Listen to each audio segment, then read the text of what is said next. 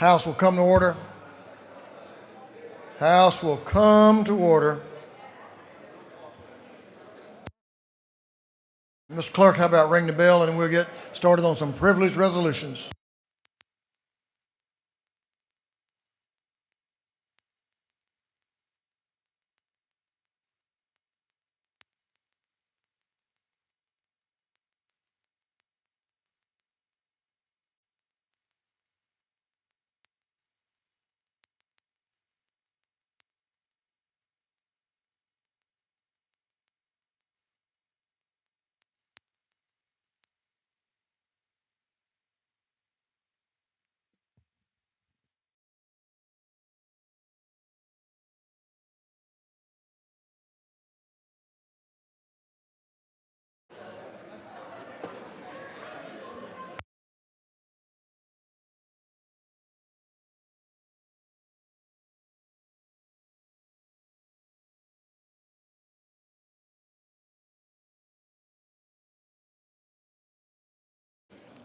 Okay, members, we're going to have Mr. Clerk read the caption to a group of privileged resolutions. Mr. Clerk. Honoring the life and memory of Dr. Ego Okafor. Honoring the life and memory of Bishop Leroy Barnes. Honoring Mr. Anthony J. Royal Sr. and Mrs. Leslie E. Royal.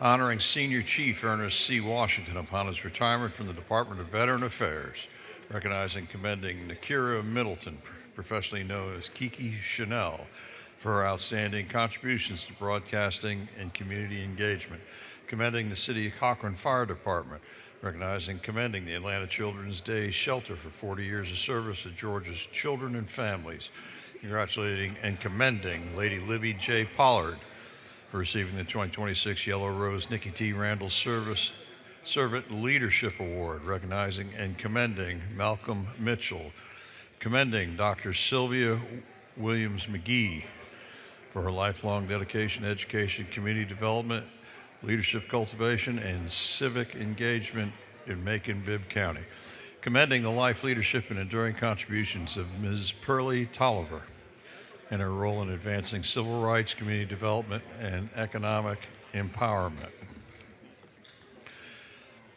Commending Chief Chelsea Green Ogletree for her outstanding achievements in the culinary arts, congratulating and commending Kelby Millen for receiving the 2026 Yellow Rose Nikki T. Randall Service Leadership Award, congratulating and commending Corliss Turner for receiving the 2026 Yellow Rose Nikki T. Randall Servant Leadership Award, commending and congratulating Kaylin Landrian Shrewsbury, recognizing and commending Nancy Dvortsy, recognizing and commending Juliet Obi, honoring Georgia retirees and the Georgia State Retirees Association, congratulating and commending Mercedes A. Arnold for receiving the 2026 Yellow Rose Nikki T. Randall Servant Leadership Award, recognizing May 25th, 2026 is Africa Day, and commending for its cultural leadership, recognizing and commending Emea Asbury, recognizing and commending Star Devan Harris, recognizing, commending Charlotte Wright, recognizing, commending Shyler McGuire, recognizing, commending Kennedy Chapman, recognizing, commending Elsie Johnson, recognizing, commending Isaiah D'Souza, commending the remarkable career and lifelong dedication of Dr. Thelma Dillard and her exemplary service in education, civil rights, and community leadership within the Bibb County region. Honoring House Minority Leader Carolyn Fleming Hughley for her historic leadership and enduring legacy of service, commending and congratulating Carrie Lula Neal Harden. Honoring Speaker Pro Tem Jan Jones for her historic leadership and lasting contributions to the state of Georgia, congratulating and commending Judy McClendon Redmond for receiving the 2026 Yellow Rose Nikki T. Randall Servant Leadership Award, recognizing the 25th anniversary of the Metropolitan North Georgia Water Planning District, commending and congratulating the Georgia Environmental Finance Authority, honoring and recognizing Chief Kevin Roberts for his distinguished service to Clayton County, recognizing and commending Miss Ann Webb for her unwavering faith, dedicated ministry, steadfast service to her family and community, and for outstanding examples of resilience, leadership, and love. Recognizing and commending Miss Barbarette Russell for her outstanding service, honoring Vernice P. Marable for 41 years of distinguished service in education,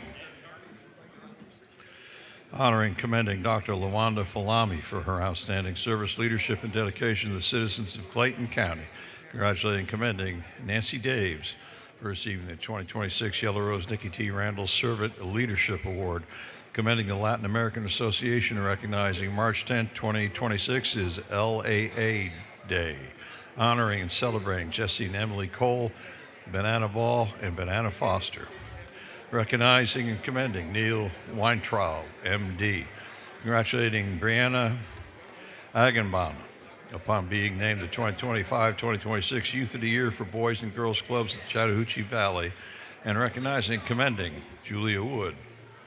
And for other purposes, that completes the reading of the privilege resolutions.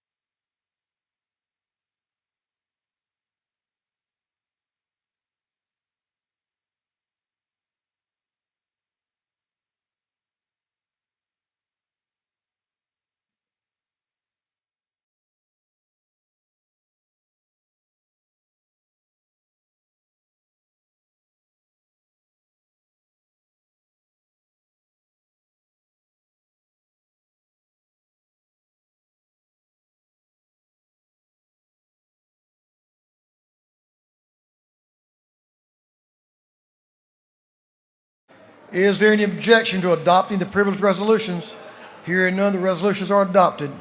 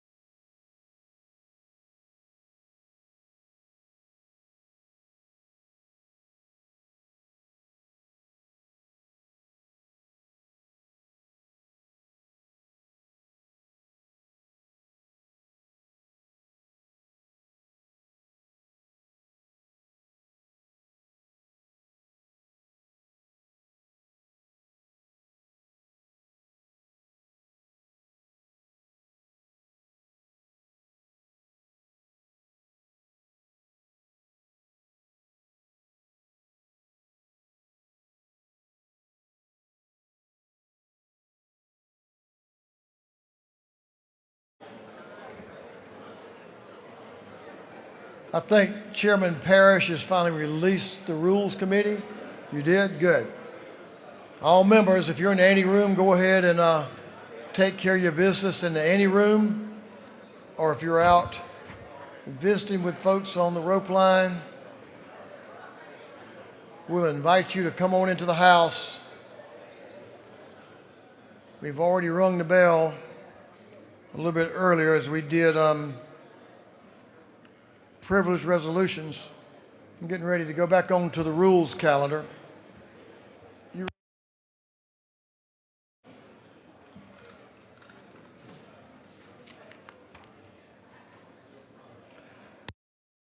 Mr. Clerk will read the caption to House Bill 1196, 1196.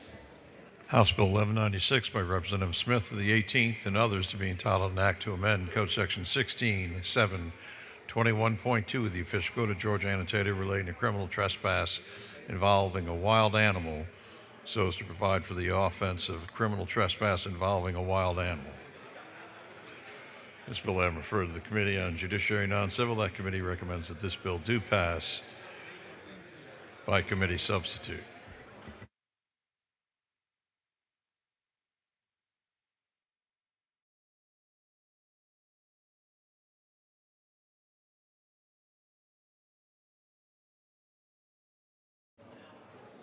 I'm going to recognize the Chair of Judiciary Non-Civil, Chairman Tyler Paul Smith, to speak to House Bill 1196. The gentleman is recognized.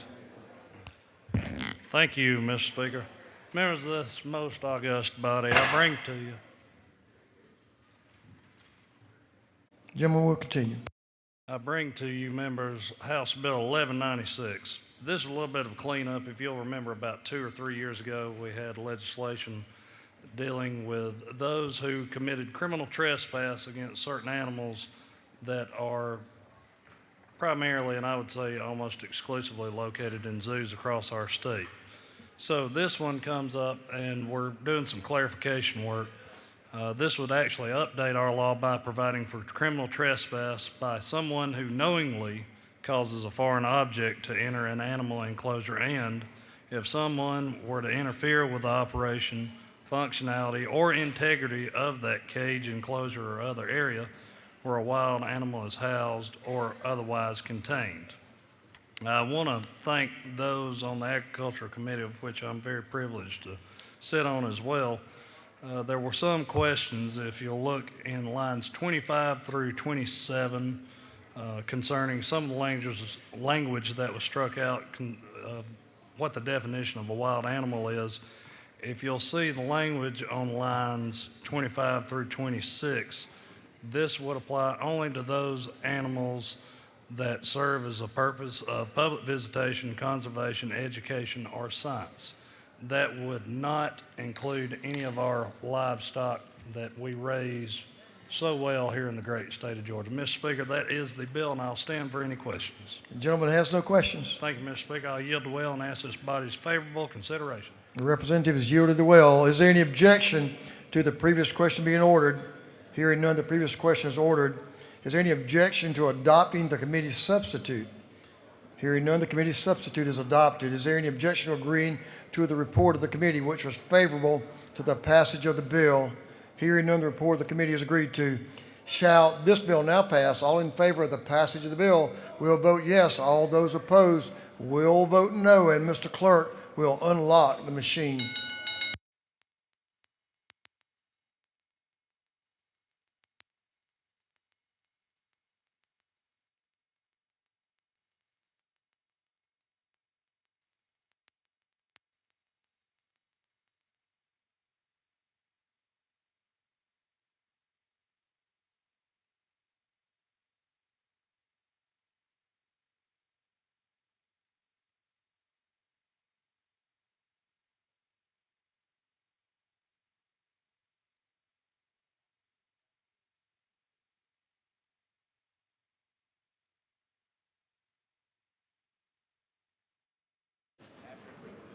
Have all members voted?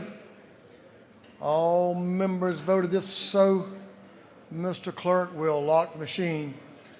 On the passage of House Bill 1196, the yeas are 167 and nays are 0. This bill, having received the requisite constitutional majority, is therefore passed. Mr. Clerk, will you read the caption to House Bill 1201? House Bill 1201 by Representative Gullett of the 19th and others to be entitled an act to amend Code Section 25-240 of the Official Code of Georgia Annotated relating to smoke detectors required in new dwellings and dwelling units and exceptions so as to provide for compliance with safety standards for smoke detectors. This bill having referred to the Committee on Agriculture and Consumer Affairs, that committee recommends that this bill do pass. Chairman Gullett is recognized to present House Bill 1201. The gentleman is recognized. Thank you, Mr. Speaker. Members, I bring today House Bill 1201. This is a simple safety update for new residential construction. New residential construction. Georgia already requires smoke alarms in new homes, and this bill updates that standard to ensure that alarms meet the latest UL 217 certification. As you all know, fires today burn hotter and faster in modern homes due to synthetic materials, and early detection is more important than ever. The 9th edition standard improves the ability to detect both fast flaming and slow smoldering fires while reducing nuisance alarms. This bill keeps our code current, strengthens safety in new homes, and ultimately will protect Georgia families. Again, this is for new residential construction homes, just updating the version of smoke detectors in those. Happy to answer any questions for you. Gentleman to your right, Representative Carpenter. Does the gentleman yield? I do. Just real quick, the new smoke detectors, how expensive are they versus the old ones? It's the same price. Okay. Yep. Perfect. Thank you. Gentleman has no further questions. Thank you. Gentleman has yielded the well.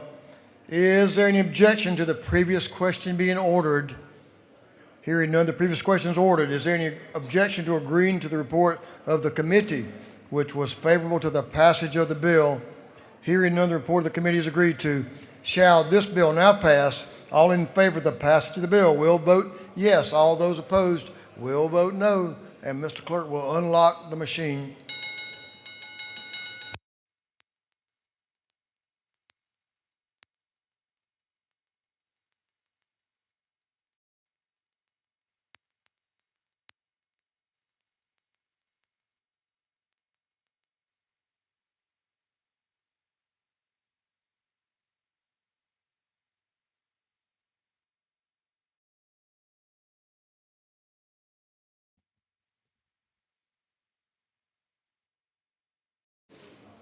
Have all members voted?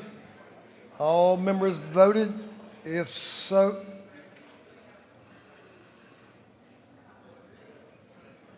Mr. Clerk will lock the machine.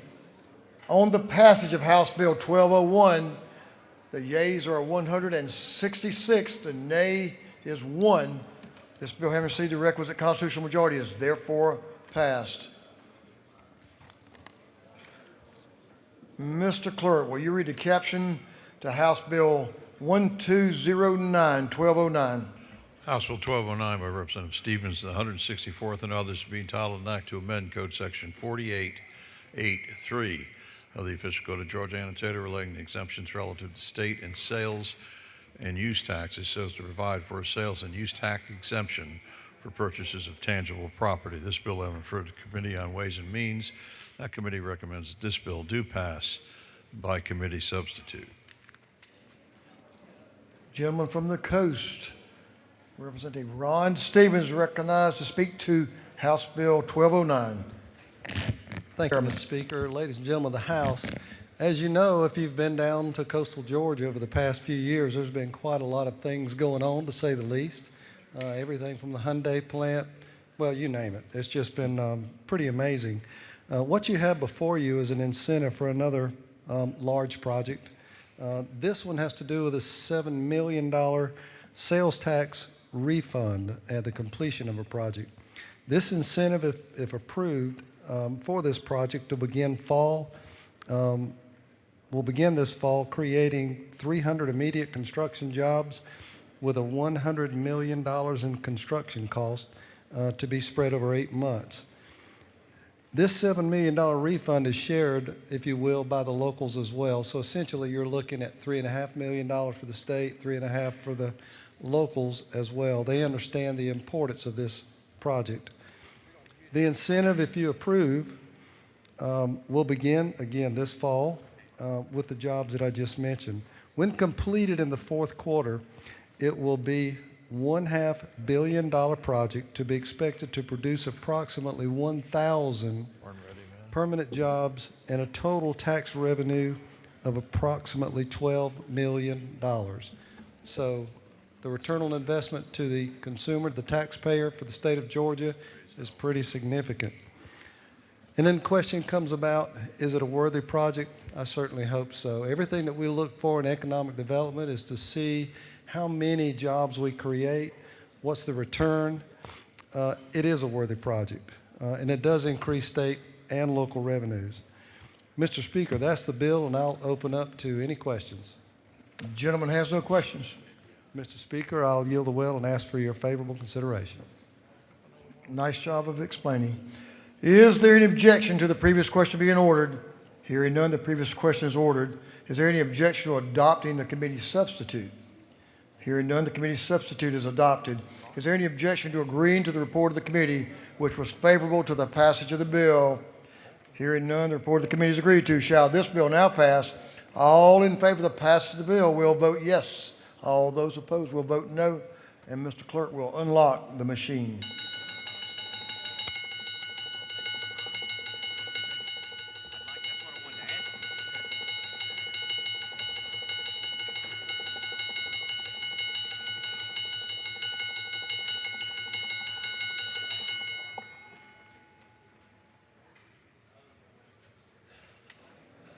Have all members voted?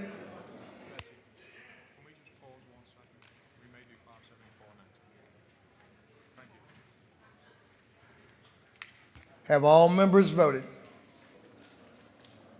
If so, Mr. Clerk will lock the machine. On the passage of House Bill 1209, the yeas are 160, the nays are 8. This bill, having received the requisite constitutional majority, is therefore passed.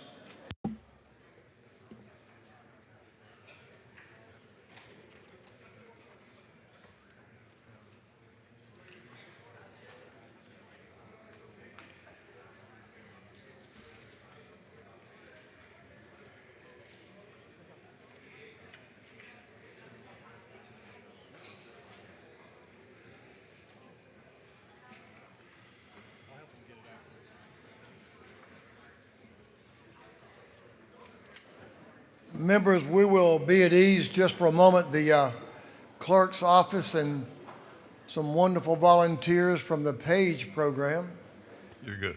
are out there trying to get some information on our desk. So if you will, don't block the aisles, anything else, so they can efficiently and effectively get this information out. So we'll be at ease just for a minute or two.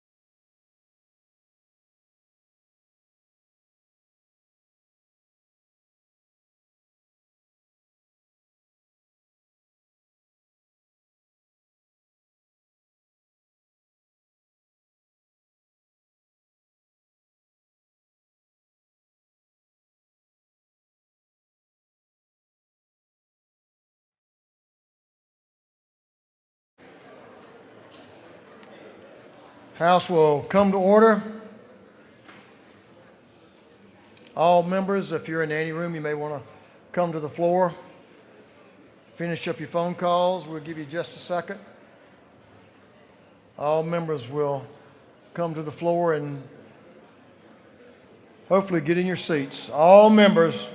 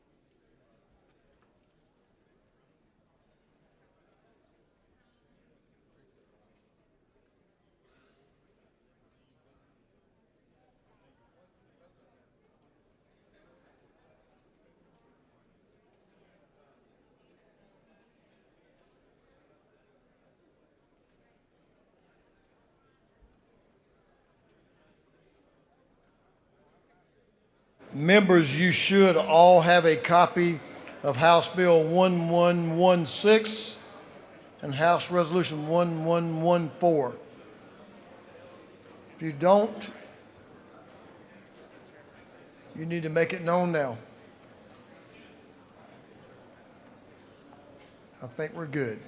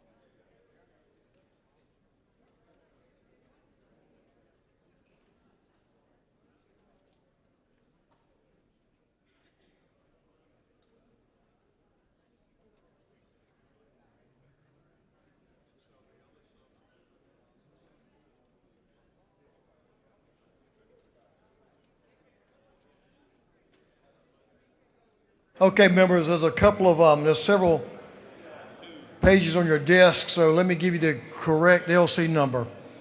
This is for HR 1114. It's LC 339898S.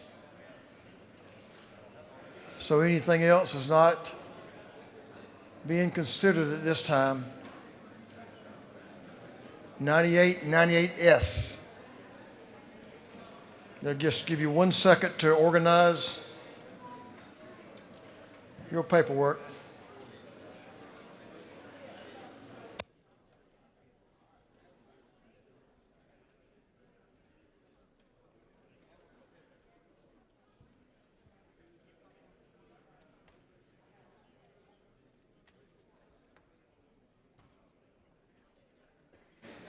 Okay, members, the House will come to order.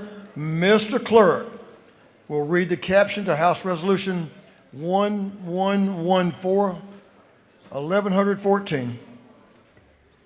House Resolution 1114 by Representative Blackman and the 146 and others, proposing an amendment to the Constitution so as to remove the cap on benefits granted pursuant to the Homeowners Incentive Adjustment Clause, to provide for related matters, to provide for the submission of this amendment for ratification or rejection.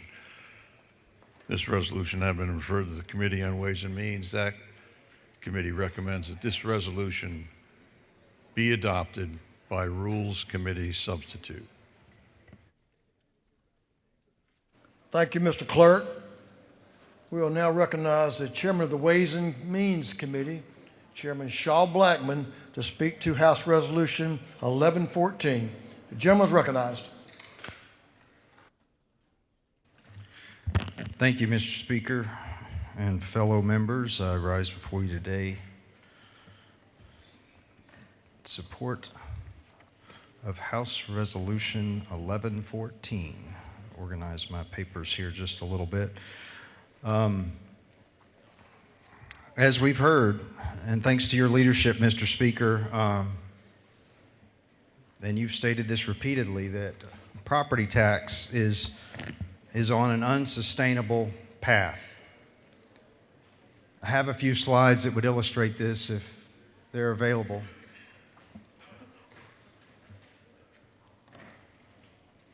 Our homeowners, if you advance to the next one, our homeowners are having to make some impossible choices.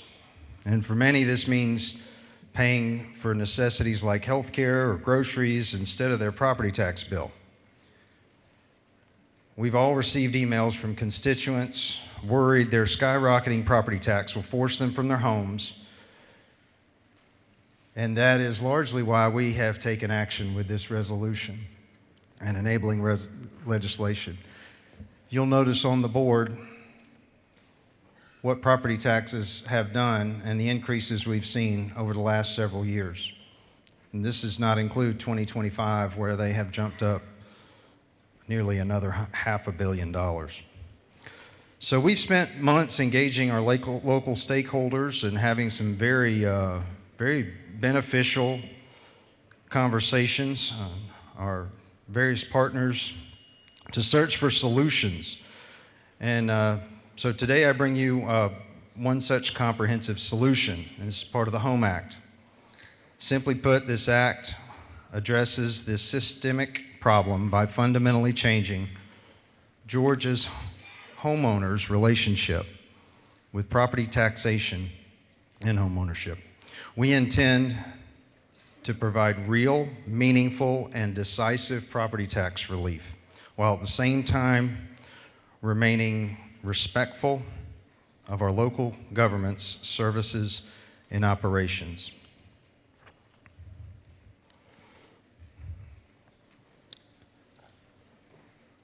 H.R. 1111 is designed to provide this much-needed property tax relief for our homeowners. It starts by reducing the taxable value over a period of 10 years from 40% to 10% at 3% a year. It also takes 100% disabled veterans' homestead exemption up to 100% of their home's value.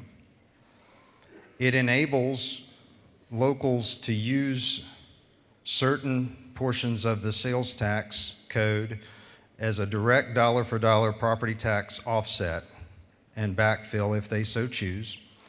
It also establishes a grant fund to help backfill local governments using proceeds dedicated from high-speed data centers. That's the gist of the bill. It is dramatic savings for homeowners. We believe it will increase home ownership and generational wealth. We will see home sales increase. It's attractive to the workforce and remote workers. Economic development can show greater benefit to our residents. It preserves local control, and it preserves all other local or otherwise exempt properties or certain exemptions. No one is forced to use local sales tax, and no one is forced to take a homestead. Mr. Speaker, this should not, and fellow members, this should not be a state versus local issue. This should not be one party versus another or a House versus Senate issue. This is about more and more Georgians realizing the American dream of home ownership. And one of the primary ways families create generational wealth, security, and safety.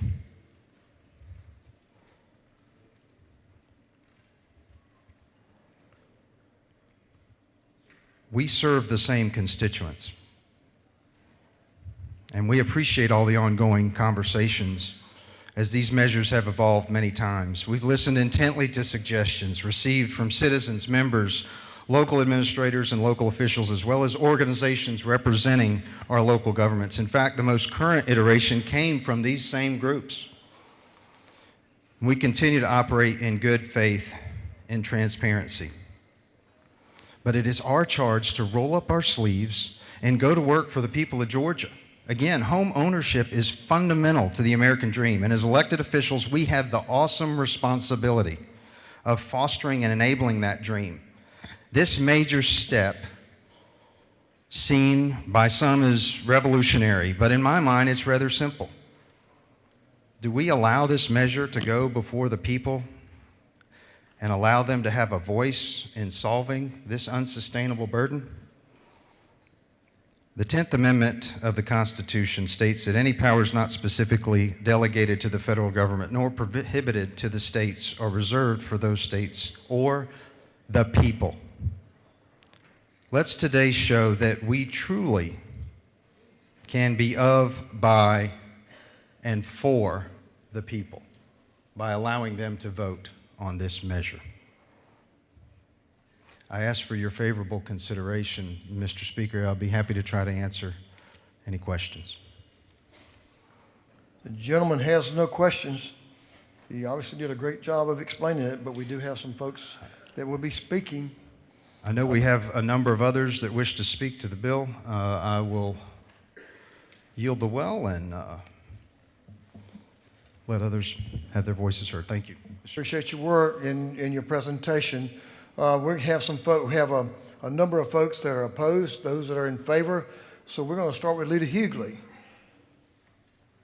The lady has concerns about the proposition, the resolution. So Minority Leader of this House, Representative Carolyn Hughley, is recognized. Thank you, Mr. Speaker, ladies and gentlemen of the House. What we are seeing here today is an exercise in cold, hard politics. It's simply about what voters do you want to drive out to the polls. Politics is what gets us here. We're all qualified for some office or the other this week. But once we are elected to this body, we are called to a higher purpose, to make decisions for the betterment of our great state, to make decisions with the principles of wisdom, justice, and moderation. When we look at this constitutional amendment, and we can't even keep up with what version that we're on, it's a simple matter. If you cut revenue, because that's what we're talking about, we're cutting revenues to local governments and schools, they will have to either make them up some way or they will have to reduce services in order to stay in balance. It's just that simple. As a matter of fact, there's an old gentleman in my hometown that says it this way. He says, when your outgo is more than your income, then your upkeep is going to be your downfall. And that is the message that we're sending forth to locals today. This is a very serious matter, and I appreciate all the work that has been done on this bill and all the conversations that we have had. But this is a constitutional amendment, and once we pass it, there is no going back. This measure should be something that could stand the light of day, not something that was passed last evening. People are still looking at it and trying to see where they are. Not something that, well, it was better than what we had last week. But the question is this the right thing to do? Is this the right thing to do, not only for today, not only for the upcoming election, but for future generations? Because once we put forth this constitutional amendment, there's no going back. There is no going back. So what we're doing is raising taxes on everyone. Homeowners are very important, but they're only 65% of the people of this state. What about the other 35%? What about the other 35% that's going to have to pay more for all the things that they do each and every day? The question before us is, who will be the adults in the room and say to this body on this day that a matter of this magnitude should be able to stand the light of day? It should be done carefully and judiciously, and it should be done in a way that all of the voices can come to the table and be heard. Now, I will admit that they say that they've talked to GMA and ACG and GSBA, but I've heard from people back home, and I hope you've heard from your people back home. And the math's just not mathing. It does not add up. And this is not a responsible thing to do. We are called to be leaders. We are called to stand in this moment. And it's not about your politics. It's about good, sound public policy that can stand the test of time. And I submit to you today, this is not ready. So I would encourage you to join me in rejecting this constitutional amendment. And if we want to continue to talk about it, let's continue to talk about it. Let's remember, before I go, one more thing, Mr. Speaker. Let's remember that the taxes that are being forced on our people back home, we're partly responsible for. Because we have sent unfunded mandate down to local communities. We have told our schools that we're not going to help you as much as we used to on the state health benefit plan. We have changed the equalization formula. We're said to them that we're not going to be 50% on transportation, yet we know kids got to go to school. They still got to buy buses. So we have to take responsibility for part of where we are today. And the last thing I want to remind you is that everybody in this room who voted for the budget voted for immediate relief for homeowners in this state. What I'm asking you to do is, before we do a permanent change to the taxing structure in our state, we need to take a breath, we need to study it further, and we need to make sure that we have heard from the experts and we've heard from everybody involved so that it can withstand not only this election, but the next generation. Mr. Speaker, with that, I yield the well. The leader has yielded the well. Representative Gisler, you're recognized to speak to the bill. Representative Gisler.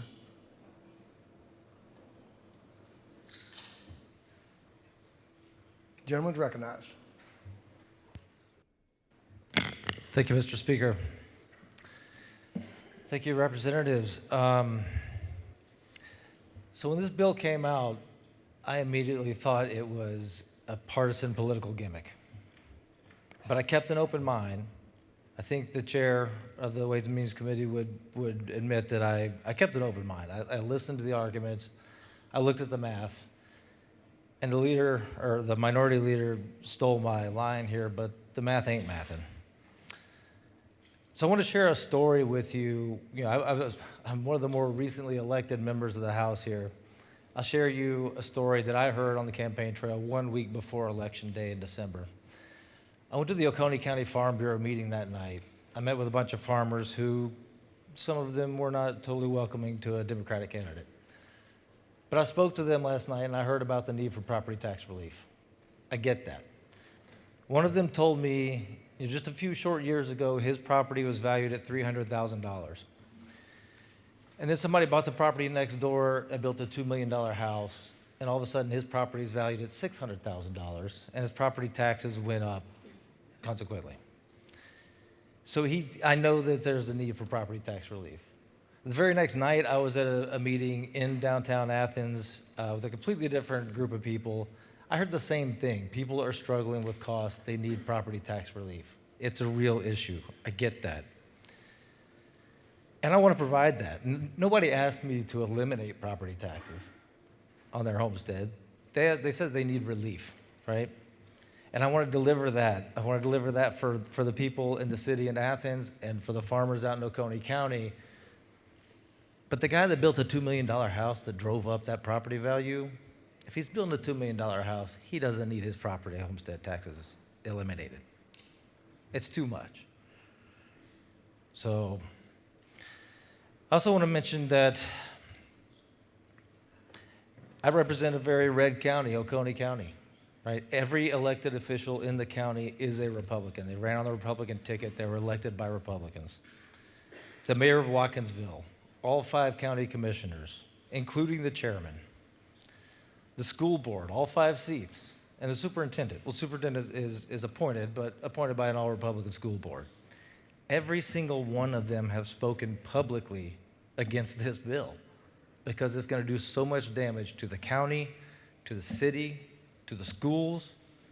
And if you know anything about Oconee County, they are proud of their schools. Every one of them is Republican, though. The mayor of Watkinsville and the chairman of the Board of Commissioners from Oconee County testified in the committee, in the Ways and Means Committee, against this bill and spoke very plainly about the damage that it stands to do. Mayor Broderick, a friend of mine, I'm gonna make a quote here of something that he told the committee.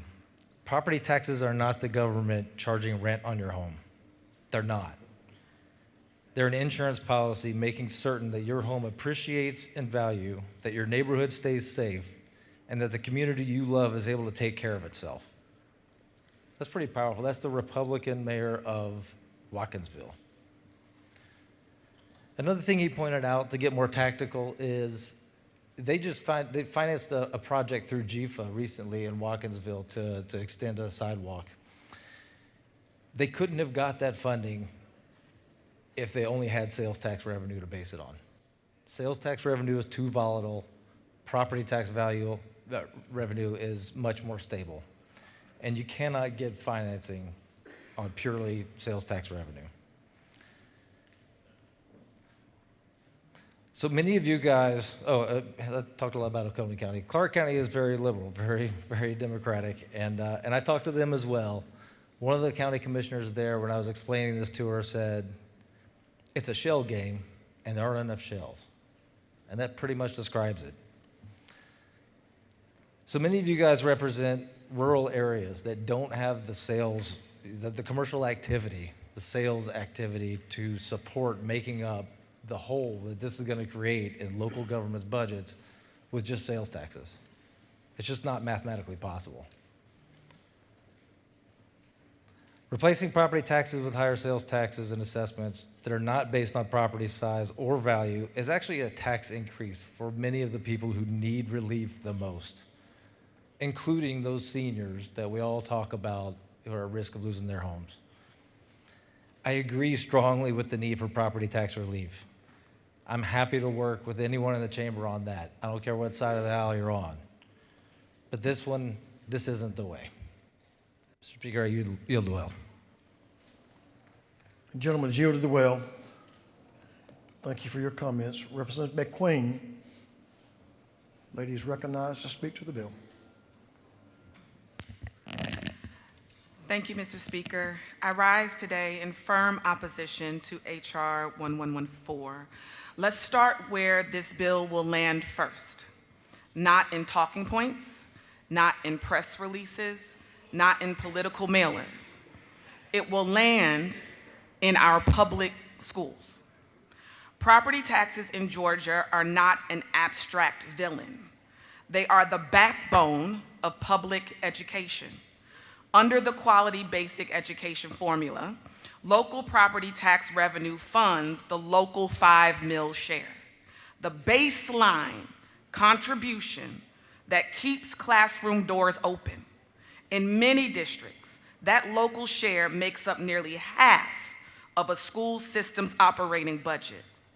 So when we talk about shrinking digests or restructuring property tax policy without a stable, long-term, constitutionally protected revenue replacement, we are not just adjusting a tax mechanism.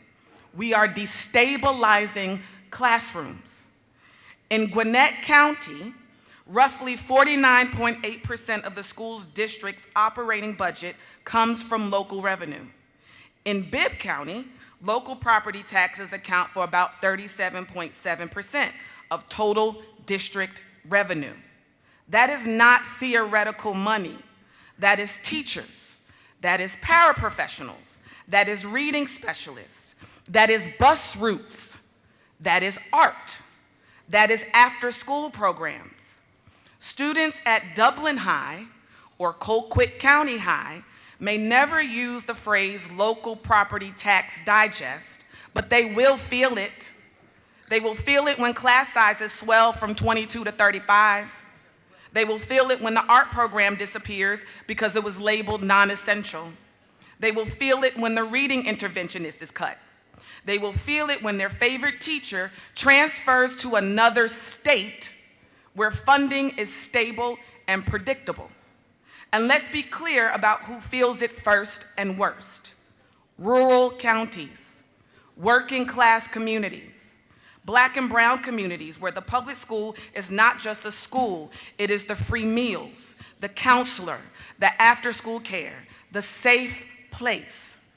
This body says we care about workforce development. We say we care about economic growth, but the workforce starts in the kindergarten classroom with a child learning how to read. You cannot starve the seed and expect a harvest. You cannot starve the seed and expect a harvest. I wrestled with this bill. I take no votes lightly. For me, this job is moral before it is political. And the question I kept coming back to was this: why now?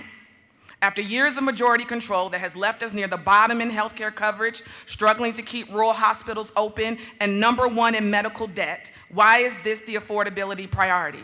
If the intent were truly about helping working families, we would be expanding healthcare access, we would be strengthening worker protections, we would be lowering the cost of prescriptions and childcare. Instead, we are gambling with the most stable funding stream our public schools have. This is fiscal roulette. We are spinning the wheel and placing classrooms on the table. The chips do not belong to us. They belong to the students in Fayette County. They belong to the teachers in Screven County. They belong to the families who trust us to protect stability, not experiment with it. If this body believes the risk is worth it, then own the risk. But do not call it harmless. Do not call it neutral, and do not pretend the consequences won't land first in our public schools. Until we have a responsible, guaranteed replacement that protects every classroom and every child, I will vote no, and I urge this body to do the same. Thank you. I yield the well. Thank you. The ladies yielded the well. Representative Roman is recognized to speak to the bill.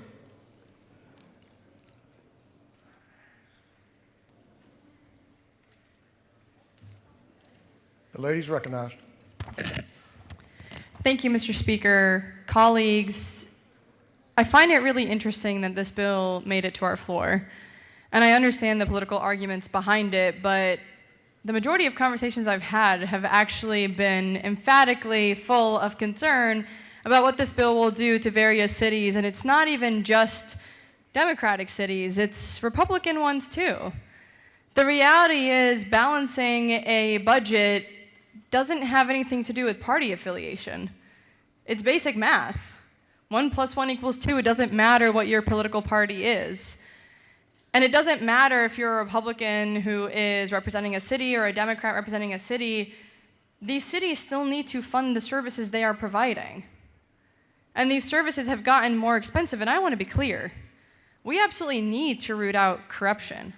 We absolutely need to make sure that every cent is being used judiciously.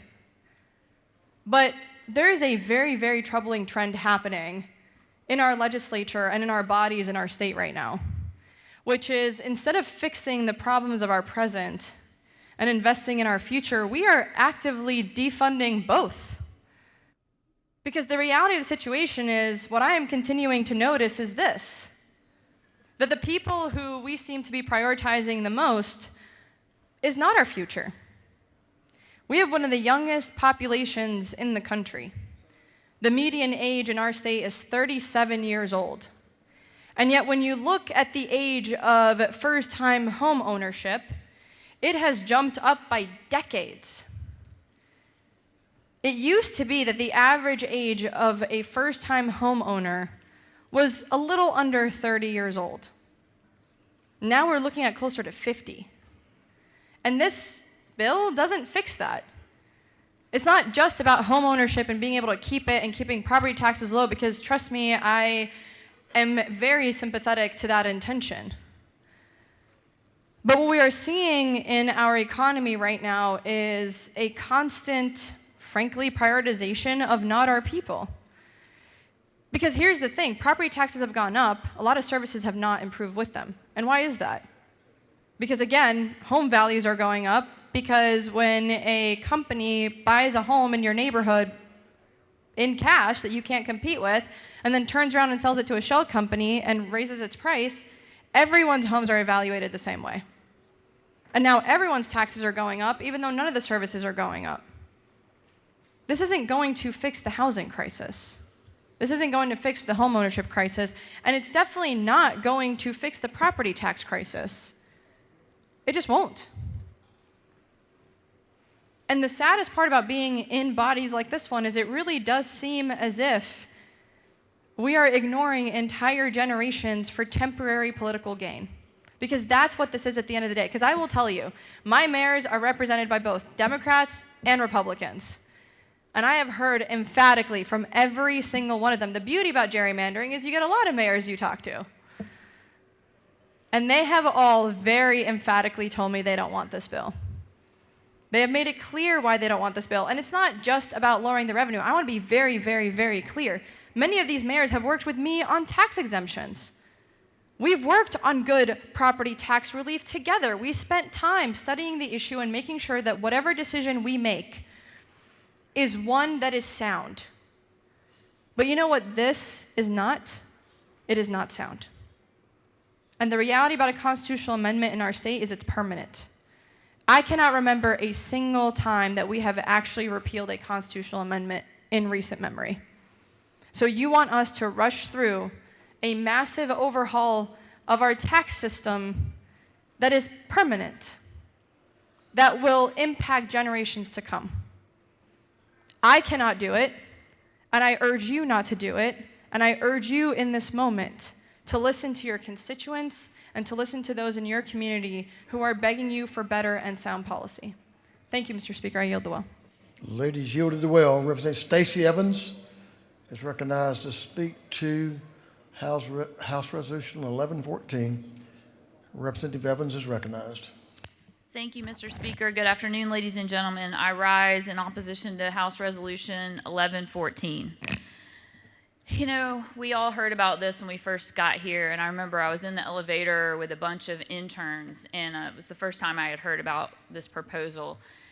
And I said, yeah, you know, because we really have been spoiling the kids, you know, with all the schools and the buses and the food and the roads and the trash pickup. I mean, somebody's really got to rein it in, because they're not understanding. They're spoiled. Because I thought it was a cheap political joke. Because sure, do I want to pay property taxes? No. Do you want to pay property taxes? No. Do we want our property taxes to go up? No. But do we want our kids to be educated? Yes. Do we want sewer systems to work and trash to be picked up? And do we want clean air? I mean, do all these things that we enjoy? Yes, of course. Of course we want those things. But here we are. And not only are we doing this, but we're going to do it in the Constitution.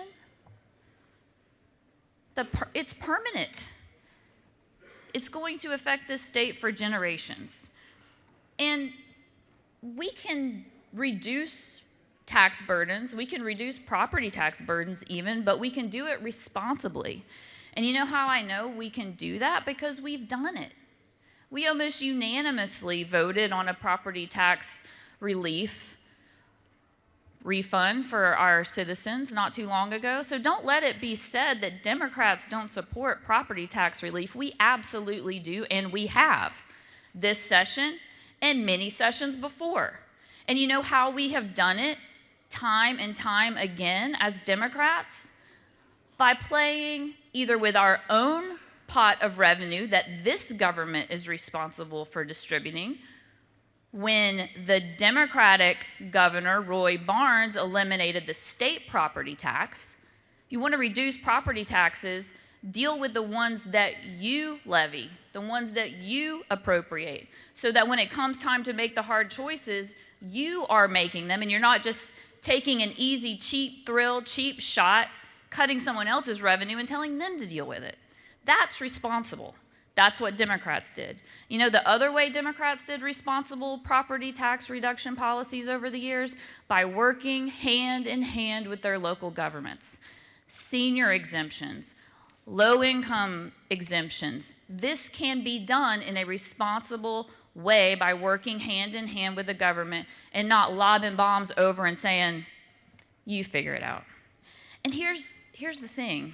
If you look at House Bill 1116, which I guess we'll get to at some point, this is what we're saying.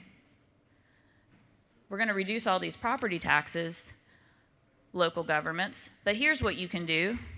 You can line up your SPLOST, your eSPLOST, your LOST, your HOST, your FLOST, your SL HOST, your SL HOST, your L HOST, your M HOST.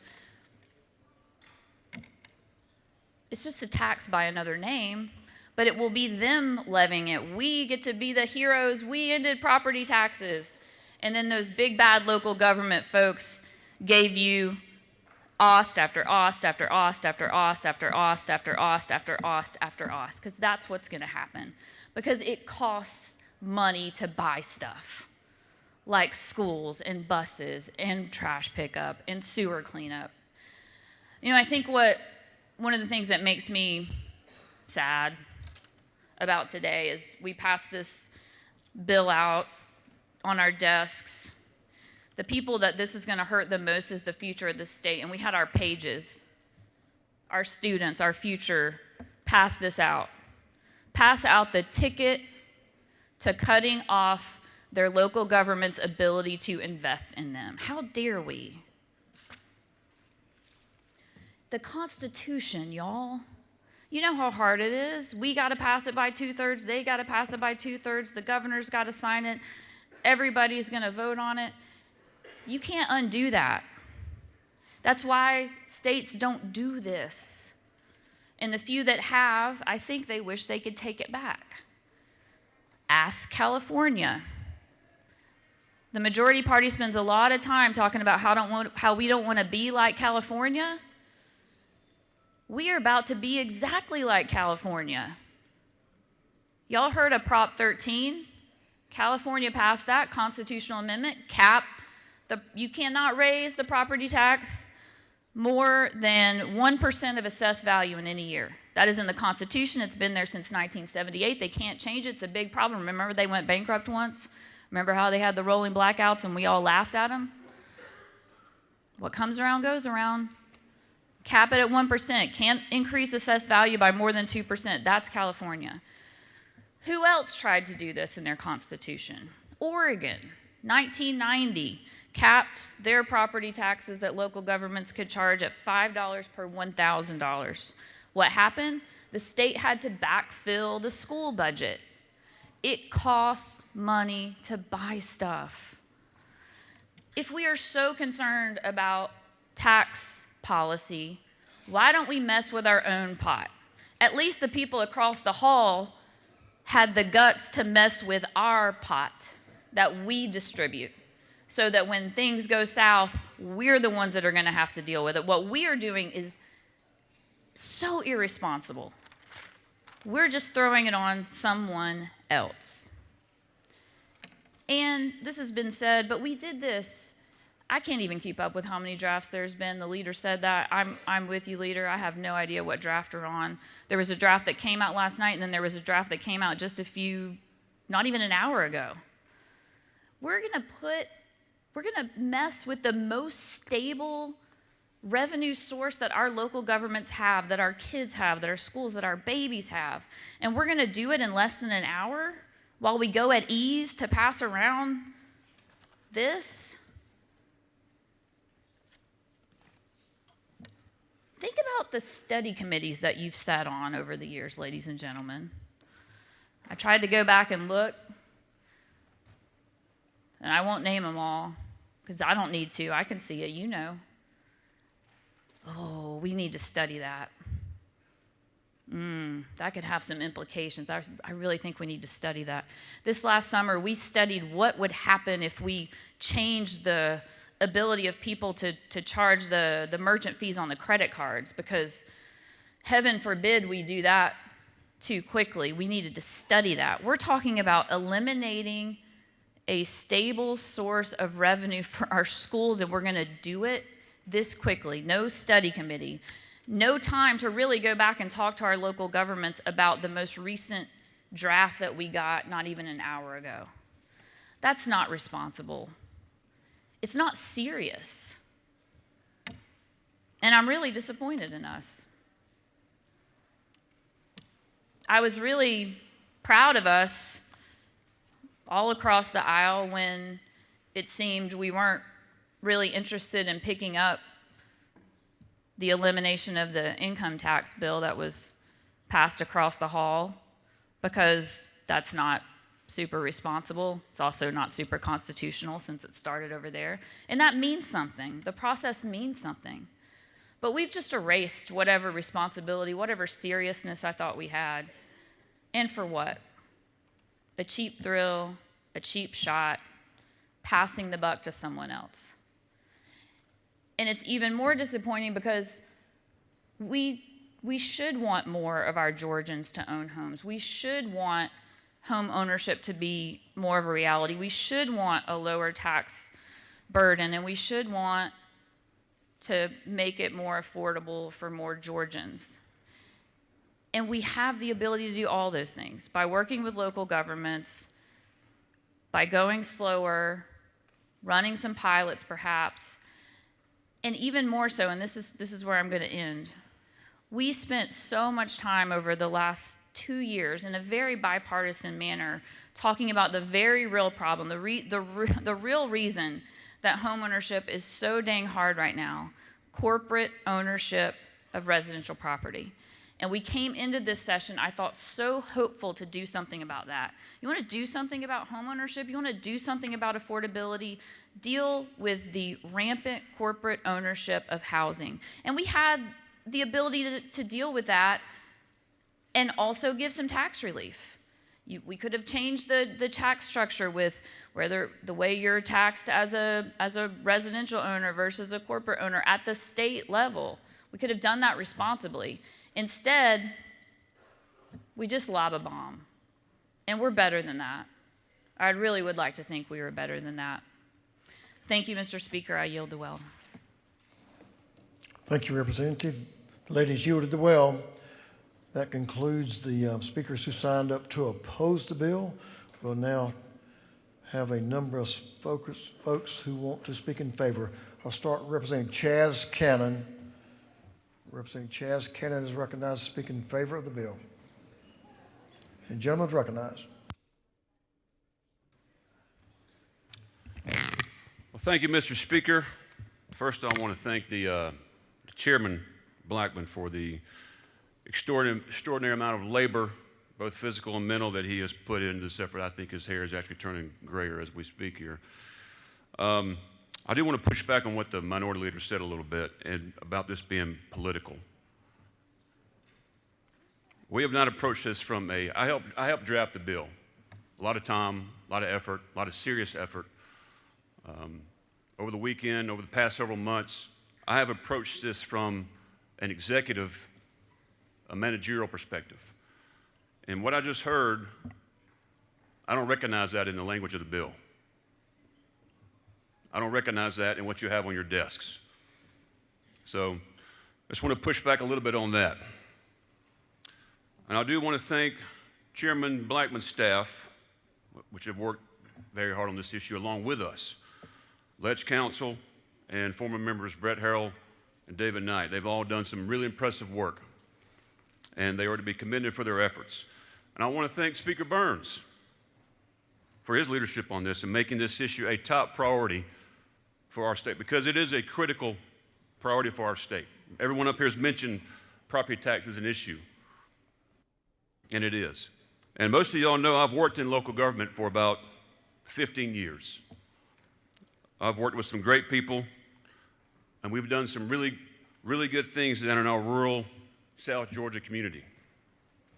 And based on that experience, I do want to walk you through some slides. I hope you can see them on the big screen that kind of explain portions of the enabling legislation that we'll get to, assuming this bill passes, and how it might work in my county. Now, it represents a way, not the way, represents a way to do it. And you'll see it is not politically motivated. This is policy related. Some may want to implement this measure faster at the local level. Some might want to do it slower. But it really depends on how you manage it locally. That is the key.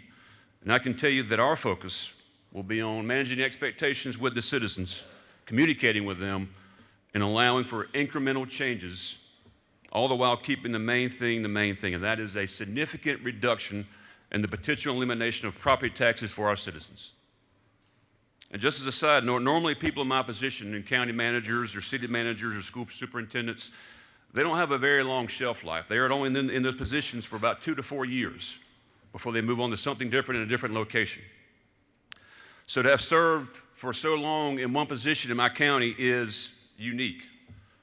But what I will tell you is that the most consistent issue that I've dealt with in my interaction with the citizens of my county is property tax.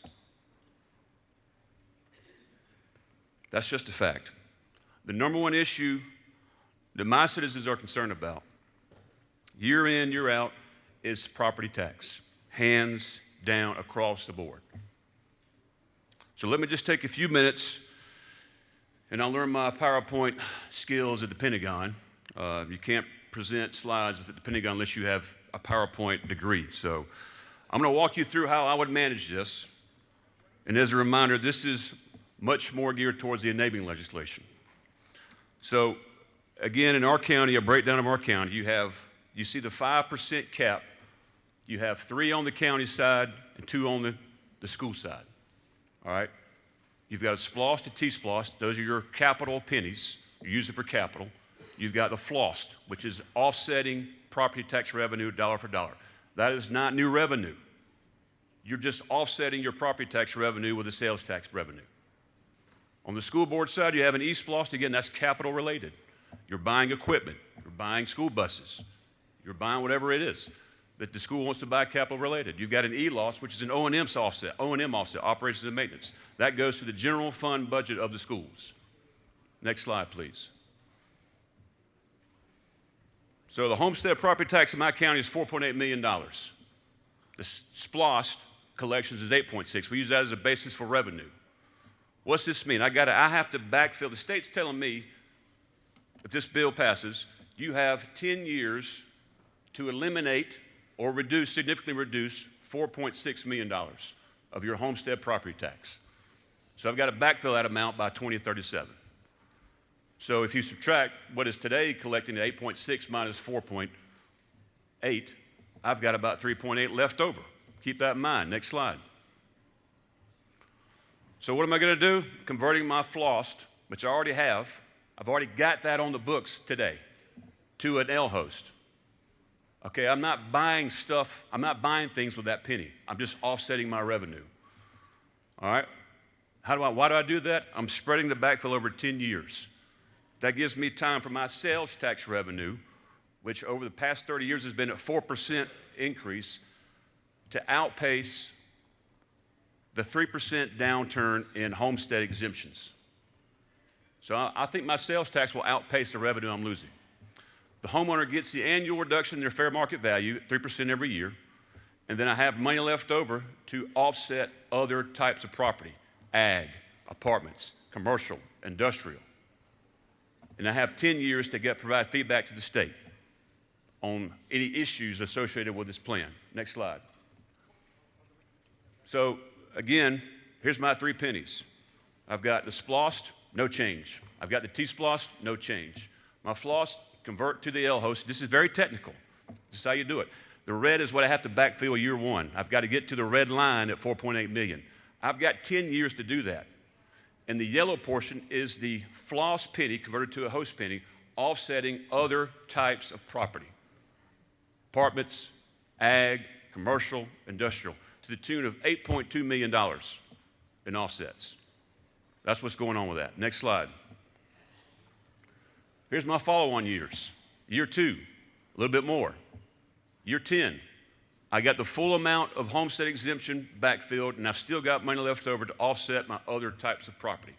Now that 3.8 million, because of my increased revenue and sales tax over 10 years, could be worth 6 or 7 million. Next slide.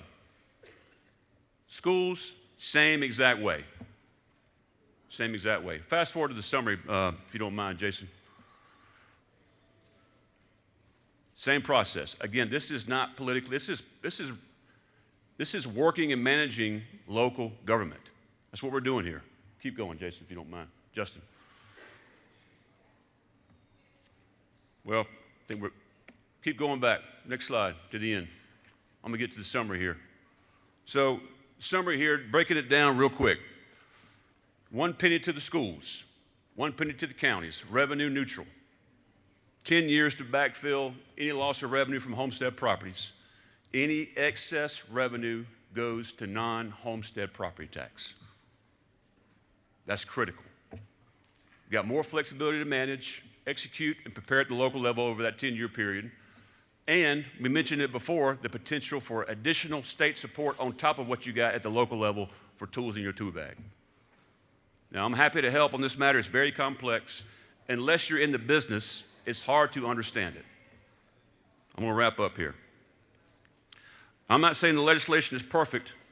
And again, not every county, city, and school board is going to be 100% on board with this plan. We know that. And not every local government has the same level of competency. We also know that too. Some will have an easier time managing than others. And after 21 years of marriage with 2 teenagers, I know you cannot make everybody happy. One thing I've noticed is that this body, the General Assembly, has been nimble enough to make tweaks to our existing law. We do that all day long. We make tweaks to our existing laws every day that incorporate feedback from your end users. And for the most part, the end users in this case are our local governments, your city managers, your county managers, your school superintendents, and their elected boards, councils, and commissions. And we have been working with ACCG and GMA. And I appreciate their feedback to get to a point where they have a level of comfort with this legislation. Not politics, local governments having a level of comfort with this bill. Because they have to carry it out. They have to execute it. And they got to manage it. Because if they can't and don't execute it and don't manage it, our taxpayers don't get the maximum benefit the bill is intended to provide, hands down. And from my perspective, that is our ultimate goal with the language in this bill. It's not politics, it's policy for the taxpayers in our districts. That means, in plain English, significant property tax relief for citizens in our districts. In closing, let me make one final point. And I didn't hear this from the speakers on the other side about this topic. That's the issue of property tax versus sales tax. The taxpayers that live in your districts, if they live in single-family housing, multifamily housing, primary residences, or apartments, they are all subjected on an annual basis to property reevaluations by their local assessor's office. And if they live within a city, they are subject to a city millage rate being set by the local government, a county millage rate being set by the locals, and a school board millage rate being set by the locals every year. If those 3 agencies don't adapt the full rollback rate to offset those assessment increases, the people in your districts will pay more property taxes. All 3 entities, city, county, school. Every year, all 3 entities, more property tax. This process happens, as I said, every year. And every year that the property owners that live within the confines of your district face this occurrence. Now, unless you have some very capable people at the local level, which I encourage you to reinforce locally with your local county commissions, the cities, and school boards, competent people serving in those positions who are actively trying to reduce costs in their annual budgets, trying to generate non-tax revenue, trying to create efficiencies where it makes sense, then it is much, much easier to just push those expenses onto your property owners. Conversely, our sales tax, both local and state, is capped at a certain percentage. It can only be approved by the voters and can only be adjusted by the General Assembly. The cap on sales tax is locked by us. The millage rate process, conversely, is a moving target year after year across all local government entities. And again, I have no issue with property tax being used as a local revenue source, but I think you can agree with me that it's good policy to limit the government's ability to remove you from your home simply because you can't afford to pay higher and higher taxes year after year. This bill sets us on a path to get that accomplished, and I ask for your favorable consideration of H.R. 114. Mr. Speaker, I yield the well. I'll be happy to work with any member one-on-one about the policy provisions in this language because it is serious, we take it serious, and we have worked very hard on making something that works for most counties, most cities, and most school boards across the state. Mr. Speaker, I yield the well. Gentleman is yielded the well. Thank you. Representative Todd Jones, Chairman Todd Jones is recognized to speak to the resolution. Thank you, Mr. Speaker. Members, a lot of conversation going on, and I want to agree with many of the members of the minority party. This is an opportunity, but it's an opportunity to transform our state. We sit in a world where the third industrial revolution took 60 years, and the fifth is literally going to take a fraction of that. Everything that we do today in terms of competing against other states, competing for workforce, competing for industry, is all about setting ourselves up for the future. We have to set ourselves up for a future both from a cost perspective and from a revenue perspective. I've never seen a business drive down costs so much so that they weren't able to be sustainably profitable. I've seen them let go of expenses so much so that they basically went bankrupt. But I do know this. It's always been about the numerator and the revenue that allows any business to thrive and be able to truly become a unicorn. We've spoken a lot about property taxes, and I want to pivot just for a second because I think at the end of the day, what we need to be thinking about is it's property taxes within basically the jigsaw puzzle of the state of Georgia.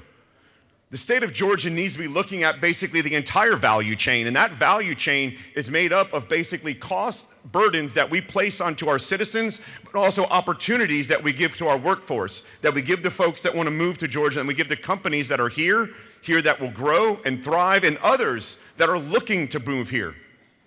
By being able to give in this type of bill and this type of reflection, I laud the sponsors of this bill and I laud the authors of this bill because it gave basically a decade to ramp to what's appropriate for each local government.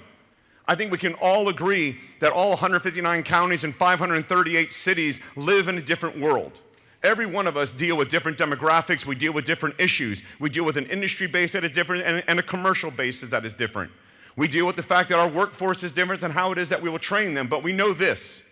We know that the burden of ever-rising property taxes is causing people to effectively pay additional rent even when they own their home outright. And this isn't rent that's just capped at 1 or 2%. You saw what Chairman Blackman put up on the screen. You saw basically a line that basically was an inversion rate that if you were a private sector business, you'd love your revenue going up that high, but in no way, shape, or form would you have ever wanted to have your costs go up that high and that fast and that rapidly. We have seen basically a 45-degree basically swing into the positive right, and I don't mean positive in a good way. That's positive in 4 to 5 years. Some of the things that have been talked about, though, by the minority party, I want to make sure that we have, I guess, the facts. We do want to be fair to our local governments. We want to make sure that education is a priority because priorities are things that we're going to be thinking about. And I know this, as the only college graduate of my family, education is the great equalizer. Lifting every child up, no matter what their zip code is our moral responsibility. We must be able to lift out to them and lift them up. I know that we have fully funded QBE. We talk about that a lot, but you know what we don't also talk about? 180 school boards are sitting on $7.5 billion in reserves. That's a great way for us to work with our local governments to make sure that we are moving the capital in the right place. I think for us, this property tax bill gives us a chance. It gives us a chance to alleviate the burden on seniors, on disabled veterans, and those on fixed incomes. It gives us a chance to be able to maintain the critical exemptions. In my home county, at 65, you get a full exemption for the school tax. We can't risk that for them. That's a fixed income, and that's someone who can't withstand a 45-degree upswing into what their cost could possibly be. But we know this on this bill. We know that we have that moral responsibility to 11 million Georgians, but we also know that we're only on day 26. We know that this solution isn't completely settled.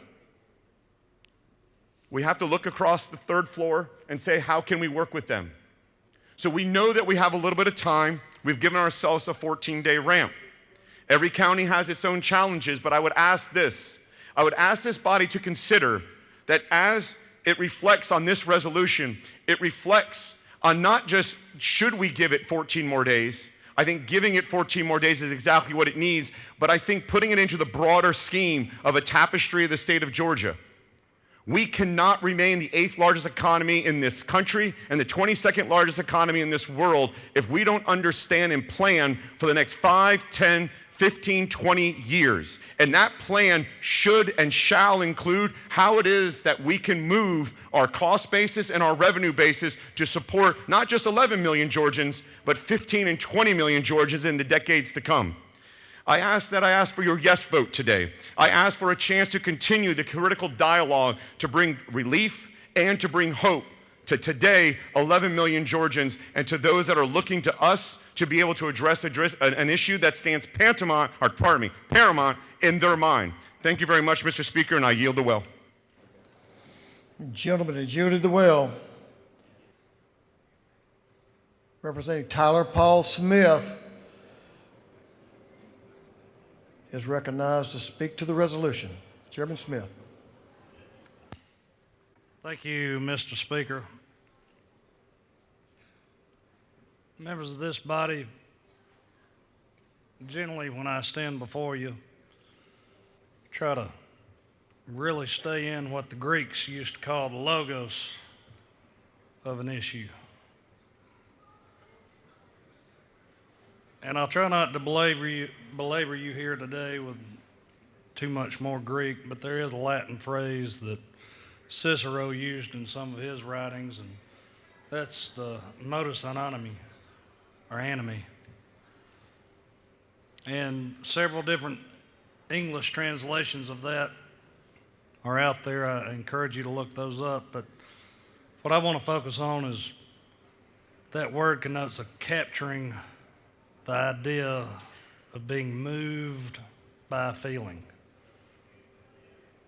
I can speak for many residents, not only in the 18th House District, but all over this great state of Georgia. But there's a feeling.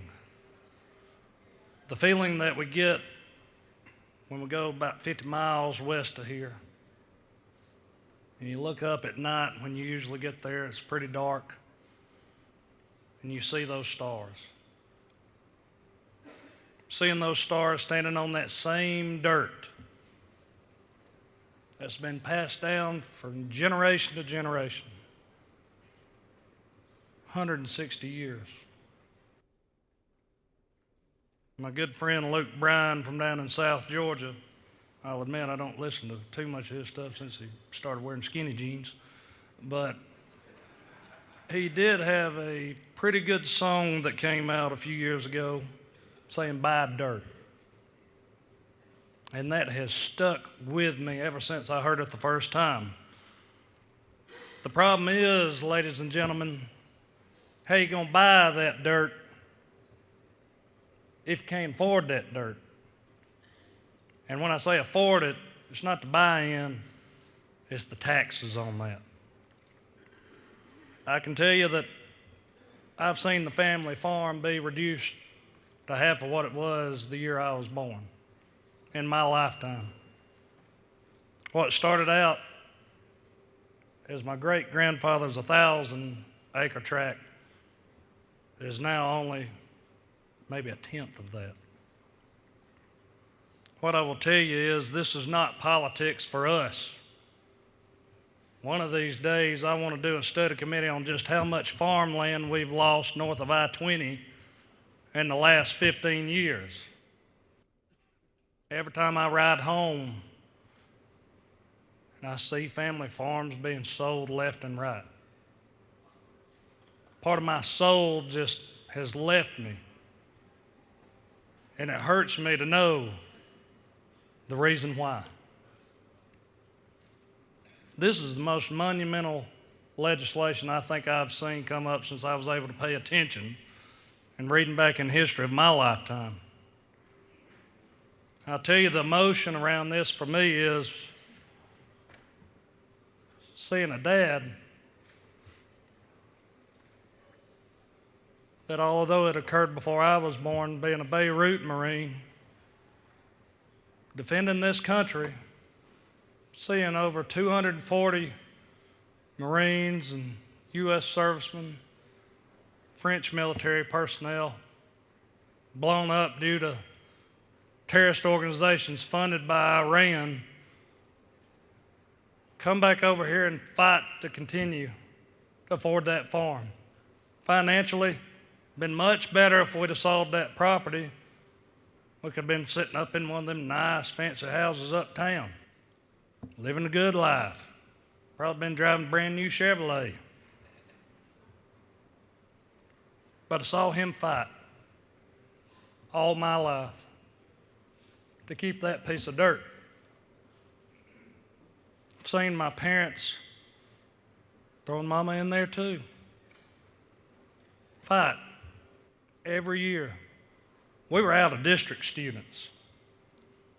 We sold our calves at just the right time of year to pay for those tuition payments and the property tax bill.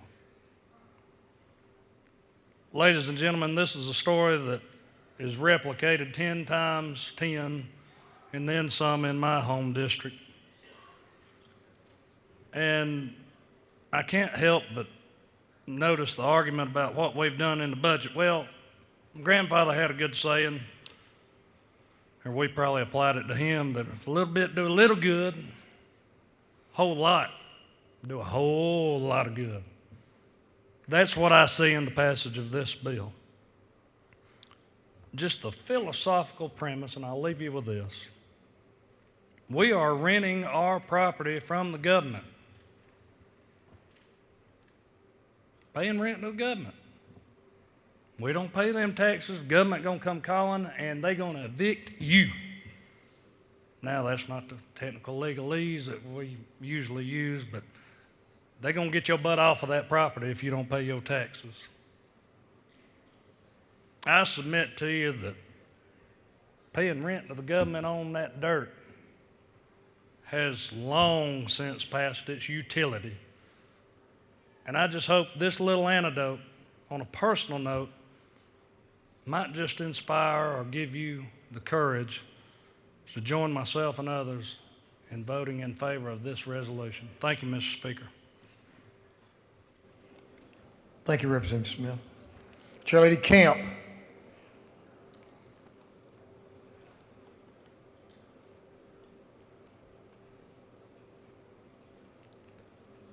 Ladies recognized. Thank you, Mr. Speaker. At its core, this resolution is about something every Georgian understands: home. This legislation provides meaningful property tax relief to homeowners across our state. Everyone does not live in $1 million house. I have sold homes to people from all price points that look all kinds of different ways, who speak with an accent, who don't speak with an accent. Home ownership is something everyone has the ability to do.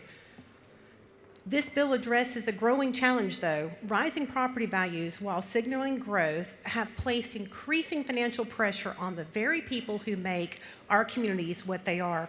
And that pressure is real, and it's very personal. It's the senior citizen who retired but is worried that their income is not going to be enough to pay their property tax. It is the person who is working 2 jobs to make their mortgage because something's happened in their life.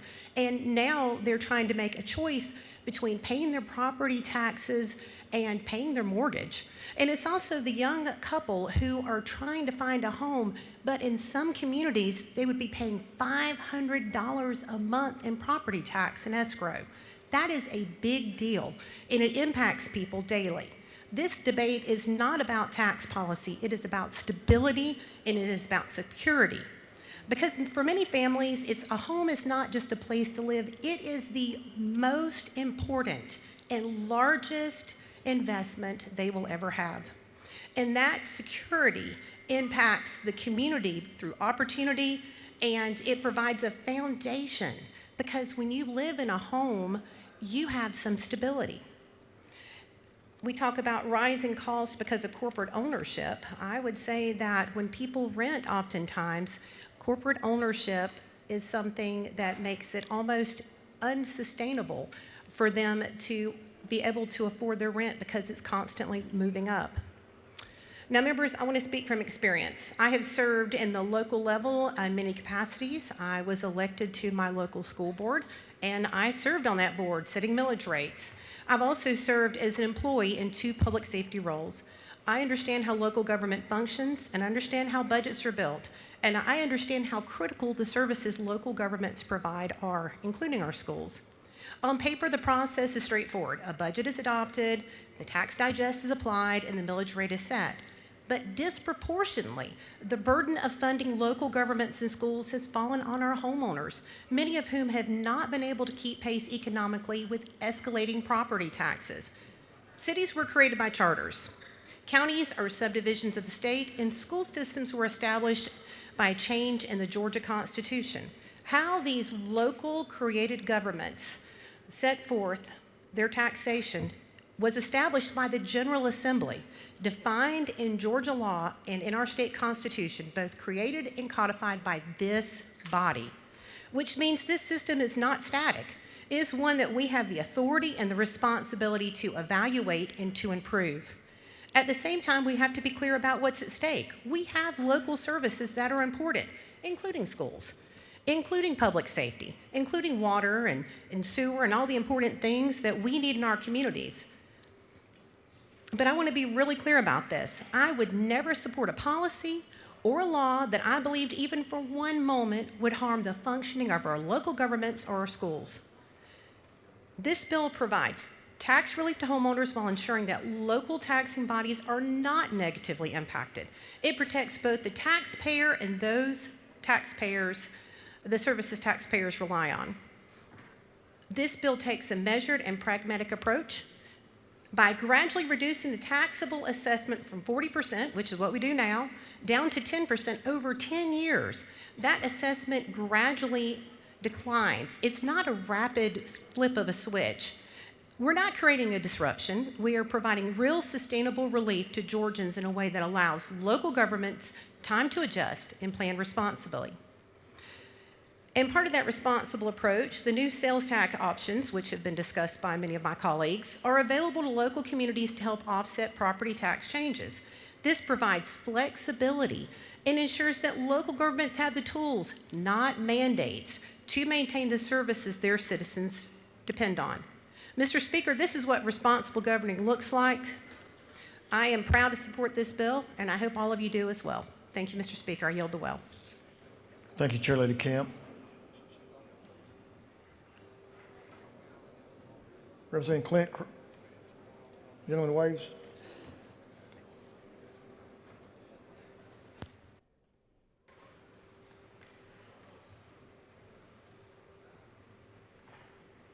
Representative Vance Smith.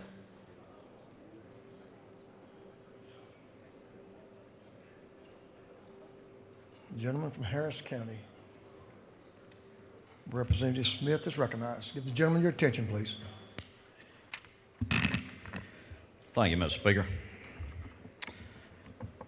Y'all, I don't come up here too much, but I felt like I wanted to today for just a minute or two, if you'll bear with me. First off, I want to thank the Speaker and Chairman Blackman and members of the Ways and Means Committee, both sides of the aisle. We've got a lot of great members on there. I can't tell you how many hours they worked on this bill. I don't know of another bill that many hours have been put into. And it's just amazing to see all great minds come together from both sides of the aisle and try to come up with something. And I respect everybody's opinion. Try to do that all the time. I've had the opportunity to serve in this House off and on since 1993. I served 12 years in the minority, and I know what it's like to be there. And now I'm serving in the majority. I look back and I enjoyed the minority. I think I may enjoy the majority a little bit better. But you know, I've had the opportunity back in the 80s to serve as a county commissioner down in Harris County. And I wouldn't trade those years in for anything. Learned a lot about my own county. Back then we probably had around 18,000 people. Right now we're probably about 38,000. We're a growing county, a great bedroom community to Columbus, Georgia, LaGrange. A lot of our residents work in Columbus during the day, and LaGrange, not many people left at home between 8 and 5, but that's good. We like being a bedroom community. And you know, we're talking about people having to cut back, and I've had a lot of conversations with local officials, county, school board, managers in my area, and we talk about, you know, having to cut back, but I don't know how many of you were here in 2009, the 2009 session. I won't ask you to raise your hand, but Dean Green, he said he was here. But that year we cut $1.5 billion with a B out of the budget. 1 point for children. So, and I've heard some comments, and look, everybody's got to write their opinion, but I heard somebody say, why are we doing this now? And I say, why not now? You know, there's an old movie, as an old codger, I watch It's a Wonderful Life about 2 or 3 times every Christmas. And there's a portion in there when Jimmy Stewart's in the room of the bank and Mr. Potter's sitting at the end of the table, and he's trying to convince them they need to wait to do something. And I can remember Jimmy Stewart saying, wait for what? What are we waiting on? Look, the time is now. We got a 40-day session. Let's do something meaningful for the taxpayers of the state of Georgia. Seniors need relief, and I can speak honestly about that. I'm a senior. Our young people need relief. We have children that are married with grandchildren. Wait. I'm through waiting. I say let's move forward. Let's give these taxpayers relief like they need. This totally my opinion, but they need relief.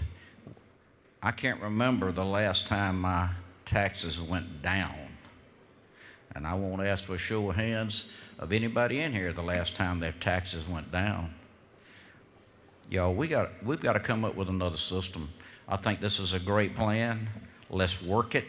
We do have 14 days left. Let's work with our partners across the hall, and let's give the taxpayers some meaningful relief. And I would ask you to consider that.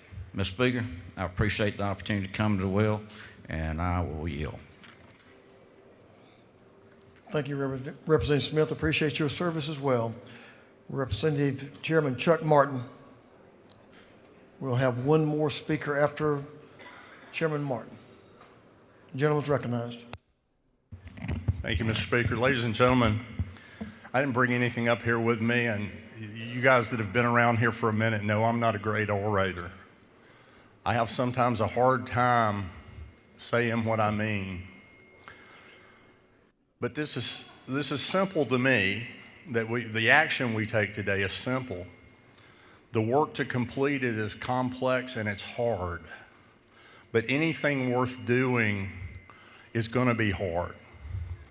I sat in the shoes of all of our mayors. I've sat in the mayor's role. I've sat in the city council role. I've seen people sit in those roles since I left 20 years ago. And I would tell you today, they all mean well for the people for which they work. Every single one of them. They may not believe exactly the way I do or the way you do, but they each and every one of them want to provide the services they need to run our cities, counties, and school boards. Nobody takes issue with that. But we have to realize our ad valorem tax system was put in place when Georgia was an I'm having trouble again there, Mr. Leader, an agricultural state. It's not anymore. It used to be everybody lived in a similar house with a similar valuation. And as the gentleman said about his grandpa's 1,000-acre farm, he paid the same on that per acre as somebody else did. That no longer exists in the state of Georgia. Ladies and gentlemen, we're taxing people out of their houses. It's got to be fixed. And we all know that doesn't make the cost of city government or county services or education go down. But if we don't realize things are changing, we'll never figure out how to get Georgia to the next level. And we will take our folks, because make no mistake, I love my cities, I love my county, and I love my school board. But I love the people that send me down here more. And we're taking their life and livelihood away based on our current system. In areas of Fulton County, you can have houses that back up to each other, have very similar square footage, and may be assessed 4 times the one fellow's backyard to the other one based on what road they front on. What about down in Atlanta here? I looked a few years ago in Southwest Atlanta at some properties that folks had owned for years. And there had been property that had been bought beside them and developed, and their assessment had gone up 5-fold. The folks couldn't pay the bill. So we were lucky, and it took a while, but we got a floating homestead put through, and we heard when we did that in 2018, all our cities and our school board wouldn't be able to make it. And you know what? Since then, we have good mayors and good council members and good members of the Board of Education, and they've worked and made it work with the floating homestead that have helped people stay in their homes. Someone once said the search for perfection is the enemy of the good. I would say that today, that this may not be exactly perfect, but the constitutional amendment that we put in place gives us the opportunity through enabling legislation that our Ways and Means Chairman has put together to give us an opportunity today to make a big change that will make big change for Georgia families. I today will proudly vote in favor of H.R. 1114 because this is what the people that sent me down here asked me to do. Take care of them so that they could take care of their families. Mr. Speaker, I thank you for your time, and I yield the well. The gentleman has yielded the well. Representative Alan Powell is recognized to speak to House Resolution 1114. Chairman Powell is recognized.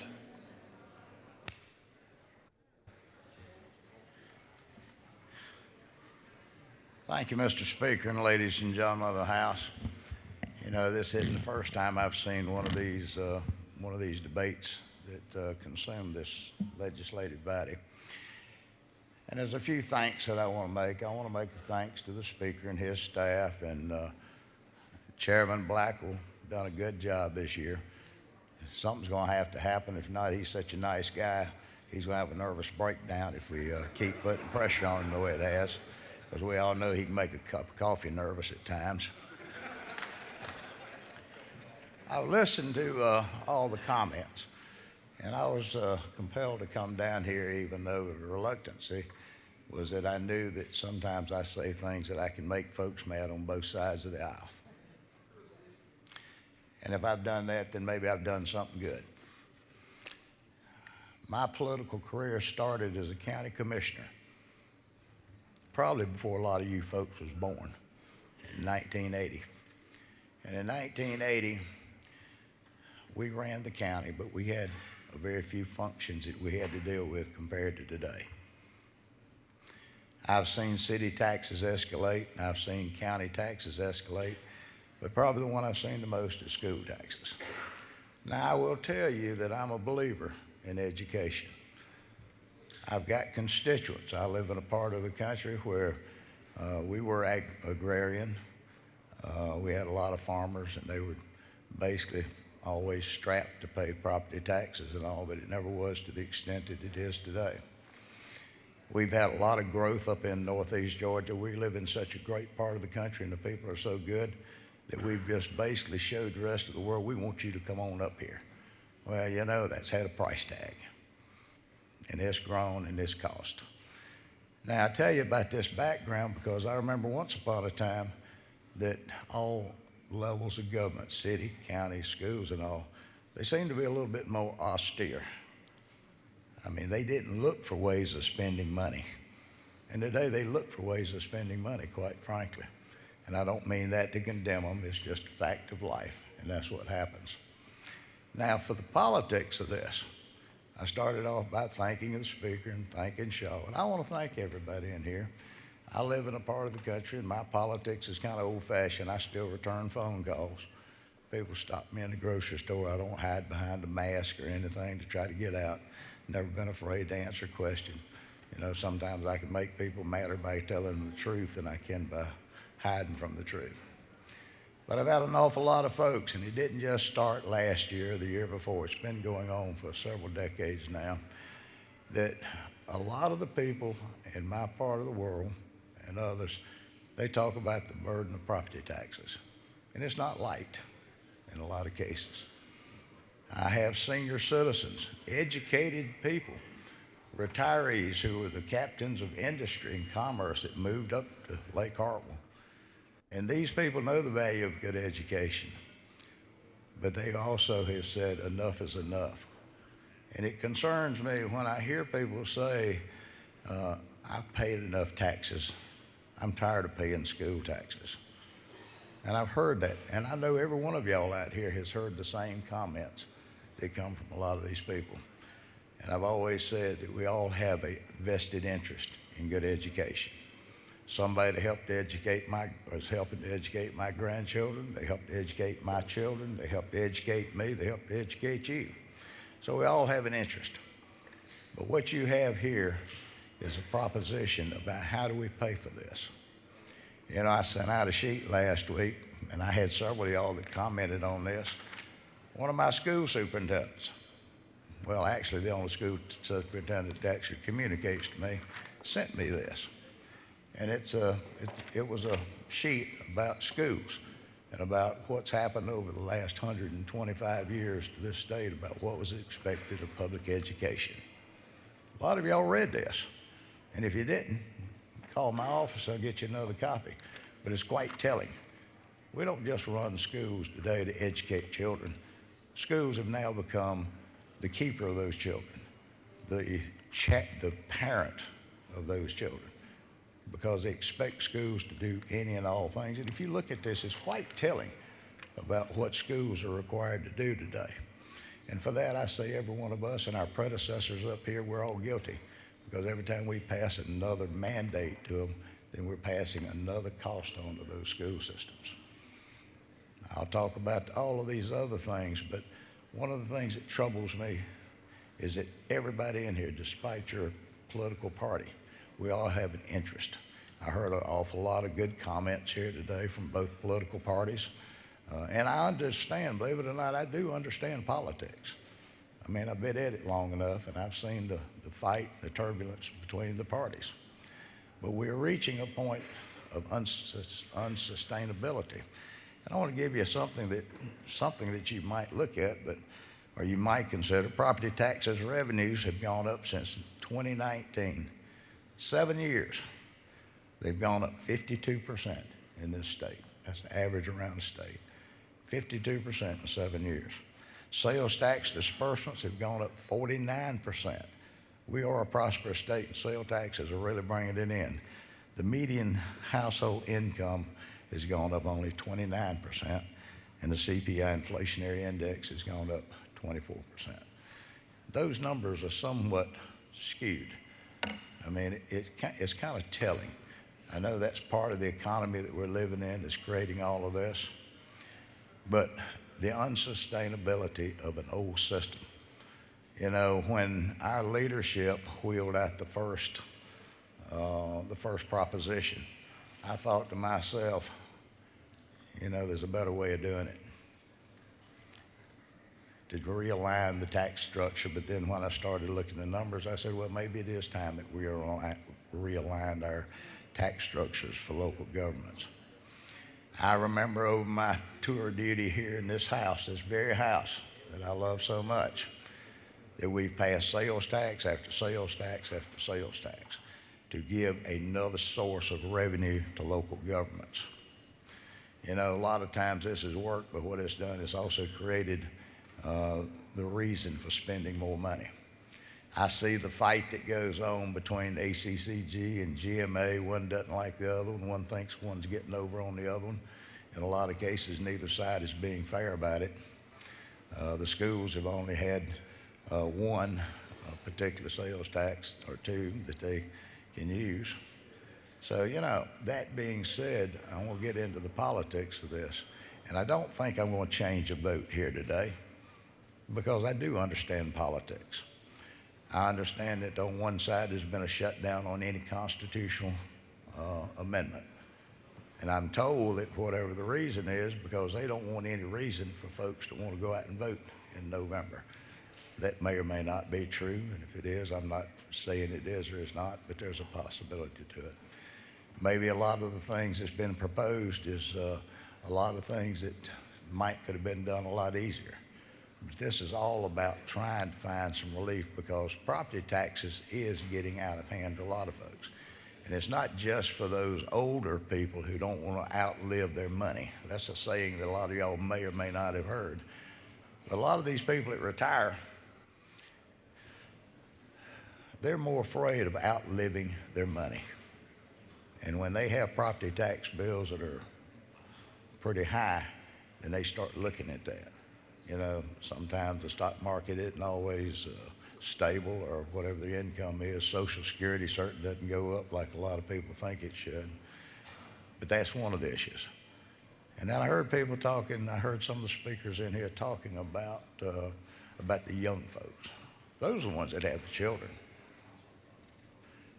And the question is, how can a lot of those, quite honestly, how can they afford to reach that American dream of home ownership?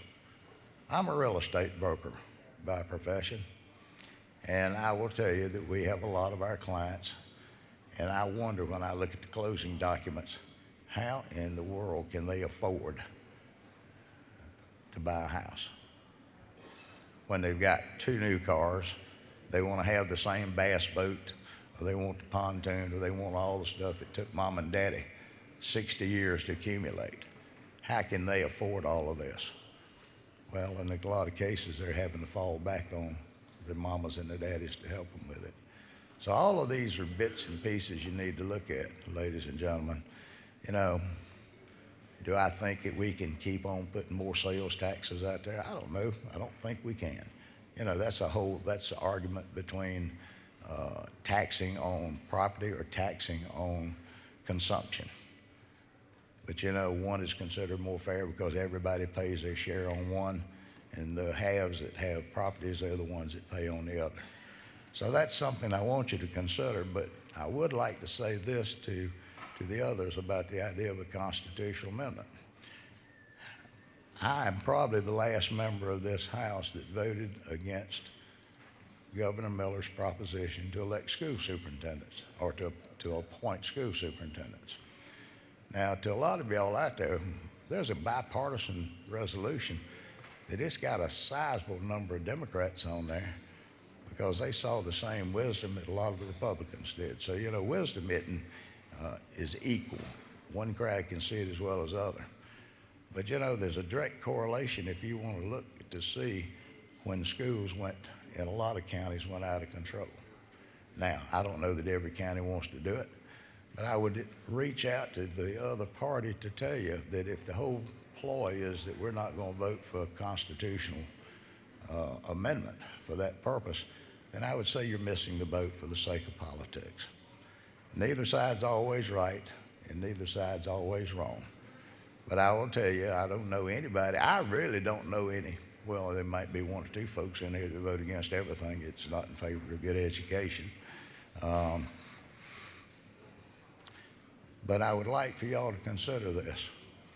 There's been proposition after proposition, and quite frankly, not everybody in here on either political party knows what's been put out there. I hear that I heard from one of the speakers and one of the leaders that said that they were willing to work. I really don't know. I'm not on Ways and Means. Never had a desire to be on the Ways and Means Committee. I always thought that you could shoot me within the right temple for putting me on Ways and Means, and you could shoot me in the left temple for being on the Education Committee. So I chose a different path of expertise in this house. But I would want to reach out to each and every one of y'all, to my friends in the minority caucus. I would ask you, do you have a better proposition? If you do, reach out to the leadership, reach out to Chairman Blackwell, because at some point we have reached a point of unsustainability, and it's not going to get any better, ladies and gentlemen. So with that, I would certainly appreciate your consideration of these thoughts, and I would appreciate putting the partisanship aside. I mean, I did hear a lot of things today that basically said that maybe that our only existence here is to support government as an individual or as a family or as a working family. The other proposition that I truly do believe in, and that's that government is here to serve the public. And that's what can the public afford. I would encourage you to think about these comments. I would hope you do. And I would hope that whatever the decision is on this resolution, it moves forward.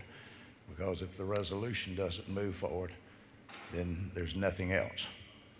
I would tell you that there's a proposition that Representative Washburn's got. I've been, since the 1990s, I've been saying that we need to cap the appraisal process.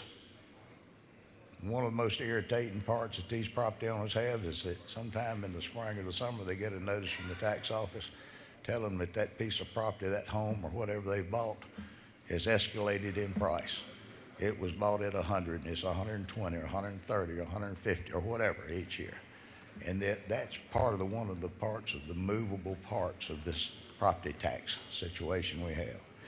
That these folks feel like something's not right about this. This is the equivalent of paying taxes on unrealized gains.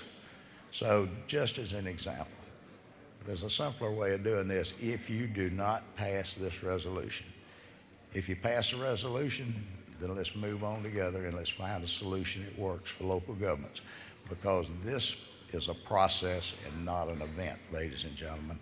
I will thank you so much for listening, and I'll yield the well. Thank you, Representative Powell. The gentleman has yielded the well.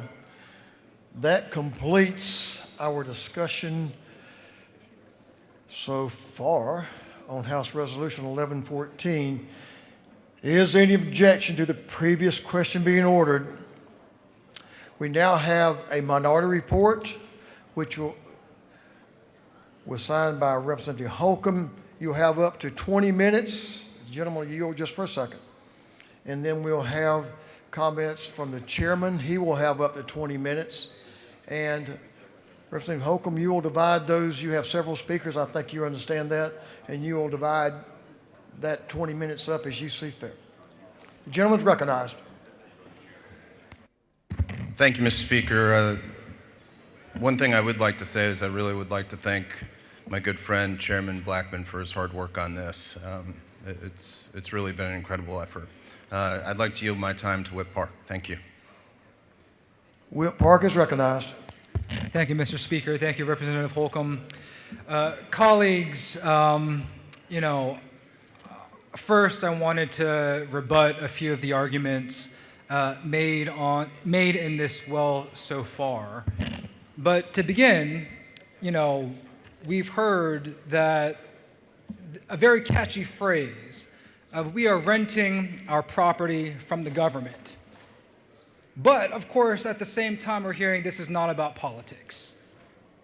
Y'all, if this was about good public policy, we would not see a 5th, 6th, or 7th iteration of this bill come out at the 11th hour, as we are about 2 days away from crossover day.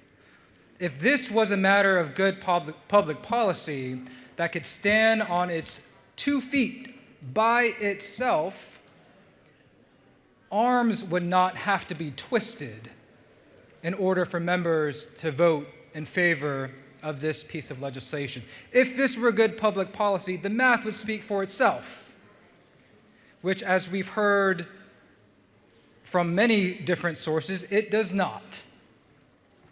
My understanding of this proposal is that it would create a $5 billion hole in local governments. We've heard from this well a lot of my colleagues and chairmen stating how important education is for all of us, that we all have a vested interest in education.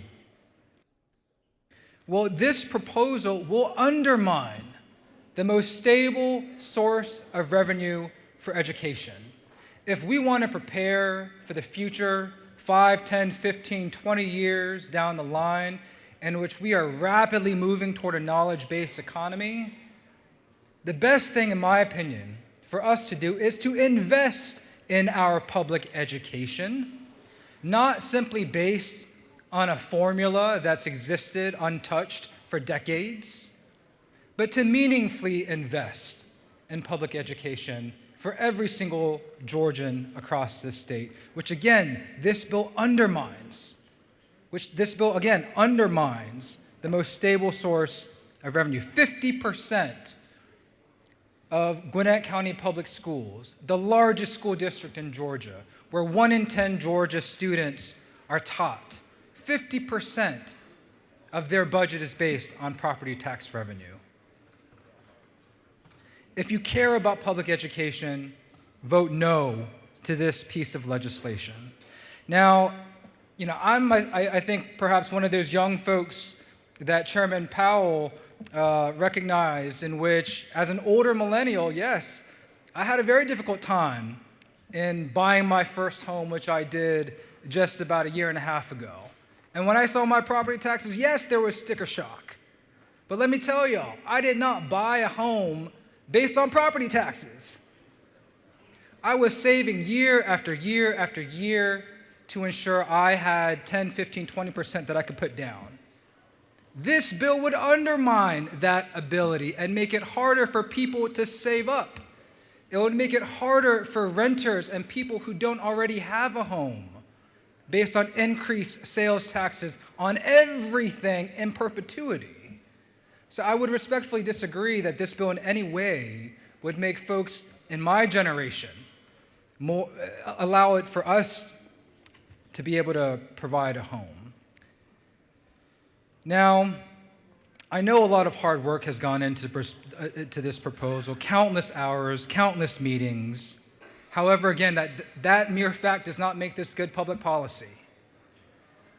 I think this is a very important issue that we should continue to work on in a deliberate manner.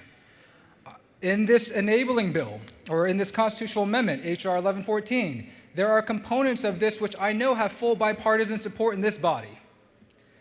If there is a bill on this floor that would remove property taxes for disabled veterans, for seniors of a certain age, that requires 120 votes, 2/3 of this body, I can guarantee y'all, I can guarantee the public, that that would pass.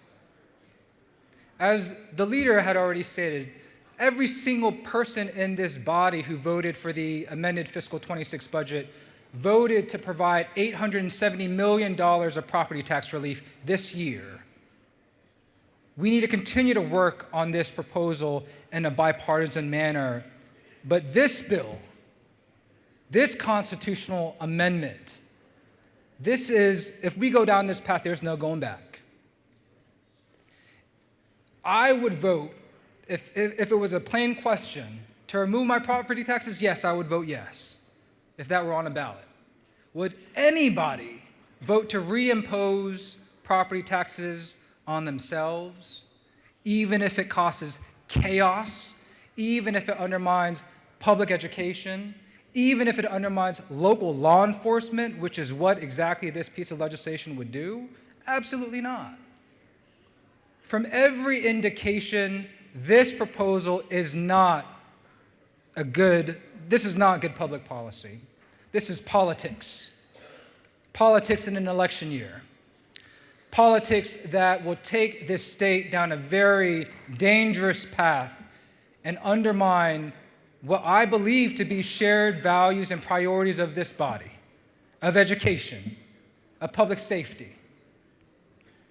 So, last thing I'll say, we have a very diverse and big state.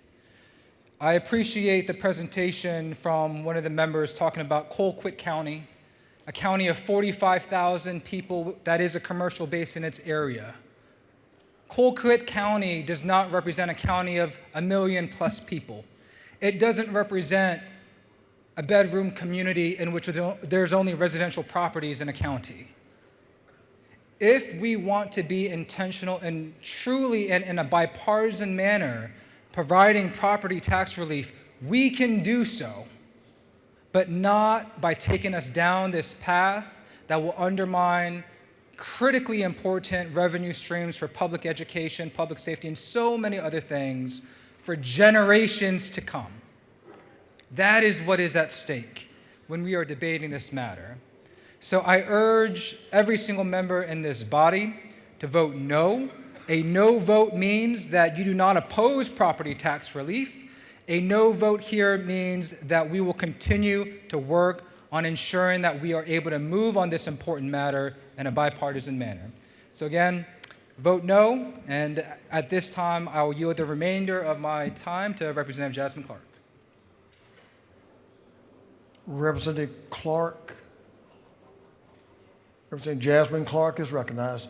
You have about 12 minutes. All right. Thank you, Mr. Speaker. Today I rise to ask you to vote no on this resolution and the accompanying enabling legislation. I rise today as a homeowner and also a mother of a child that attends public school in the largest school system in this state. This is an important clarification because I do have skin in the game. Whether this bill passes or does not pass, I have skin in the game. If this bill passes, I will get a discount on my tax bill. Yay. But if this bill passes, I have to look at my daughter and say, I get to save money at the expense of you and your classmates at school. When we suck the coffers of our schools dry by taking away a significant revenue source from these schools, that leads to resources going away, quality of our schools declining, and jobs being lost. It also impacts the surrounding communities. A lot of people worry about their property values, but what do you think happens to your property values when your school systems decline? As a taxpayer, if I had a chance to choose where my money goes, I would unequivocally choose to invest in our children and our future. To invest in education is one of the few things that we can guarantee will be a return on investment for our community. Investment in an education is investment in innovation, in entrepreneurship, in safe communities, in property values, and so much more. So what do you think happens with disinvestment? What do you think happens when we defund our schools? The outlook is not good. So let's look at this policy in the totality of all the other bills that we're trying to pass in this chamber and across the hall that would defund our schools. Because nothing in here happens in a vacuum. Every single policy that we pass is additive. They add up. And we've been trying to chip away at this property tax thing in a number of different ways. SB 382, eliminating the opt-out for all of the political subdivisions in the state. 68% of school districts will be impacted. Many of the people sitting in this room, your school district would be impacted if that bill were to pass. And now we're trying to make it exponentially worse for them. HB 1101 and 1105, great bills, tax exemptions for seniors. I'm actually in favor of policies like that. But again, there is an additive effect. HB 1023 that we just passed, a great bill. We want to keep our babies safe in the school, but here's the thing, it's an unfunded mandate. We are telling these schools that you have to buy expensive weapons detection systems for every K through 12 school in your district, but we are not giving you a single solitary dime to do it. You got to rob Peter to pay Paul in order to pay for these systems. Again, like I said, unfunded mandates that we are putting on our schools. HB 1193, another amazing bill. I love the fact that we are leaning into literacy in our state. But this bill does require us to hire literacy coaches for every single elementary school while not actually funding the full salaries of every single one of those literacy coaches that they are now mandated to hire. We love that we care about literacy, but we're not putting the money behind it. Let's also not take into account that while we talk about fully funding QBE every single year since I've been here, we always say, we fully funded QBE, we fully funded QBE. The funding formula was, I was 2 years old when that funding formula came out, and it is inadequate. I'm not gonna tell y'all how old I am, but just know, y'all can do the math. That funding formula does not invest in the transportation that we need to get our babies to school. That funding formula does not invest in the health insurance for all employees. And so our school systems do backfill this with their budgets. Let's also take into consideration we are diverting public funds to private schools. We passed that bill as well. So here's the thing, I try really hard to believe that people are inherently good.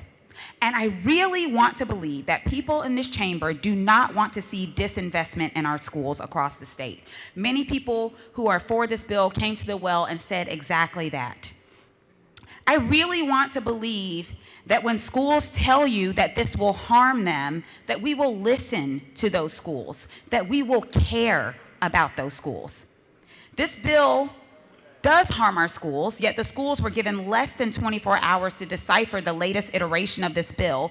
54 pages of text that have changed significantly over and over, and schools weren't even given enough time to digest it, to digest the impact of something that will essentially be permanent. For some of you, your heels are dug in, and no amount of us coming to this well to ask you to consider these students in our schools will move you. But for those of you whose hearts and minds are open to considering the absolute devastation this bill would do to some of our schools, to our communities, to our babies, I ask you, please don't do this to them. There are some very smart people in this room, very smart people in this chamber. Let's work on policy that helps homeowners, but not on the backs of our babies. Thank you, Mr. Speaker. I yield the well. The lady's yielded the well. And I yield the remaining time to Representative Wilkerson. The Representative Wilkerson is recognized. You have about 5 minutes. The gentleman's recognized. Thank you, Mr. Speaker. Today I come in opposition to H.R. 1114. I want to first thank all those. I know a lot of folks have asked me to talk. They would listen to both sides. When I say both sides, they would get two different opinions, I should say, because at the time I was just kind of explaining from my perspective what was in the bill. And then I explained from my perspective what was in the next version. And then the next version, and this morning, I be honest, I kind of not gave up, but it made it very difficult when the versions were changing so quickly. But one thing I do want to mention, and you heard a lot of good conversation, and there was some talk about family farms. The average farm in Georgia, I believe, is about 235 acres. This only applies to 5 acres or less. So let's be clear that this is not going to impact any family farm, because not only will they not get a break, but they'll probably get more taxes because they're the only ones we're grabbing money from. So if you got a family farm, we got land up in Illinois, and I'll tell you that if you got a family farm, I'm going to be watching, because those local governments can be coming to get their money. The second thing we mentioned was 2009, which is great. We did cut $1.5 billion, but at that time, we were marching toward greater property tax relief, and the Republican governor at the time said, we're in a recession, so we've got to stop that. Not only did we stop those homeowner relief tax grants that were started under Democrats, we also added an institutional fee during that recession, which added about $1,000 to some students' tuition every year. And not only that did we keep it during the recession, but we kept that until 2022. Long throughout the Biden great years, we kept that institutional fee of charging students $1,000 a year at some schools because we could. Once government gets food in front of them, they continue to eat. It doesn't matter who you are. Our budget at the state level, despite how conservative we are, our budget has increased almost 50% in the last 6 years from state funds. Government eats. Local government eats even more because we don't fund buses. We don't fund a lot of things we used to fund. So let's look at what this actually means. It's very small writing, but hopefully everybody has that. Oglethorpe, it's a homestead property, county, residential. I was going to go out there last weekend to visit, to see what it actually looked like, because I see it on the chart. Nothing's open on Sunday because all the restaurants are closed because it's a bedroom community. A bedroom community. Many of these communities rely on local property taxes, and what we're telling them is no longer can you rely on yourself, let government help you. We will take care of you through data centers. I don't know about y'all, but I don't trust us to take care of them, because anytime we make them mad, we take away from them. So this community is surviving on its own. Let them survive. Let Lamar County survive on their own. So the reality is that this bill is a good conversation piece, but the reality is to try to get something done just because we want to get something done is not the right answer. If you could go to the next slide, group. Go to the next presentation. So what I did, we talked about other counties. So let's look at a Cobb County family. Go to the next slide. Cobb County has a 6% sales tax rate. Everybody 62 and over no longer pays school taxes. We have a floating homestead exemption for our homeowners. You don't pay any more just to county and the cities just because your values go up. We have 100% disabled vets. There is a committee called Intergovernmental Coordination that you can go there and just get half the delegation, and you can do the same thing that we have without passing a constitutional amendment statewide. So join us, join Cobb County, join Cherokee County, join Forsyth County, join us in removing those taxes from your citizens if you're complaining, but just don't mess with my 6% sales tax rate. Because the way the taxes work is the 4% we collect at the state does not tax food. Any additional penny, which used to be capped at 9, but this bill allows you to go up to what, 12? Maybe higher? Because government eats, we are giving them the S host, the L host, the M host, the host of the most, because we want to make sure they can eat off of somebody else's plate. Next slide, please. So there was a nice little pretty picture, but I took it down.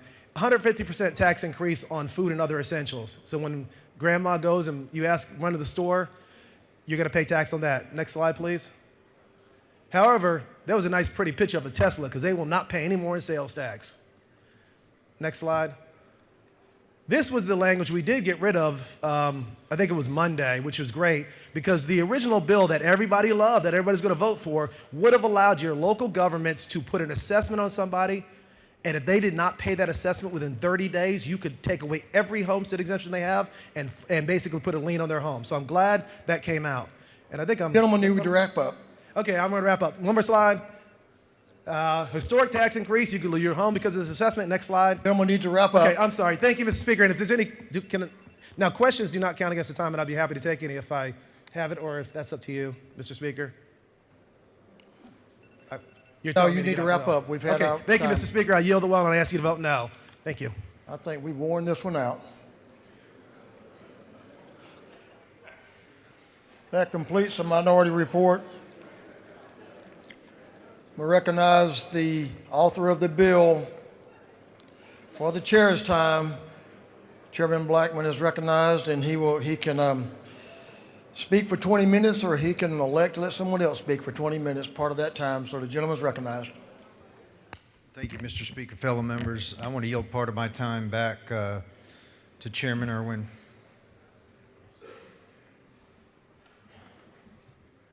Gentleman is recognized. Thank you, Mr. Speaker. And members, let me put my superintendent hat on for a minute and discuss with you on how budgeting works and the concerns of budgeting and the burden of school systems on budgeting. I also think we need to talk a little bit about the mandates that we have piled on school systems in that talk. First of all, the biggest complaint as a school system when I'm budgeting came from my taxpayers. Not only an aged taxpayer that had been paying for decades taxes on their homes, but also to the new taxpayers that had come into my district. And they complained whenever we were talking about rolling back the millage or raising the millage as a burden to them and their life and to their success at being able to either fund their house, stay in their house, or do whatever they needed to at their property at which they lived at. So the school systems deal quite a bit with this. And I don't look at this as a takeaway. If you read H.R. 1114, I look at it as a tool for the school system to use during the times of budgeting to lower that burden that they're seeing on their taxpayers. So it's a tool they have in their hands that they can immediately start working with those individuals that need it the most within their systems. So it isn't a takeaway. And then when I look at it and think about what would I have to remove from my school system, we always budget. Every year the budget is different. It goes up and down for different reasons. I'm going to give you an example. We have a bottom end of our QBE formula that is equalization. It rides a roller coaster every year. It goes up and down for school systems. Some that get that equalization will have a lot less money the next year than they had the previous year. So they have to work their budgets and figure it out. But I have full confidence in our superintendents at budgeting in this state, looking at it, how to appropriate the money correctly. I'll give you an example. Exactly what we're talking about doing here. We gave them an ELOS decades ago.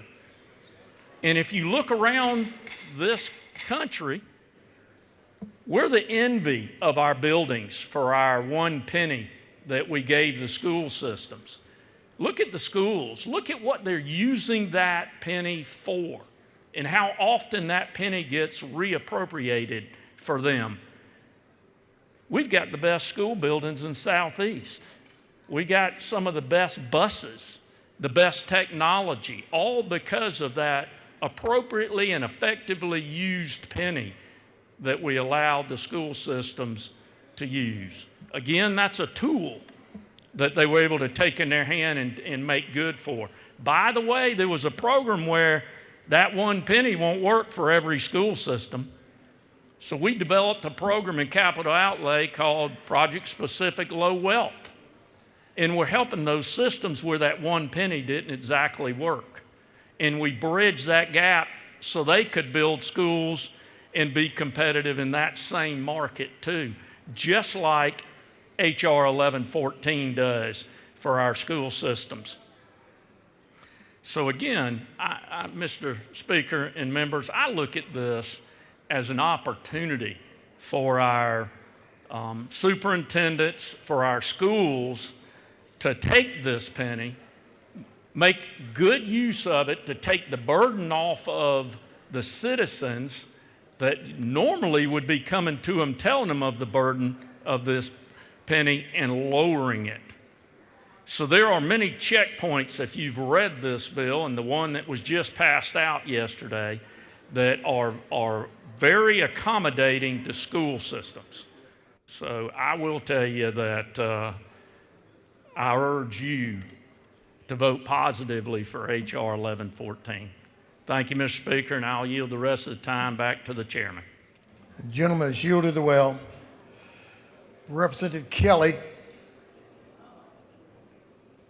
is recognized to speak to House Resolution 1114. Gentleman is recognized. Thank you, Mr. Speaker. We've had extensive debate today. That's what we're set here to do. But at the beginning of the opposition's debate, the minority leader says something that I agree with. There's some politics being played here, y'all. But it's the minority party that's playing politics. Because their logic doesn't add up.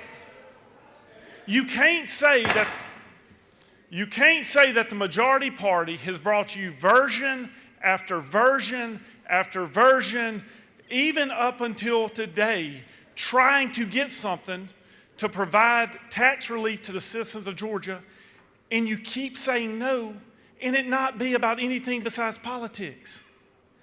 To the citizens of Georgia, the House Democratic Party wants to deny and disenfranchise your right to vote for property tax relief in our state. The chairman has gone above and beyond to try to take into consideration all those inputs from our local governments. And we satisfy that. They're not opposed to this legislation. But all we get from the minority party and their minority report is we are concerned about potential unequal impact and or a cut to local services. You know what they don't say in their minority report?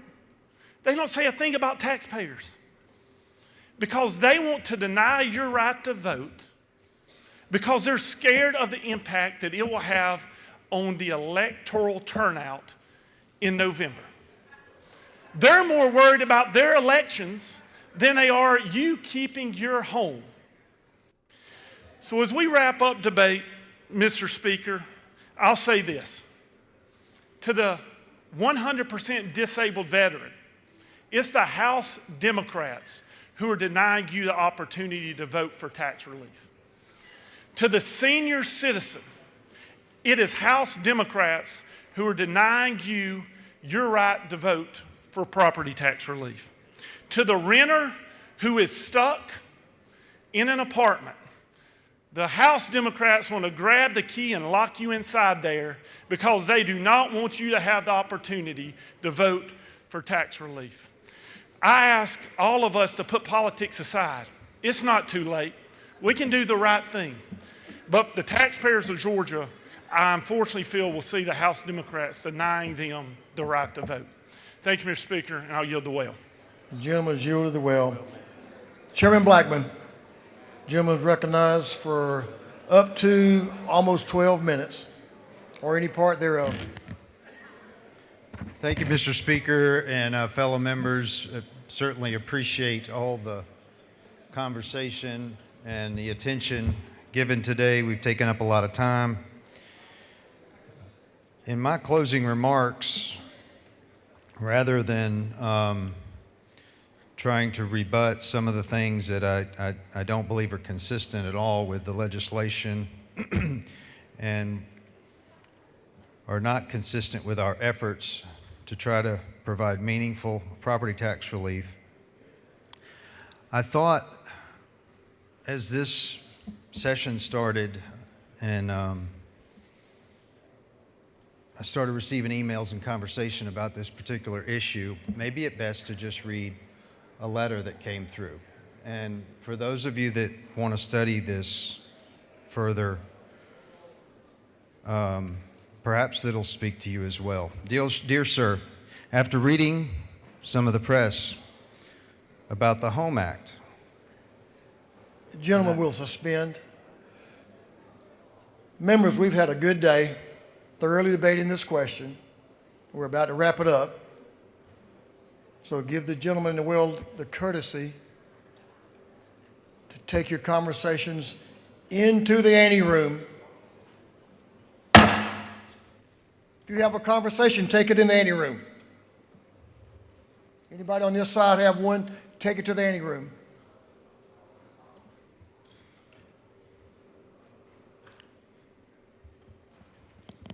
Gentleman deserves to be heard.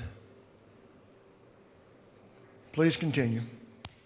And I did receive permission to read this. Some of the points are redacted. Dear sir, after reading some of the press about the Home Act, H.R. 1114, I felt compelled to send this letter. I want to tell my family's story. Our current situation is a prime example of why this bill should and needs to pass. I'm a 20-year and counting public servant. After that, I worked a number of jobs to include digging ditches, setting water services to provide for my family, and working towards my goal of becoming a law enforcement officer. My wife and I, after raising our children and watching them grow up and move on to build their lives, found ourselves alone in our family home with 4 empty rooms that were once filled with screaming laughter and all kinds of other nonsense. After some convincing on my part, we decided to sell our family home and downsize. Our plan was to move further out in rural Georgia, buy a small plot of land and build our forever home from scratch. This project took a little over 18 months to complete, both of us working full-time jobs, and any and all free time was spent building our dream. The dream home we built isn't a mansion. It's a very modest 1,736 square foot home with 2 bedrooms and 2 baths on a slab. We've lived in that house now going on 3 years. On July 20th, 2025, I received a phone call that changed my life in an instant. This call was from a firefighter asking if I was the father, I mentioned her name, and my heart sank as I have made hundreds of these same calls to family members before. I said, yes, that is my daughter. He proceeded to tell me that my 8-year-old granddaughter had called 911 because she couldn't get her mom to wake up. The EMS and fire arrived. They found his daughter to be unconscious in her bed. She lived alone with her 3 small children, 8, 6, and 3. She's a type 1 diabetic that was diagnosed at the age of 5. She experienced a hypoglycemic episode sometime during the night and was unable to call for help herself. She had all of the newfangled gadgets that are supposed to help her to avoid this, but they failed. She was rushed to the hospital and placed on a ventilator in ICU. Spent over a month in ICU. The doctors weren't able to give us any certainty that she would recover, only that time will tell. As of the date of this letter, she's at home with me and her mother in one of the 2 bedrooms of our small house. She requires 24 hours around-the-clock care. She breathes on her own, but has never regained full consciousness and cannot communicate in any way with us. Since she's been in a hospital bed since July 20th, we live our life minute by minute, never knowing what's around the corner. She could live this way longer than me and her mother are alive. She could also die at any moment. My wife quit her job of almost 10 years to stay at home with our daughter and care for her. To say the least, when you lose one of 2 incomes of a household, it causes major hardships. We've always tried to live up to our obligations and save where we could. This situation we couldn't prepare for. Our rainy day fund couldn't hold up to the disastrous storm we are facing and dwindled overnight. Any and all available savings we had been spent. The money set aside for our property taxes, I now have to make a choice. use the last bit of savings we have to pay my property taxes, which will save me from losing my home, or keep the last bit of savings we held back to pay for funeral expenses for my daughter. This is an impossible choice to make. This choice should never have to be made. We built this home with our own hands. We receive no direct services from the county, no water, no sewage, power, internet, trash pickup. We have no children in the school system. The only thing the county supplies to us is emergency services if we were to need them. And let's be perfectly clear, the only free emergency service is law enforcement and fire. If you take a ride in a county ambulance, you will receive a bill for said ride. My tax bill was due on said date. I have already received 3 letters from the county threatening action regarding my 30-day delinquency. I was in the hospital with my daughter on December 20th, being told by doctors and staff that I would have to decide on continuing treatment for my daughter or just letting her die. Luckily, she's still with us. I have reached out to the tax commissioner. I hope to hear back from him the first of the week. I feel that the situation that we are in is a perfect example of how the Home Act would save so many people the worries of losing their homes and having to make an impossible decision like I'm faced with. Pay my property tax or bury my child.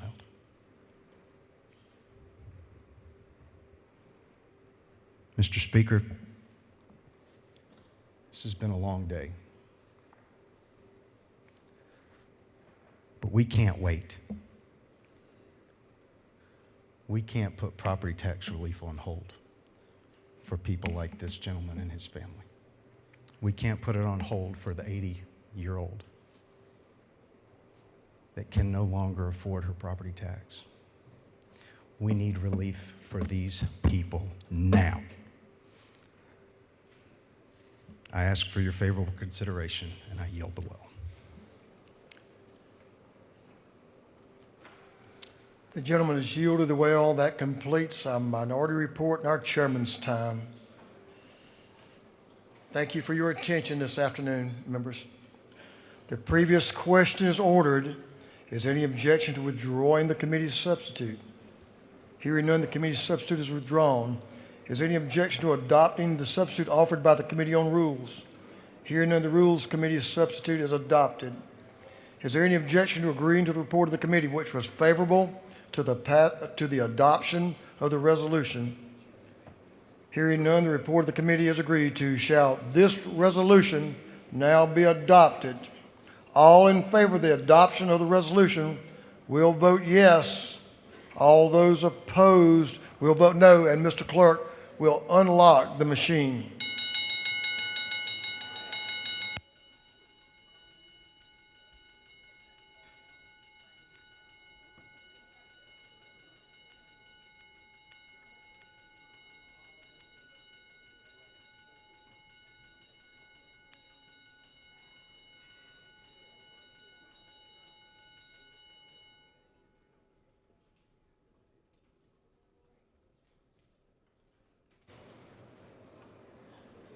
Have all members voted? For what purpose does Representative Washburn rise? Matter of inquiry. State your inquiry. Mr. Speaker, is it not true that the Georgia Association of Realtors, which sells more single-family homes than any one other entity in the state, has urged the passage of H.R. 1114? I'm sure the gentleman knows of what he speaks because he's in close touch with that organization. For what purpose does Chairlady Hagan rise? Parliamentary inquiry. State your inquiry. Mr. Speaker, isn't it true that while everyone in this room cares greatly about the cities, counties, and school systems in the districts that we represent, we were not sent here to represent local governments or school systems. We were sent here to represent people.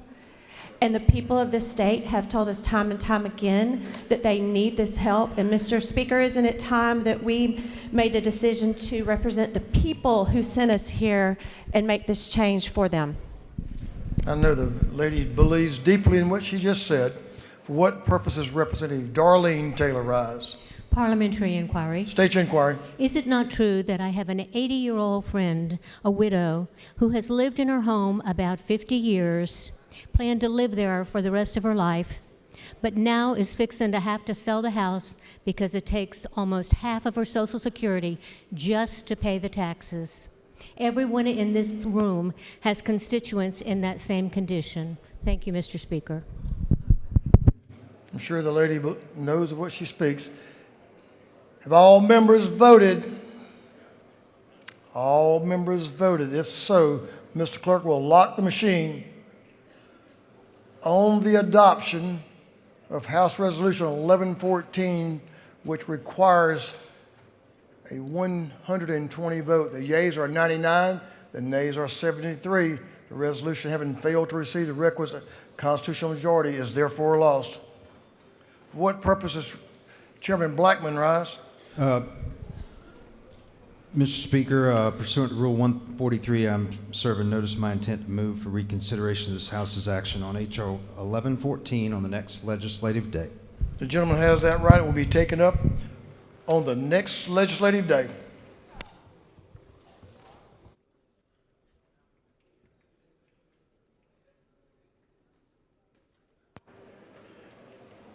And we're going to recognize the Rules Chairman of this House, Chairman Butch Parrish, for an announcement. Thank you, Mr. Speaker. I'd like to ask the members of the Rules Committee to meet me in 341 right now. Thank you. Rules Committee members, this House will be at ease while the Rules Committee meets, and as soon as they're back, we'll be back. This House will stand at ease.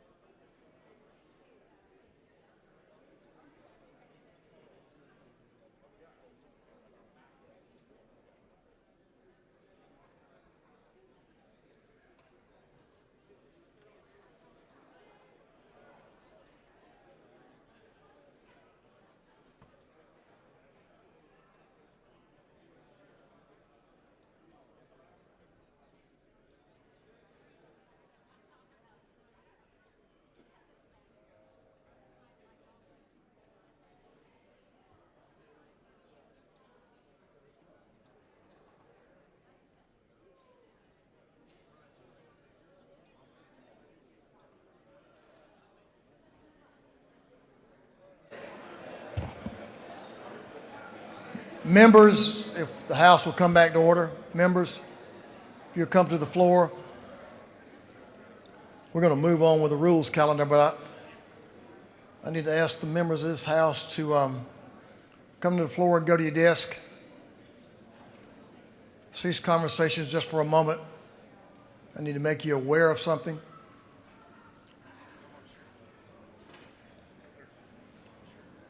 Ask them to come in from the ante room, please, Mr. Leader.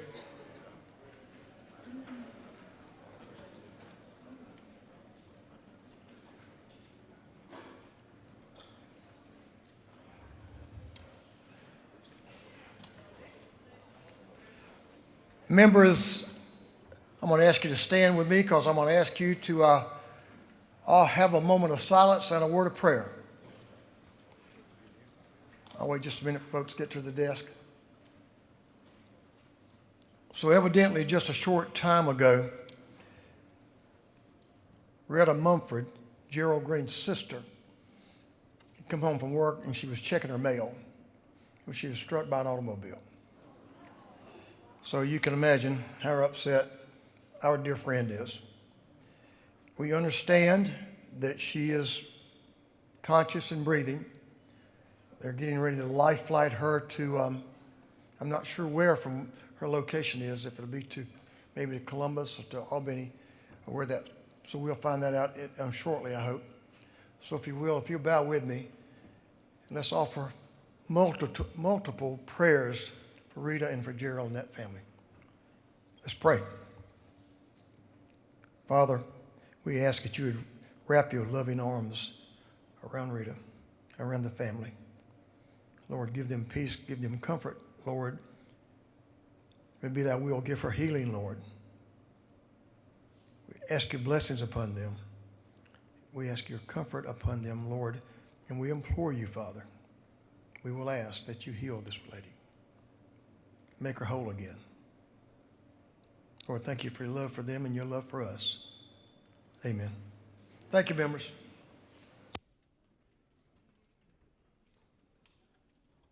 As information becomes available, we will let the members of this House know just what's going on.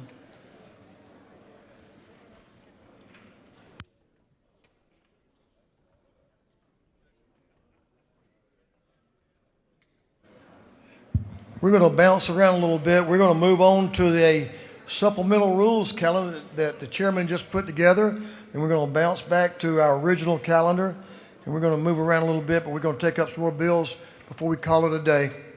Mr. Clerk, would you read the caption of House Bill 1268, 1268? House Bill 1268 by Representative Burchetta, the 176 and others to be entitled an act to amend the official code of Georgia annotated so as to revise, modernize, correct errors or omissions in, and react the statutory portion of said code is amended and further so the work of the Code Revision Committee. This bill has been referred to the Committee on Code Revision. That committee recommends that this bill do pass. Whip Burchett is recognized to present House Bill 1268. Thank you, Mr. Speaker. Colleagues, I bring before you a very exciting bill. Many of us who serve on the Code Revision Committee every year, for hours we toil over what needs to be done in our code to assure that there's accuracy and that it's organized. And every year we pass a code revision bill, and that's what you have before you in House Bill 1268. It's LC 394848. There's no substantive changes to the code. This is just correcting of sections and numbers and removal of obsolete law. There's nothing here for anybody to disagree about. Well, I shouldn't say that. Somebody probably could disagree about something in here. But generally, there's nothing in here that can be disagreeable. And I'm asking for your favorable consideration. With that, Mr. Speaker, I'll yield the well. You did a nice job. I almost dozed off, but it was exciting. It's about like the state of judiciary, but we'll go on from there. Love those guys. Mr. Speaker, I forgot to tell you how I became chairman of the Code Revision Committee. I missed the meeting, so I became the chairman of the committee voted by the committee members. I can assure you, you deserved it. You have no questions. I think we both need to shut it down, yeah. Is there any objection to the previous question being ordered? Hearing none, the previous question is ordered. Is there any objection to agreeing to the report of the committee, which was favorable to the passage of the bill? Hearing none, the report of the committee is agreed to. Shall this bill now pass? All in favor of the passage of the bill will vote yes. All those opposed will vote no. And Mr. Clerk will unlock the machine.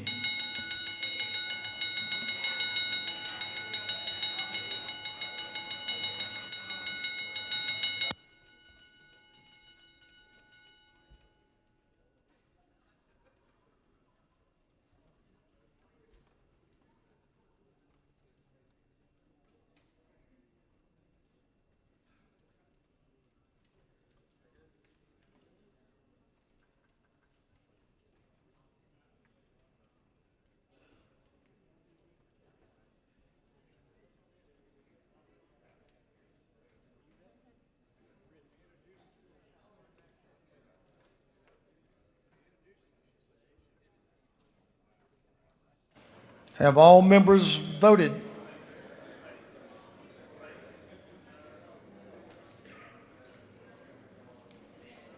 Have all members voted? If so, Mr. Clerk will lock the machine. On the passage of House Bill 1268, the yeas are 168, the nays are 0. This bill, having received the requisite constitutional majority, is therefore passed. Mr. Clerk, will you read the caption of House Bill 1310, 1310? House Bill 1310 by Representative Ford of the 170th and others be titled an act to amend Article 3, Chapter 3, Title 50 of the official code of Georgia annotated relating to other state symbols so as to designate cotton as the official state fabric. This bill having referred to the Committee on Special Rules, that committee recommends that this bill do pass. The lady who knows a little bit about cotton, Representative Jacqueline Ford, is recognized to present House Bill 1310. Thank you, Speaker. This bill just really highlights the economical benefits of cotton as well as the health benefits. When I brought this up, everybody was like, that hasn't been done yet. Texas is the only state who has done this, and Georgia is second to Texas in cotton production. So this highlights that, cotton is hypoallergenic, and wearing it reduces skin irritations.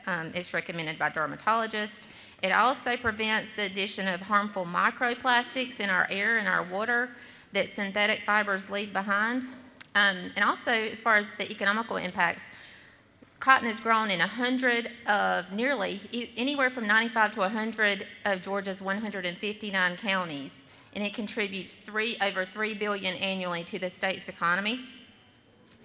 And I know that there's 56 gins in the state of Georgia, and as well as multiple warehouses. And so this bill is really just to increase awareness and try to force the markets to offer more cotton options in our daily wear. Right now, we are wearing 20% of what we wear now is actually from natural fibers. So 80% of what we wear are synthetics, microplastics that contribute to environmental issues. So with that, I would welcome any questions. Lady has a cotton to your right. Chairman Meeks in the corner. Thank you, Mr. Speaker. Does the gentlelady yield? I do. Number one, thank you for the bill, but isn't it also true, isn't it also true that cotton is the only sustainable fabric that is on the market today? Yes, the man who grows cotton knows of which he speaks. And is it not further true that synthetics is, that fuel and, fuel is used in the making of synthetics and therefore it is less sustainable than that of cotton? Absolutely. Thank the gentlelady for her bill. Lady, yield for a couple more questions, then we do have a speaker. So we'll take a couple more. We have some bills to get to today. Okay. Representative Schofield, to your right. Does the gentlelady yield? I do. Is it not true that I've been working on trying to get this issue for plastics and all of these toxins that are in our clothes and our products for a long time? Yes. So I really thank you for bringing this to the floor. I look forward to working with you. I got it. The fabric of our lives, cotton, no doubt. The lady has no further questions. Thank you, Speaker. Ladies yield to the will. Representative Al Williams. This will be interesting, I'm sure. The gentleman is recognized. Thank you, Mr. Speaker. I rise to support this bill, but to explain something. To many of you, it's very hard for you to understand why would anybody say something bad about cotton? Well, you've had to walk a mile in the shoes of those who cotton has a very sad and bad story about. And we understand that, and I just ask that you respect that. We have children that had to ride down the roads while their daddy pulled a cotton sack down the roads. But here's the other side. This is a cotton shirt I have on. It's a cotton jacket. There are a lot of good things about cotton. And I can't help but think when I came to the legislature, I sat about halfway back near the door next to Lynn James, one of the dearest friends I ever had. And Lynn James literally became a millionaire, and part of that was for the amount of cotton he sold through the years. Fact of the matter is, there are a lot of African-American cotton farmers, and they do a great job with it. And I'll be frank with you. If I got a problem with something, I wouldn't wear any part of it. It's about like casinos, my friends. And I'm likening it to cotton. If you don't like casinos and you don't like tobacco, then you shouldn't accept anything that the tax revenue gives to you. If you don't like cotton, don't wear it. If you don't like gaming, stop using the Hope Scholarship. There are 2 or 3 sides to every story. I just want you to know I support this bill because cotton, in spite of some of its history, has brought economic success to many folk that I love dearly. With that, Mr. Speaker, I can go on much longer, but I know you want me to hurry. It's getting late. I yield the well.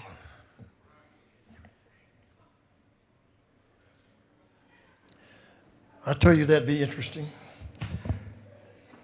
I'm going to break protocol here and tell you all about Gerald's sister. She has a broken pelvis, but she's stable.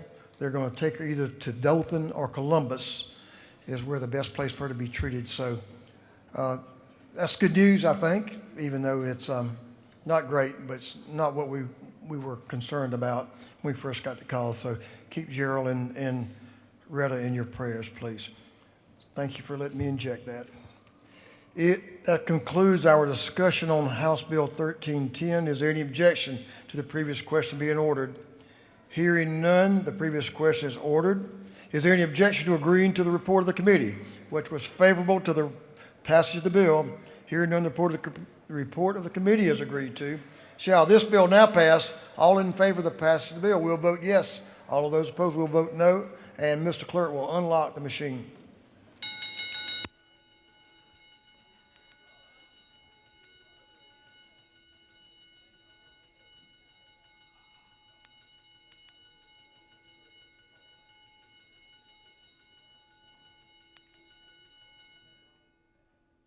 Have all members voted?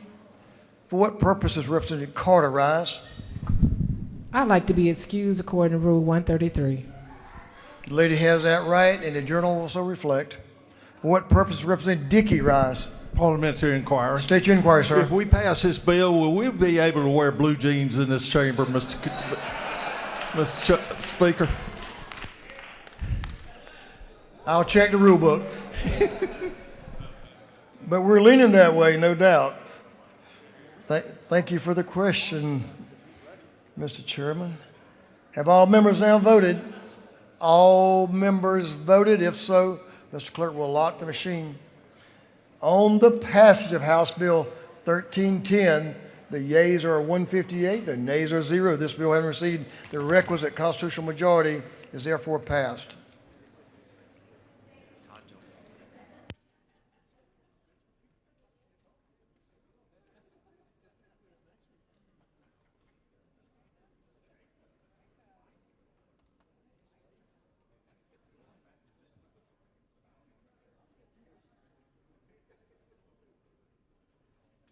Mr. Clerk, will you read the caption of House Bill 1230, 1230? House Bill 1230 by Representative Todd Jones of the 25th and others to be entitled an act to amend Chapter 1 of Title 6 of the Official Code of Georgia Annotated relating to general provisions regarding aviation so as to prohibit the operation of unmanned aircraft systems over a place of incarceration. This bill has been referred to the Committee on Technology and Infrastructure Innovation. That committee recommends that this bill do pass by committee substitute. Chairman Todd Jones is recognized to present unmanned aviation. Sounds like it's going to be interesting as well. The gentleman is recognized. Thank you very much, Mr. Speaker. Members, first and foremost, I'd like to highlight two things. This bill was critical to the Department of Corrections, the Georgia Sheriff's Association, and others. But I want to say thank you to Chairman Crow and the Public Safety Committee for doing a combined meeting with TII. I think it helped to perfect the bill. In addition, after 3 hearings with TII, we were able to get unanimous passage through the bill. So I want to thank everyone who participated in this. The bill basically has 2 key parts. This is around unmanned aircraft systems. We have a real challenge with places of incarceration, which are basically prisons and jails. We are having operators effectively go over the places of incarceration. They are videoing, they are landing, they are basically delivering contraband, etc.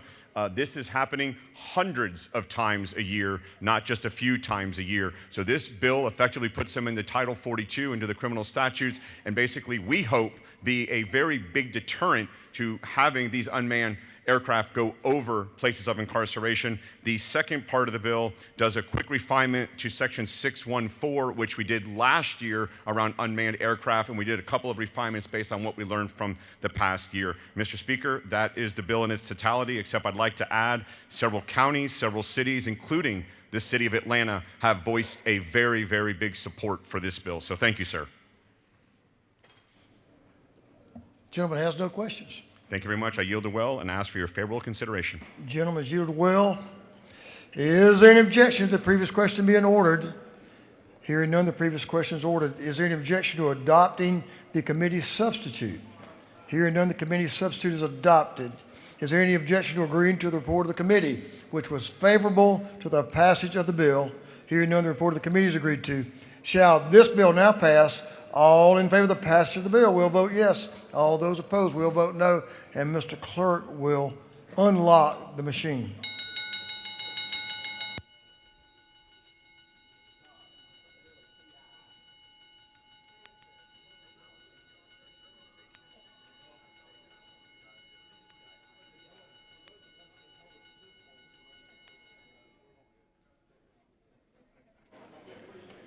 Have all members voted? All members voted? If so, Mr. Clerk will lock the machine. On the passage of House Bill 1230, the yeas are 166, the nays are 2. This bill, having received a requisite constitutional majority, is therefore passed.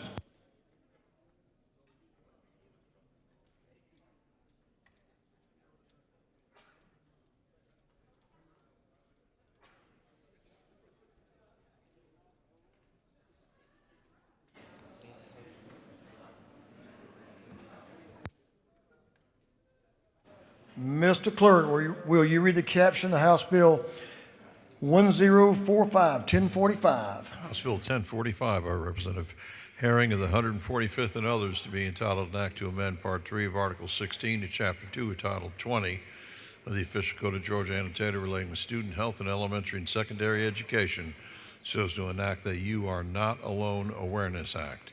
This bill has been referred to the Committee on Education. That committee recommends that this bill do pass by committee substitute. Representative Tangi Herring is recognized to present this bill. House Bill 1045. The lady's recognized. After this long day, I was in a rush to get up here. Thank you, Mr. Speaker, members of this House.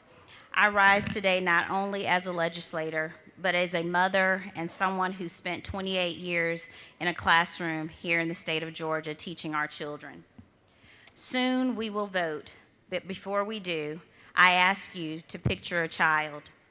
Picture a 17-year-old carrying the weight of the world on his shoulders and not being able to describe it. Picture the quiet warning signs we sometimes miss. Long sleeves in August, a once talkative student who grows silent, grades that begin to slip, sudden anger and withdrawal. Picture the child who experiments with drugs, pulls at his or her hair, and harms their own skin. These are not acts of rebellion. These are signals. They are in pain, and it's made visible. They are cries for help. As an educator, I saw those signs. I have known children who struggled silently, and I have known parents who carried the heartbreak of realizing too late how deeply their child is hurting. Too often, families are left wishing they had one more opportunity, one more moment, one more connection that might have opened the door for help. This issue is deeply personal to me.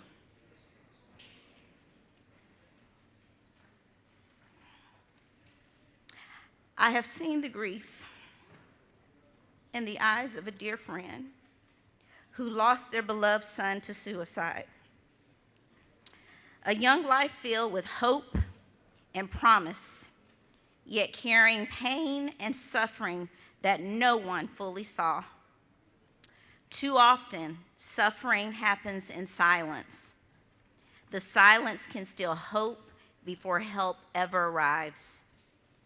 That is why this legislation matters. This is one simple act that could potentially save a struggling student, but also save a family member, a friend, or a parent from unimaginable loss. And this is not hypothetical. In Bibb County alone, we recently lost a 14-year-old child to suicide. Just last month, a 12-year-old in Byron took her own life due to bullying. A family is grieving, a school community is grieving, and we are left asking, what more could we have done? Today, we have an opportunity to do something simple, practical, and compassionate.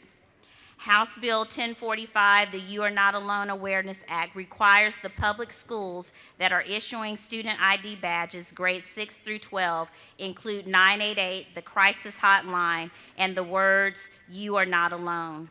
That's all. We don't need to create any new bureaucracy. We are not adding curriculum mandates. We are not imposing a financial burden. We are placing a lifeline where every student can see it quietly, consistently, and without stigma. Some worry that talking about suicide introduces harmful ideas. Research shows the opposite. Making help visible does not increase risk. Silence does. Isolation does. Stigma does. What saves lives is connection and immediate access to support. By placing this information on every badge, no child is singled out. No student has to raise their hand or explain their pain. Every child carries the same message every day. Help is available, and they are not alone. Self-harm hides in plain sight. The warning signs are subtle. And in moments of crisis, clarity matters, seconds matters, access matters.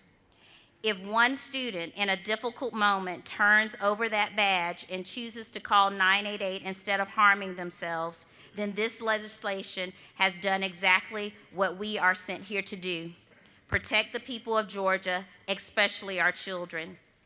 We cannot prevent every tragedy, but we can remove barriers. We can offer hope. We can make it easier for a child to reach out and find a family member, to offer help before it's too late. Members, years from now, none of us will ever remember the speech we gave or every vote that we cast. But somewhere in Georgia, a child may still be alive because we chose to act today. Let this be the moment when this bill, this House bill, decided that silence would not win, that hope would be visible, and that every child would carry a reminder that help is right there in reach. Let us pass this bill and send a clear message to Georgia's children. You are seen, you are valued, and you are not alone. I respectfully ask this House for your favorable vote. And Mr. Speaker, I'll stand for questions. Thank you for your presentation. Representative Dawson, to your left, is recognized for a question. Thank you, Speaker. Does the gentle lady yield? I do, to my friend. Is it not true that this type of public health, mental health awareness legislation and policy strikes at the very core of public health policy in Georgia? Yes, it does. Does the gentle lady yield one more time? I do. Is it not true that this is your first bill? Yes, it is. Okay, well done. Thank you. Lady, yield for another question. Representative Rice, to your left. Representative Carmen, wait, yes, your extreme left. Thank you, Mr. Speaker. Does the gentle lady yield? I do. So Representative Dawson took one of my questions on this being your first bill, but is it not true that your first piece of legislation will never know on this side of earth how many people that it saved and lives it changed? The gentle lady knows what she speaks. Representative Franklin, to your left as well. Representative Lehman Franklin, extreme left. Right here. Representative Herring, to your extreme left. Does the gentle lady yield? I do. I'm just curious. When I was in public school, we didn't have badges at all. Do you know how many schools in Georgia have to have these badges or have badges? The majority of our schools in the state of Georgia do have student badges. They have their student IDs. With this, you will only put the sticker, or the school system can be able to decide how they want to implement the badges, the 988 Act on the badges. So all schools right now, they do have badges. Most public schools do. So does January continue to yield? Sure. So the ones that, you're saying that pretty much all of them have it. The ones that do have to have this sticker on it. The ones that don't are not required to do the badges. Is that what you're saying? Most public schools in the state of Georgia, they do have student badges. So the ones that do have the badges, they do have to put the sticker on them. Okay, thank you. You're welcome. Representative Bell is recognized for a question. To your right. To your right. Yes, ma'am. Parliamentary inquiry. No, you're recognized for a question. Does the gentleman lady Yes. yield? I'm new at this, I'm sorry. The gentle lady yields. Isn't it true that we're all someone's mental health patients? I'm sorry? Isn't it true that we all could be someone's mental health patients? I don't. That depends. Is it Maybe you not are. true that we all could be someone's mental health patient? If that is your opinion, yes, we could all be mental health patients. Isn't it further true if we had legislation like this when we were a lot younger, this august body would be so much better off doing the work of Georgians? Yes. Thank you. Good job. Thank you. Lady, yield for one more question. Representative Townsend, right down the center aisle on the right, is recognized for a question. This Thank will you, be your Mr. last one. Speaker. Does the representative yield? I do. I got to get used to this. Is it not true that this will save lives? Yes, it will. Can I ask a second question? Yes. Is it not true that any school I know of in the state of Georgia have lunch cards they can put the stickers on the back or the printing on the back if they wish to? So schools do have the cards. Yes. Thank you. Lady has no further questions. May I ask her a question? Sure. Doesn't your legislation, which we're very grateful for, further the ongoing efforts of this House to deal with mental health issues in our state? Yes, it does, Mr. Speaker. Thank you for the bill. Thank you. I yield the will. Ladies, yielded the well. Thank you for the bill. Is there any objection to the previous question being ordered? Hearing none, the previous question is ordered. Is there any objection to adopting the committee's substitute? Hearing none, the committee's substitute is adopted. Is there any objection to agreeing to the report of the committee, which was favorable to the passage of the bill? Hearing none, the report of the committee is agreed to. Shall this bill now pass? All in favor of the passage of the bill will vote yes. All those opposed will vote no. And Mr. Clerk will unlock the machine.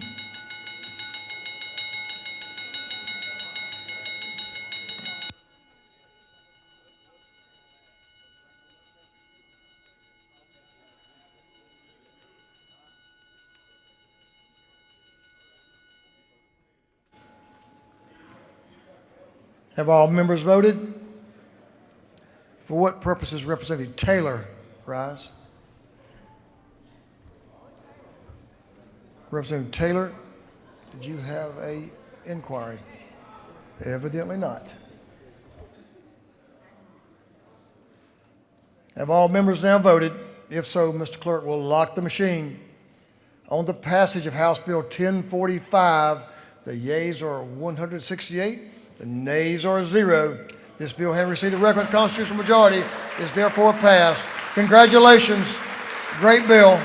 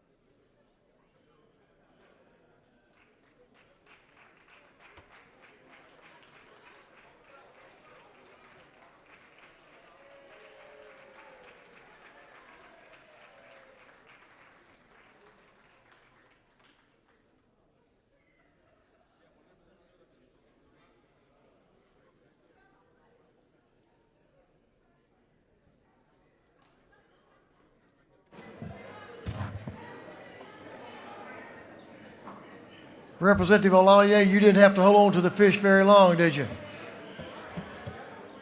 You didn't hold on to the fish very long, did you, before you passed it on? Congratulations, Representative Herring. Proud of you and proud for you. Mr. Clerk, will you read the caption to House Bill 664? House Bill 664 by Representative Silcox of the 53rd and others to be entitled an act to amend Article 6 of Chapter 3, Title 44 of the official code of Georgia Annotated relating to property owners associations so as to provide for property owners associations to submit to said article after the creation of such associations. This bill having referred to the Committee on Judiciary, that committee recommends that this bill do pass by committee substitute. Chair Lady Silcox is recognized to present House Bill 664. Thank you so much, Mr. Speaker. I bring to you this evening House Bill 664, and this comes to us from my hometown of Sandy Springs. Hunt Cliff subdivision is one of the largest and oldest subdivisions in my district, and it was actually started in 1966. And so it has covenants and restrictions for its homeowners association there, but they are very old. And because they were so old, they never had a provision within those covenants to be able to amend them at any time. And in 1994, this body passed what became known as the Georgia Property Owners Association Act of 1994 that would allow subdivisions that had a provision for amendment in them to opt into that act so that they could then amend their covenants. But unfortunately, because Hunt Cliff was so old, it is a product of what's known as frozen covenants, and so it is actually a hole in our law. And this would actually repair that hole and say that with a vote of 75% or more of the homeowners in that homeowners association, that they could opt into the 1994 Act so that they would be able to amend their covenants, and then they could propose amendments to those covenants and pass those amendments, again, with another 75% or more vote by the homeowners association. This does not change the structure of any homeowners association. It does not change the governance of a homeowners association in any way.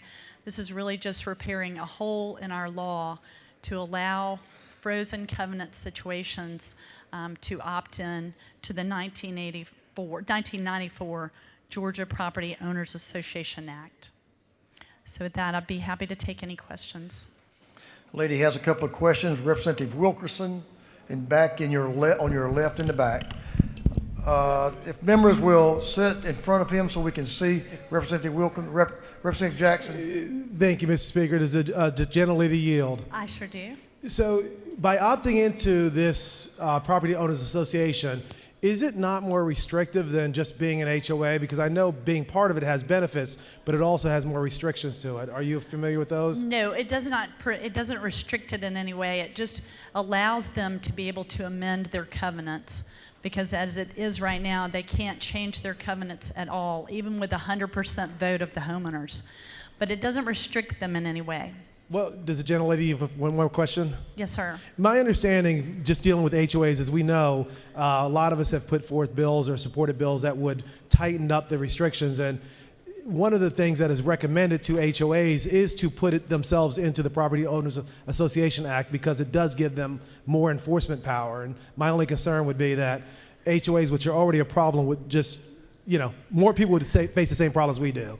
This just allows them to be able to amend their covenants, which I think, given the current climate, is a very difficult, it's an uphill battle because they would have to have 75% or more of their homeowners vote to actually amend the covenants. This just would give them the power to be able to do that. Lady yield, Representative Doreen Carter to your left, extreme left, back over here. Yes, Thank ma'am. you. This is Gentlelady Yield. Yes, I do. So my question is, reducing this to 75%, will that address the issue where some HOAs can't find the owners and a lot of them can't even get to a 50%? So how will we address that? Because the issues we're getting from subdivisions is they cannot change their covenants. And I appreciate what you're bringing, of course. but will 75% really help those communities where we have these owners, especially in older subdivisions, to your point, and now they're renting them out and we can't find the owners? We debated this very point and actually suggested in committee that it be a lower threshold.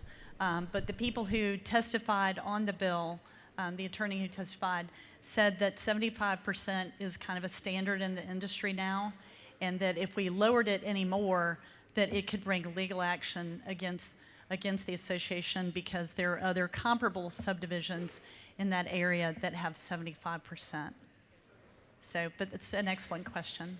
Representative Sandra Scott to your right is recognized for a question. That's the gentlelady Yield. Yes, ma'am. Okay, many Georgia neighborhoods are now seeing increased corporate and investor ownership. If those investors can reach the 75% voting threshold, what prevents them from changing HOA rules in ways that increase fees, fines, and liens that disproportionately burden seniors, working families, and first-time homeowners trying to keep their homes? Sure. I appreciate your question, but again, this really has nothing to do with who owns property in the subdivision or is going to own property in the subdivision. This has to do with the will of the people living there being able to amend their covenants. Does it relate further you? Yes.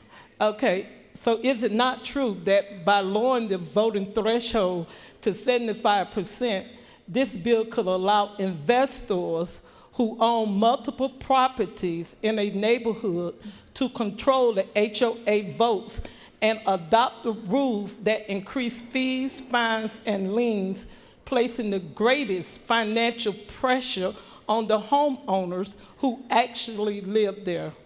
I appreciate your question, but I can't really speculate what might happen in the future.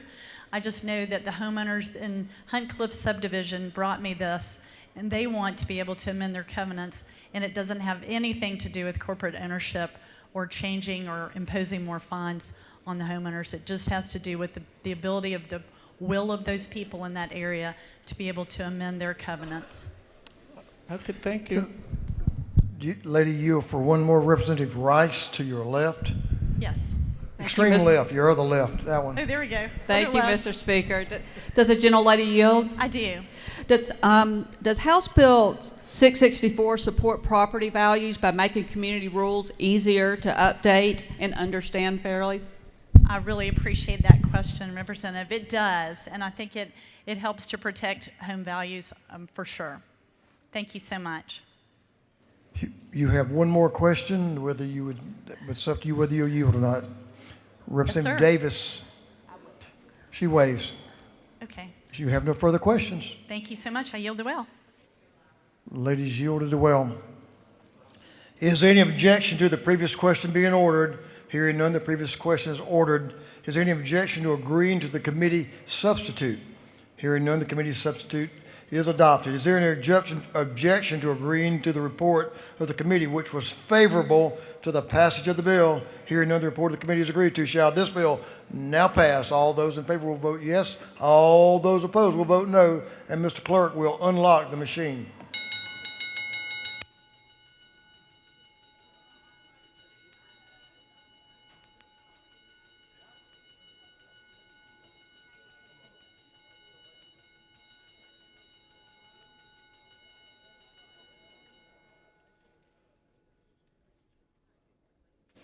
Have all members voted?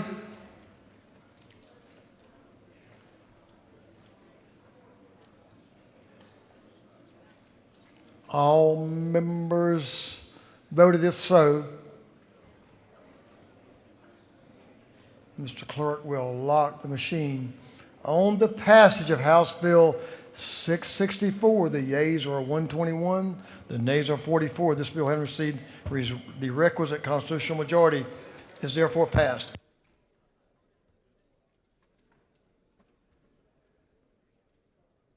Members, we're going to go a little bit longer because of the time we are in the session. We're going to take up just a couple more bills, and then we'll call it a day and get started again tomorrow. Mr. Clerk, will you read the caption to House Bill 1290? House Bill 1290 by Representative Hilton of the 48th and others to be entitled an act to amend Article 8 of Chapter 5 of Title 16 of the Official Code of Georgia Annotated relating to protection of elder persons so as to revise the definition of sexual abuse. This bill having referred to the Committee on Judiciary Non-Civil, that committee recommends that this bill do pass.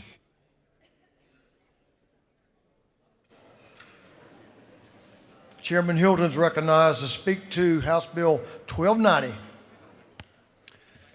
Thank you, Mr. Speaker. Like many of you, I am passionate about protecting our state's most vulnerable citizens, along with keeping our communities safe. House Bill 1290 targets the sexual exploitation of an elder person, disabled adult, or resident in a long-term care facility by making three important changes. It changes the standard from coercion to consent, the rationale there being someone who is comatose or a nonverbal person is unable to be coerced. The second change is it removes the requirement that a person be a caregiver or an authority position because oftentimes, unfortunately, we see a neighbor or family member commit the abuse. And then lastly, this bill adds sexual abuse or exploitation of an elder to the sex offender registry commensurate with the sexual exploitation of children. I ask your favorable consideration as this body fights to protect those who are most vulnerable and need it the most amongst us. And so with that, Mr. Speaker, I will yield for any questions or parliamentary inquiries. They got it. Gentleman has no questions. Thank you, Mr. Speaker. I yield the well.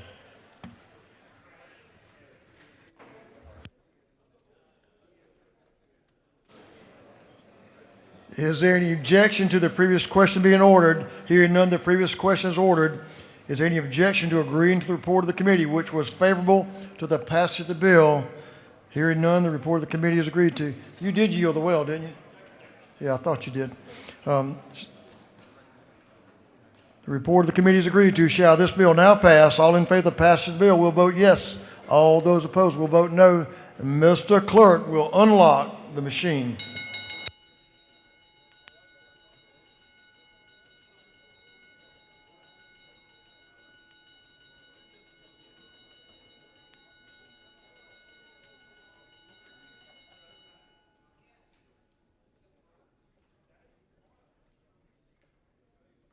Have all members voted? Not quite.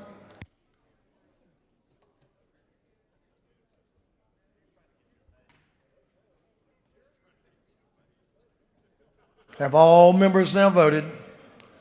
If so, Mr. Clerk will lock the machine.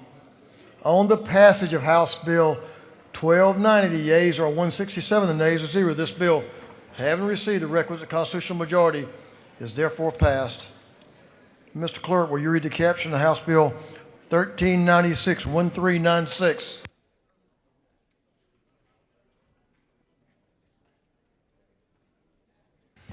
House Bill 1396 by Representative Abstration of the 104th to be entitled an act to amend Article 1 of Chapter 8 of Title 50 of the Official Code of Georgia annotated relating to general provisions relative to the Department of Community Affairs so as to require certain privately funded organizations that operate a shelter or provide outreach services to homeless individuals within 1,000 feet of schools, public parks, playgrounds, or certain child care facilities to participate in the Georgia Homeless Management Information System. This bill having referred to the Committee on Governmental Affairs. That committee recommends that this bill do pass.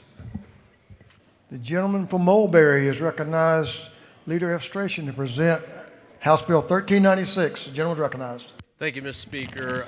Ladies and gentlemen, I bring to you House Bill 1396. As you may recall, 2 years ago, I really began work by passing what at the time was HB 1410, working to address the issue of unsheltered homelessness in our state, putting in place a separate aspect of the Georgia Homelessness Trust Fund that would provide for measures allowing unsheltered homeless to be on a track to be self-sustaining, to have a means by which, similar to the accountability court structure, to be in job training, alcohol and drug treatment, and with state dollars that are provided, that there's actually accountability measures to ensure that these individuals are in a position to get better. And so I was very proud of that measure, and I view this bill as a next step. Right now we have significant funding, state and federal funding, to address unsheltered homelessness in our state. And while I think many individuals who are involved in this, whether well-meaning and receiving government assistance for the efforts or privately funded organizations, there must be a means by which to track the services that are being provided to make sure we have some metrics as to the quality of care that's being received. So through DCA, there is the HMIS, a Homelessness Management Information System. This is a database as to the services that are provided. Entities receiving government funds must participate in this. But what this bill would do is require in Atlanta, if there are private entities within the proximity to public parks and the like, that if these services are being provided by private entities, that they too would participate in the HMIS framework, which I think will provide needed data to make sure that we're best serving unhoused, unsheltered homeless individuals in our state. And Mr. Speaker, I'd be happy to yield for any questions, and I'd ask for the body's favorable consideration. The gentleman has several questions he would address. Representative Sanchez, to your right, in the back a little bit. Yes. The gentleman's recognized. Thank you, Mr. Speaker. Does the gentleman yield? Yes, sir. Thank you. I know we talked about this in committee, but just to clarify, this only applies to Fulton County, correct? I said that in committee. I believe it's only the Atlanta municipality. The city of Atlanta? Yes, sir. Got it. Do you further yield? Yes, sir. Is there a reason we're only doing this for the city of Atlanta, not statewide? So what an initial draft of the bill prior to introduction was would more broadly apply.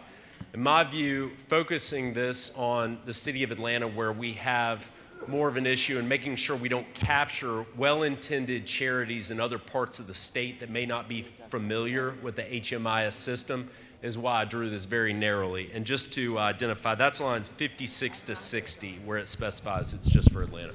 Thank you. Yes, sir. Thank you. Representative Park Cannon is recognized for a question. Thank you, Mr. Speaker. Do you yield? Yes, ma'am. What is the process to participate as an authorizing agency? Which line or aspect of the bill are you talking about? So am I correct that this bill requires that an entity that operates services must now participate as an authorizing agency of GHMI? So as I understand the process, currently the HMIS database administered through DCA, Department of Community Affairs, is available, and participants by law are any entity receiving government funds to provide services for homeless individuals. And this would include, within this limited area, those who are not receiving government funds to also participate. And so by that, that would be a captured organization. Mm-hmm. Thank you. Do you further yield? Yes, ma'am. So what is the process to participate?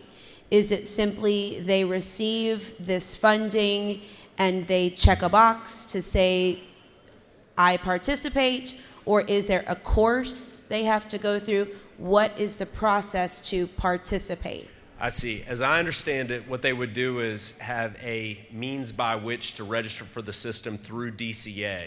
So as they're providing, let's just say it's a charity that decides that they want to provide assistance, that they would, through DCA, be given access to make entries into the HMIS system, and then for whatever services they're providing, they would enter that into the system when they provide those services. Okay. I am still unclear, but thank you. Do you further yield? Yes, ma'am. Yes, ma'am. Go ahead. So how many privately funded entities currently participate, and how many publicly funded entities currently participate? What is the, what are we solving here? Right. So to answer the first part of your question, we do not know how many, well, to answer broadly here, we do not know how many private charities that are not receiving government funds are providing these services. That's really that's the reason that we need the bill. And as far as privately funded charities that are participating in HMIS, I do not know the number, but I don't believe there's very many of them that are actually participating. There again, that's why we need the bill. By law, any publicly funded charity must be providing the data in HMIS currently. Thank you. Do you yield for one final question? One final question. As the chair of the Fulton County delegation, have you spoken with Fulton County External Affairs or the City of Atlanta local leadership about this legislation, and what did they say? So I have not personally spoken to them. It is my understanding that there has been communication with the City of Atlanta as well as legislators that represent Atlanta about this legislation. And I have not heard of any opposition to the bill since it was introduced. It passed unanimously in committee. Mr. Speaker, I'll yield for one final question if there are any. Representative Willis is recognized for a question. To your right. Thank you, Mr. Speaker. Does the gentleman yield? Yes, ma'am.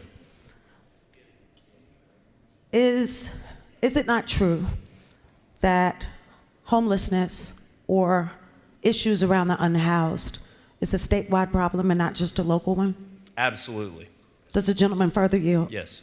In the absence of collaborating with or sitting with members of the Atlanta delegation, the Fulton County delegation, the City of Atlanta, or Fulton County, how do we know this is the right solution for the city that we live in?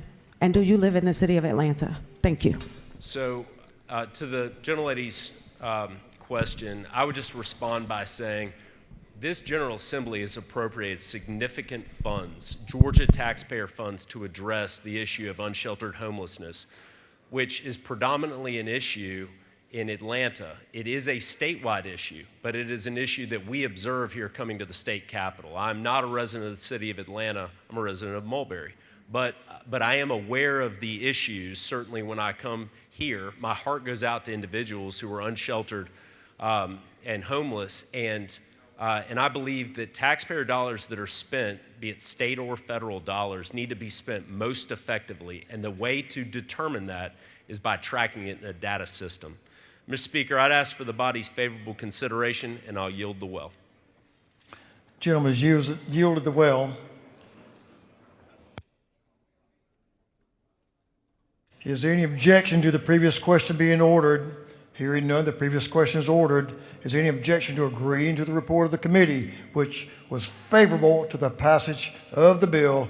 Hearing none, the report of the committee is agreed to. Shall this bill now pass? All in favor of the passage of the bill will vote yes. Those opposed will vote no. And Mr. Clerk will unlock the machine.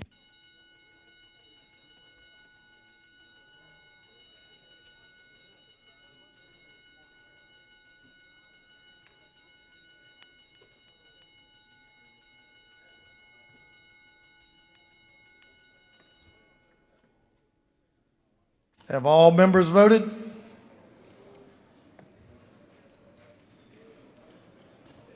All members voted. If so, Mr. Clerk will lock the machine.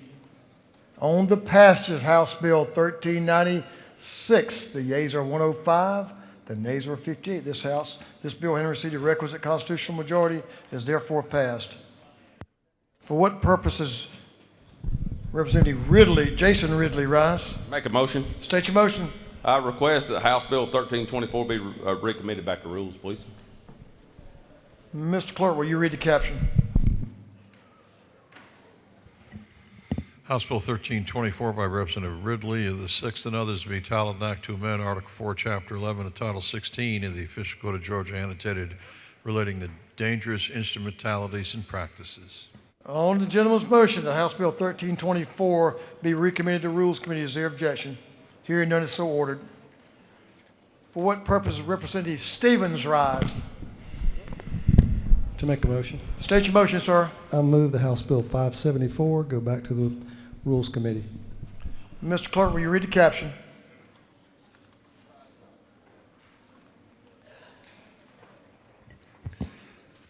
House Bill 574 by Representative Stevens, the 164th to be entitled an act to amend Code Section 3492 of the Official Code of Georgia annotated relating to applicability of workers' compensation to employers and employees generally. On the gentleman's motion that House Bill 574 be recommitted to the Rules Committee, is there objection? Hearing none, is so ordered. Here's the one you've been looking for, and y'all know which one that is. I won't explain it. Mr. Clerk, will you read the caption of House Bill 1076, 1076? House Bill 1076 by Representative Earhart of the 36th and others to be entitled an act to amend Article 2 of Chapter 10 of Title 16 of the Official Code of Georgia annotated relating to obstruction of public administration and related offenses so as to create the felony offense of obstruction of a law enforcement officer with a motor vehicle. This bill having referred to the Committee on Judiciary Non-Civil, that committee recommends that this bill do pass. So we do have some folks signed up to speak on this bill, and we have a minority report. So it's getting a little bit late, but we're going to finish up with this one. So I'm going to recognize Representative Jeannie Earhart to speak to House Bill 1076. Ladies recognized. Thank you, Mr. Speaker. Members, I present for your consideration HB 1076, which is a public safety bill with the purpose of protecting the lives and well-beings of our law enforcement officers, as well as members of the general public. This bill will make it a felony to use a motor vehicle to knowingly obstruct, hinder, block, or otherwise interfere with law enforcement officers in the discharge of their official duties. Currently, this offense is prosecuted under a more general obstruction law as a misdemeanor, and the obstruction code currently makes no distinction between general Non-dangerous obstruction, examples would be lying to police officers, tampering with evidence, fleeing on foot, and obstructing with a 4,000-pound motor vehicle. The reason for carving out obstruction with a motor vehicle from the general obstruction code is because of the dramatically increased risk of danger and personal injury associated with using a motor vehicle to disrupt an active police operation. If this vehicle also happens to be driven by an individual with the intent to obstruct or impede that operation, the outcome could be deadly for both our law enforcement officers and the people engaging in the obstruction. It is dangerous conduct for all involved and should be taken seriously. Georgia is not alone in this concern. From 2020 to 2025, there has been a 230% increase in state-level bills filed to combat vehicle-related crimes like this. Why is that? Let's be very clear about the danger.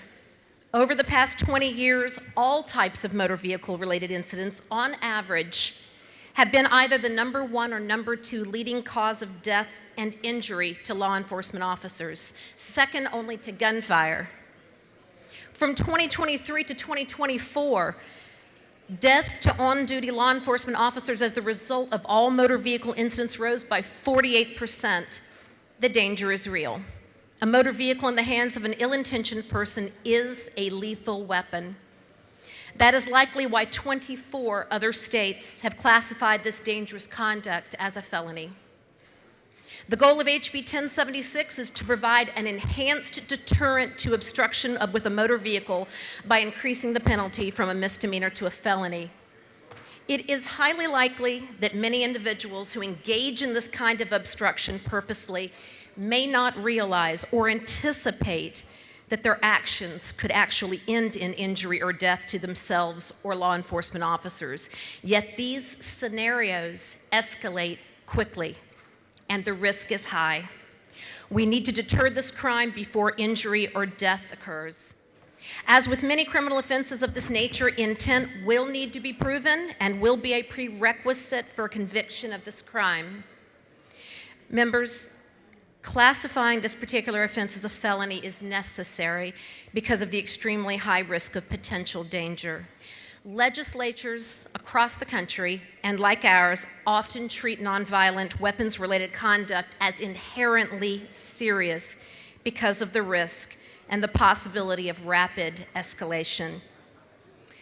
This bill is supported and endorsed by the Georgia Sheriff's Association and the Georgia Chiefs of Police.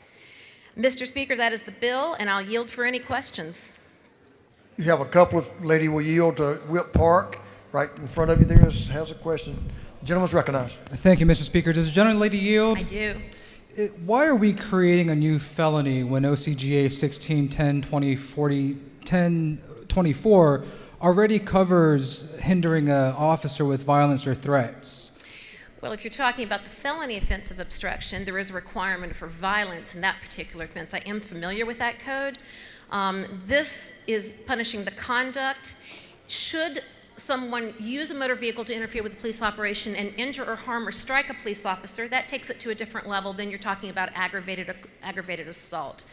So that is the difference. Does the gentlelady further yield? I do. So is it not true that this is ultimately, given the redundant nature of your proposal, really something that is just a political response to an American citizen, Renee Good, who was shot and murdered by law enforcement, and that all this bill really does is just, again, is yet another political ploy? Is that not true? Oh, absolutely not true. On the contrary, this bill does not deal with violent actions towards police officers, to be very clear, and the code that you referenced does. This deals with the dangerous conduct involving a motor vehicle and law enforcement officers. In terms of your reference to recent events, I would argue that no, we have seen a dramatic escalation in motor vehicle-related instances with police officers since 2020, far before, long before the incident that you referenced. Does the gentlelady yield for a final question? Yes.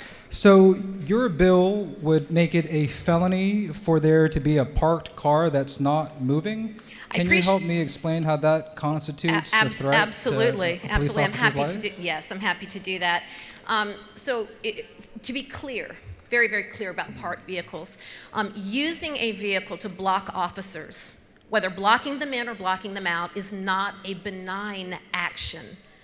It is not an action without potentially serious consequences for a host of reasons. Law enforcement has shared this information with me. Prosecutors and others in the field have shared this information with me. Number one, using a blocked car to impede a police operation, you prevent emergency response for anyone who might be in need of help. Number two, you cause a situation to escalate, not just between obstructors and law enforcement officers, but between obstructors and bystanders even. Number three, as any police officer would tell you if you asked them, a stationary vehicle used to purposely interfere with an active operation distracts those officers at a time when they should be focused on the operation at hand and the safety of all involved. And that distraction enhances danger. Thank you.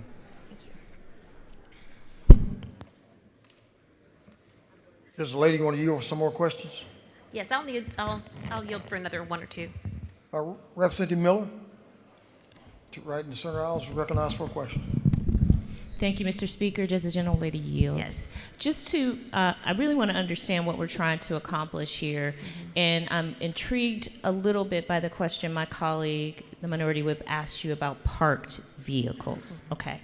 So can you give me an example for how a vehicle that is stationary, in other words, was not driven to a place and then put there, could be obstruction or felonious under your bill? Okay, well, I would argue that someone did have to drive that vehicle there to begin with, right? Understood. And then park it in a manner that is impeding a police operation. So for all of the 3 or 4 reasons that I just gave as to why that is can impede a police operation and create a dangerous situation, I feel like I explained that, but please let me know if I can further elaborate. Yeah, you can further elaborate. So what is the intent element? I guess what I'm trying to figure out is, can a car merely be parked and then become obstructionist without any conduct by the person driving it? Thank you for the question, and it does make sense. I would explain though to you that you're now talking about, remember, intent is a prerequisite for prosecution of this law, right?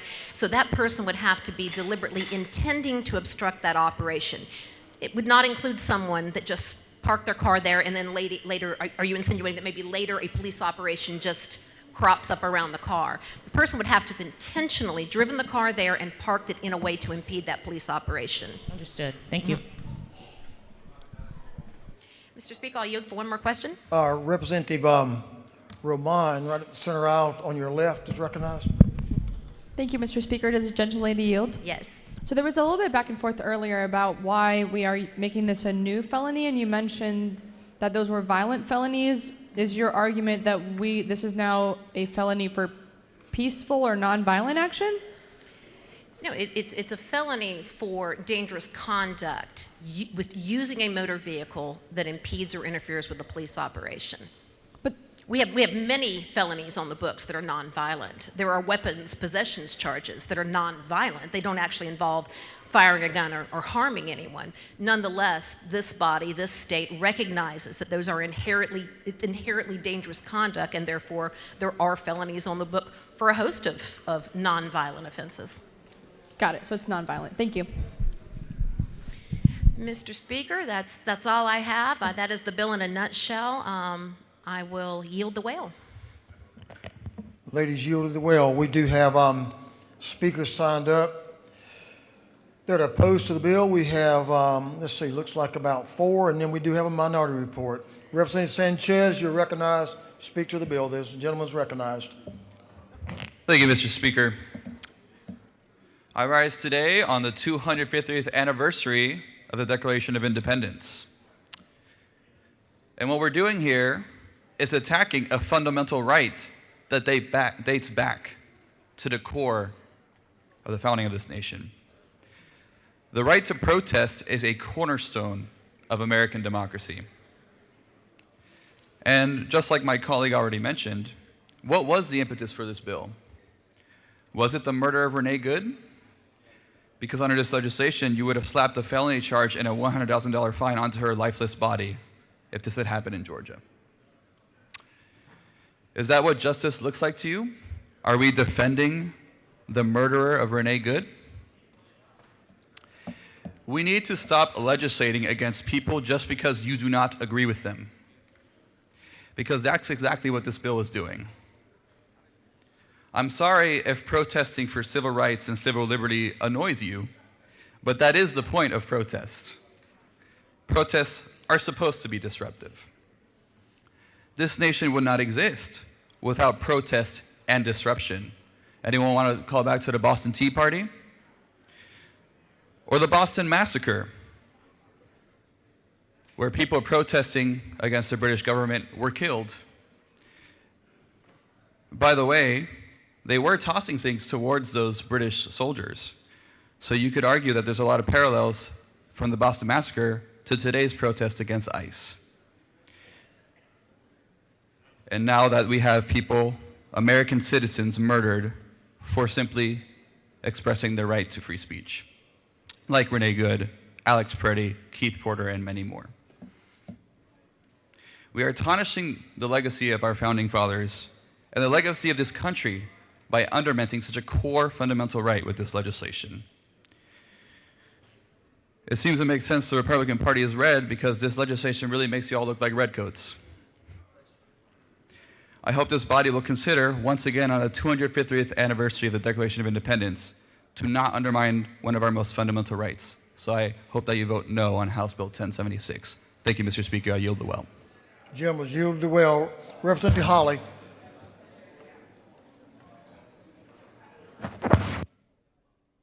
Gentleman's recognized.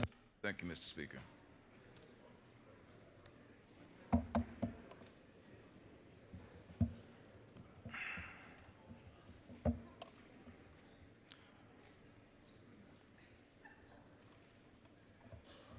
My colleagues, I rise today to both ask you to vote your conscience and therefore vote against this measure. House Bill 1076 seeks to create a redundant criminal offense for obstructing a law enforcement officer using a motor vehicle. And while everyone agrees that violence against law enforcement is unacceptable, that officers must be able to do their jobs safely, this bill is the wrong tool. It unnecessarily, given the existing law, is dangerously vague, and it opens the door to discriminatory enforcement and excessive punishment, especially against minorities and people exercising their constitutional rights. Civil liberties and civil rights organizations in Georgia have consistently warned that these new criminal offenses and sentence enhancements in the name of order and public safety often end up eroding our constitutional protections and deepening racial disparities that already exist in the criminal and justice system. We must challenge ineffective, costly pretrial and sentencing practices and opposing bills that expand criminal liability without clear need or safeguards.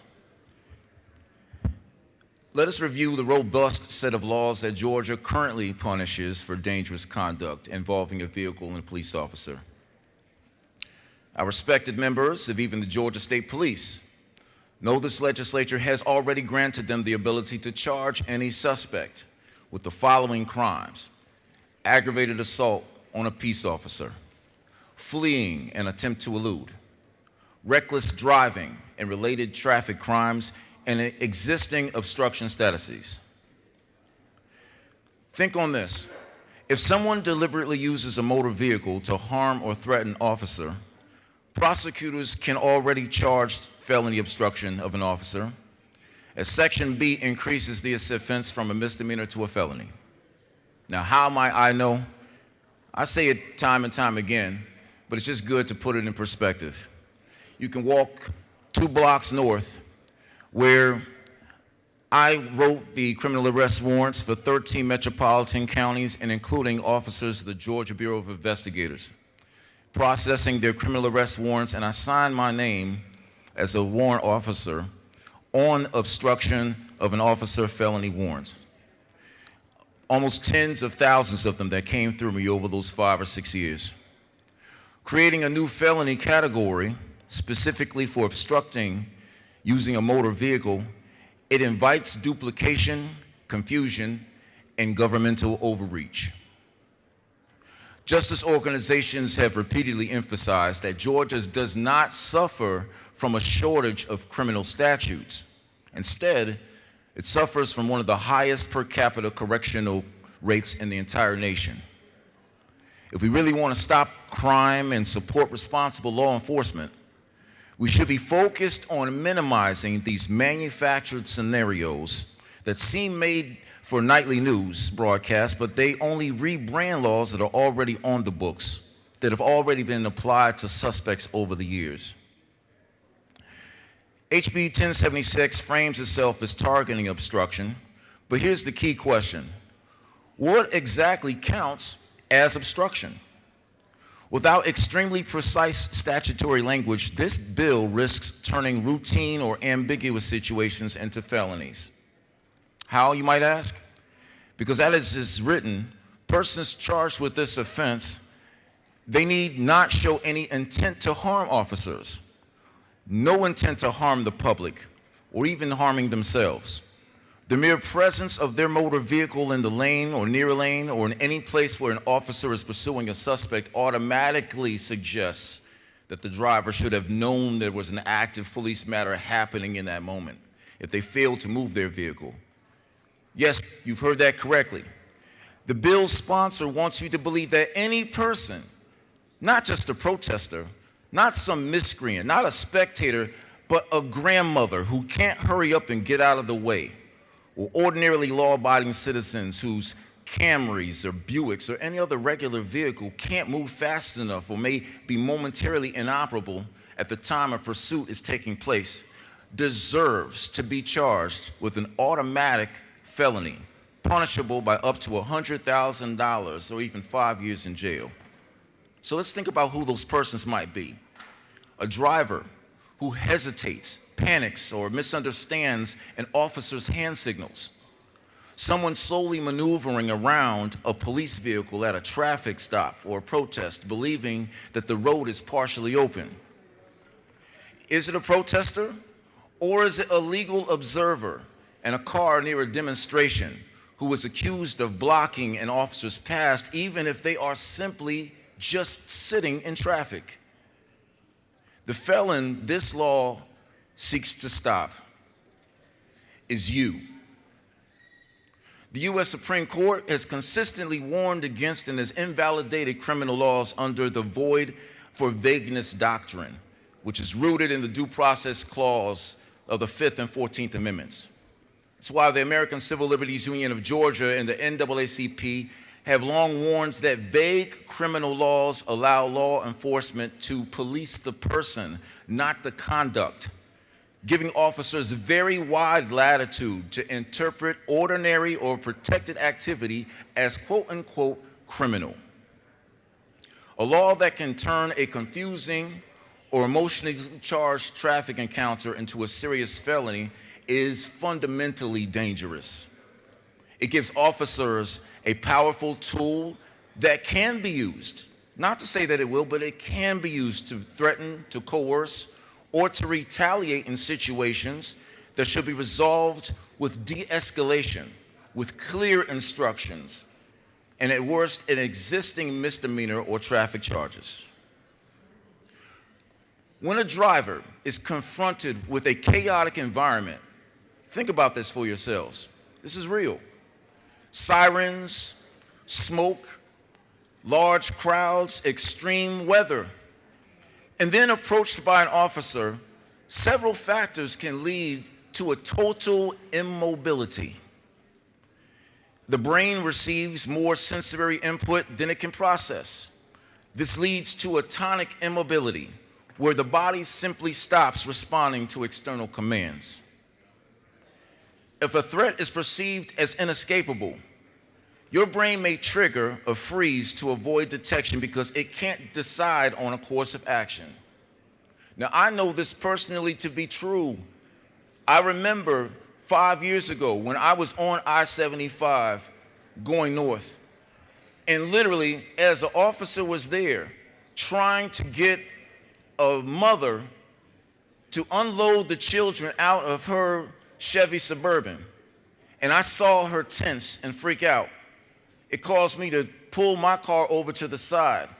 And one by one, as I pulled the children from the passenger seat of the vehicle, I saw that woman stress and to the point that she was clutching her head. In that moment, I thought it wise to judge her. I said, how can this woman sit here on the highway as her car is burning? Literally, flames are coming from the hood. Officers are pointing her to move, and she can't. And she's stressed out. And even though we were able to successfully get those children into my car and other cars that were there and to drive those vehicles out of the harm's way, I imagine for myself what she must have been feeling in that moment. Was she trying to break the law when the officer asked her to respond? Could she even factor the harm that was created at the thought that her children could have been scorched if she didn't respond correctly? But still, she found herself in that moment clutching her head. And I realized over the time that maybe it was not right for me to judge her, that I too could find myself in a situation where physically or emotional shock might cause some sort of disassociation from reality. And that makes it hard for any driver, almost placing them in a catatonic situation, unable to respond quickly. So, I think we were very clear here. And really, this message is not for any of us in this room. This is for you at home who are watching. When this bill passes out of here, I want you to know that for many who are watching, particularly our seniors, those who are members of AARP, who without your support, many of us wouldn't be seated in this chamber. You who are law-abiding, who don't find yourself in situations where you're trying to break the law, if in our times, where because of the mere fact that your car is sitting idly, because you haven't been able to respond quickly, you will now be placing yourself in the same position that others who do not necessarily have a desire to obey the law will find themselves when they are unable to move their car out of harm's way at the direct order of an officer. And that is the reason why this bill does not exist in law, because the culpability of the person who will be arrested, it doesn't need for them to be showing that they intentionally desire to have that car to stop an officer. It just says that they have to have known about it, that there's some type of knowledge. And for anyone who has never been in a situation where you are literally in a parade or amidst a crowd, or even where you're at a sports game and there's large crowds in the street, or if you find yourself incapable of moving your car because there's a Bearcat, a very large decommissioned Army military vehicle that sometimes police departments have, if you're unable to respond quickly, then yes, you too might be able to beat your charges, but this will at least allow for a law enforcement officer to apply a high felony to you, of which, again, is you can have a fine on you for up to $100,000. Let us respect the law that is currently on our books. Section B of 16-10-21. Actually, I apologize. The hour is late and my mind is not on the particular code, but I do know that Section B of aggravated assault on an officer actually can be applied in situations where the suspect is arguably trying to actually hurt the officer. We don't need this bill, and we don't need it because we already have laws on the books to be able to protect people. So please, I ask for you to do the right thing. This is simply not about targeting suspects. We have to make sure that those who are law-abiding but cannot respond quickly are not hit with a felony charge. That's why I ask you all to please vote no on this. And I ask the public to please show some mercy for those who do not intend to do the harm they do to you. I yield the will. Gentleman is yielded the will. Representative Derek Jackson. Gentleman is recognized to speak to House Bill 1076. Thank you, Mr. Speaker. Ladies and gentlemen, I know the hour is late and you're probably hungry. But listen, House Bill 1076, what's broken that House Bill 1076 is trying to fix? My remarks are going to be brief, so here we are. Not only House Bill 1076 will create penalties that are disproportionate to the act. A conviction will be a felony, carrying an imprisonment up to 5 years, and as my colleague already stated, up to $100,000. Is that what we're in the business of doing, creating a new felony? House Bill 1076 will be elevating what is often a non-violent act of civil disobedience. This could ruin lives right here in Georgia over a single protest. There's redundancy in the law, and as already stated, it's a misdemeanor right now that can carry 1 year and $1,000.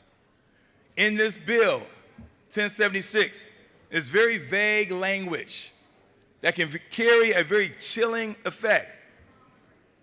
We're going to start criminalizing civil disobedience, peaceful protest, something that our Constitution warrants us to be able to have the ability to peacefully protest. What about bystanders? What about bystanders? There's a level of subjectivity in House Bill 1076. And in my closing remarks, Mr. Speaker, I'm starting to use ChatGPT. And I asked ChatGPT, my dear friends, I said, if House Bill 1076 was in effect today, what would be the results? This is what ChatGPT said. There is no recorded surge of police officers being killed by vehicles in a manner that existing Georgia law couldn't already prosecute. The significant disadvantage of House Bill 1076 here, Georgians will be subjected to a level of subjectivity that could ruin their lives with a new felony and fines up to $100,000 to address a statistical rarity that is not actually happening on Georgia's street. And then here's the amazing thing about ChatGPT, Mr. Chairman. It says, Derek Jackson, you should vote no to House Bill 1076 for a problem that doesn't exist. With that, Mr. Speaker, I yield the well.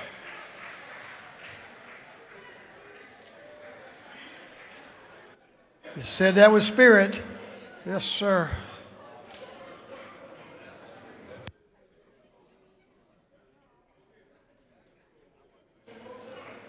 That concludes our speakers on the bill.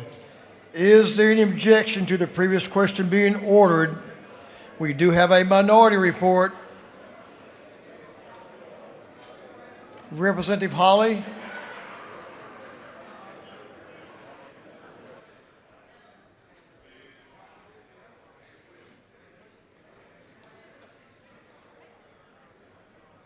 Representative Hawley is the member that signed it, so you have up to 20 minutes, sir, to bring the minority report. All right. Thank you, Mr. Speaker. I know the hour is late. Even to the point that sometimes I think that gavel, it rings loud and clear, but I don't know if it's getting people back in their seats. Hopefully you can because I would love for you to be able to hear from Representative Rua Roman, whom I yield the remainder of my time. Thank you, Mr. Speaker.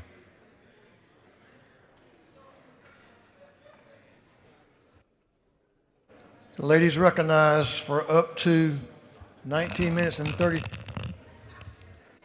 I'm used to being hungry. So, you know, I was reading this bill, and I've been thinking actually a lot recently about where we are as a country. And I am going to start with a story. I went down to Stewart Detention Center recently, where I had the opportunity to meet with 3 separate detainees. One of them has been living here for almost his entire life, was randomly picked up earlier this year, had been in there for about a month and a half, and frankly, he was still pretty shocked to be there. He was frankly still in denial. The other one was an asylum seeker with no criminal history. I don't think any of them had criminal histories, but either way, one of them was an asylum seeker, and the kind of case that you would think, okay, this is why we have the kind of laws that we do that allows us to welcome those that need us most. He would have been someone who contributes a lot to our communities, and he was terrified. I remember talking to him, and the judge had said that he was not deportable, and yet he was still in Stewart detention. They refused to release him. And the third story was about Rodney Taylor. Rodney Taylor is somebody that this body should have heard about, although no one really pays attention to afternoon orders apparently. And Rodney Taylor is someone who uses prosthetics to get around, and unfortunately has not been getting the care that he needs. In fact, because a single guard had seen him stand up, they refused to help him get food. Other detainees had to help him by getting him food for weeks, by the way. They wouldn't give him a wheelchair. If he wanted a shower, if somebody was willing to help him shower, he had to crawl on the dirty floor.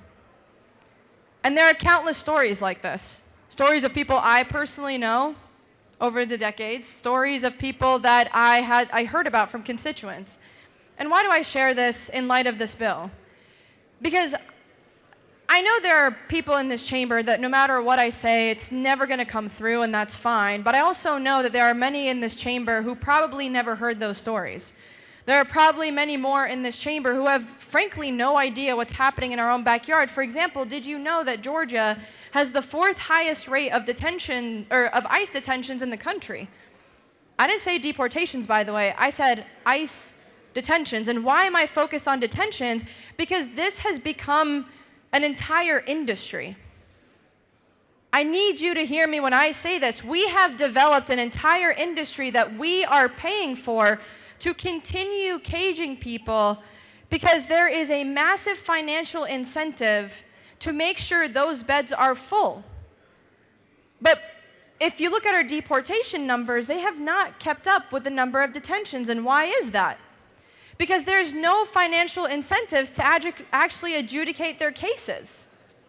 Many of the people that ICE is arbitrarily picking up end up released. And again, why am I sharing these stories? We have turned this into an industry. We have turned caging people into an industry. In fact, it's been an industry. We're just now growing its reach. We are putting people in cages that should not be there, including children, by the way, who we recently took away things like coloring books from. We've recently shut down health services in these facilities. We have recently taken away the number of judges available to adjudicate these cases and actually get people out. We have turned detaining people into an industry, and I need you to hear this because it is relevant to this bill. I need you to understand that no matter how much spin we're going to hear about this bill, this is what this bill is about. It is about making it harder for you and I to stand up for our neighbors. This bill is meant to make people more fearful to stand up for their neighbors. And I say this in a chamber of people that not even a couple of hours ago told me personally they didn't agree with a basic property tax bill and voted for it anyway. And when those consequences are simply political, you want to tell me that doing things like fining people for protecting their neighbors is not going to deter people from protecting their neighbors. I don't know, y'all. I think that when people are trying to do the right thing, the most basic part of our jobs is to listen to them, even if you disagree with them, even if you cannot see their perspective, even if you cannot understand what would motivate somebody, what would move them to stand between them and someone who does not see that person they're trying to take as a human being. Do you really think that it's evil and animus that moves those people? Or could it honestly be that we see some of the best in people in those instances? One of those people, her last name is Good. Her name was Renee Good. At bare minimum, shouldn't that make us pause and wonder if the propaganda that we are being exposed to is telling us something that isn't true? To me, that is the world screaming at us to wake up, to look around us. I saw even conservative commentators condemn what happened to Alex Preddy. People who have called me a demon, by the way. Because you do not shoot a man in the back for simply trying to stop an untrained ICE officer from pepper spraying another person that they were there with. He was protecting her, and he was killed for it. Does it not make sense that for once, we learn something? That for once we go, you know what, maybe I should look into this. Maybe I should wonder what could move people to put themselves in that situation. Because let me tell you what happened in Minnesota. Take away the spin for a second, because I know people there, and no, not because they're Muslim. I know people there because they're fellow elected officials, by the way. And they will tell you that the tear gas, the increase of ICE agents, the infiltration of their communities, it's still happening. But unlike, unfortunately, many of us here, they continue to show up for their neighbors, and they continue to be brave and actively speak out, and by the way, in a bipartisan manner. We have seen Republicans in Minnesota speak out for their colleagues instead of trying to pass bills to obstruct their own constituents from doing the right thing. I came home one night, and there was somebody outside my house, which for someone like me can be quite terrifying, by the way, but either way, it was an unknown car, and the person jumps out, and she is crying. Like, just absolutely crying, and I had no idea why she's at my house. Turns out she is one of my volunteers' moms, had seen an unmarked vehicle enter our neighborhood, and was wondering if they were there to take away her neighbor. And she begged me to come with her to figure out what's going on, and this was at night. I ran over there. Am I going to get charged with obstruction? Because I went to ask questions because people are scared right now? People are terrified. I cannot begin to describe to you the fear that continues to permeate itself throughout our communities in this moment. It is not good. An officer killed a woman named Renee Good. Her last name was Good, and in our response, instead of saying, hey, we should be protecting Georgians and our constituents and maybe doing something about this, instead we're saying we are going to continue to vilify and feed into the vilification and, by the way, criminalize any kind of action that you take to protect your neighbors. That's not okay. It's unacceptable. But even more than that, even more than any of this, there is a world in which we can choose to actually do better. Because right now, down in Social Circle, there are people who are worried about what is going to happen to their town when you triple the population and try to shove 10,000 people into a warehouse. 10,000. Can y'all imagine 10,000 people in a warehouse? How many of y'all have been to a warehouse recently, especially in the summer? It is hot. Warehouses don't have enough bathrooms. They don't have enough showers.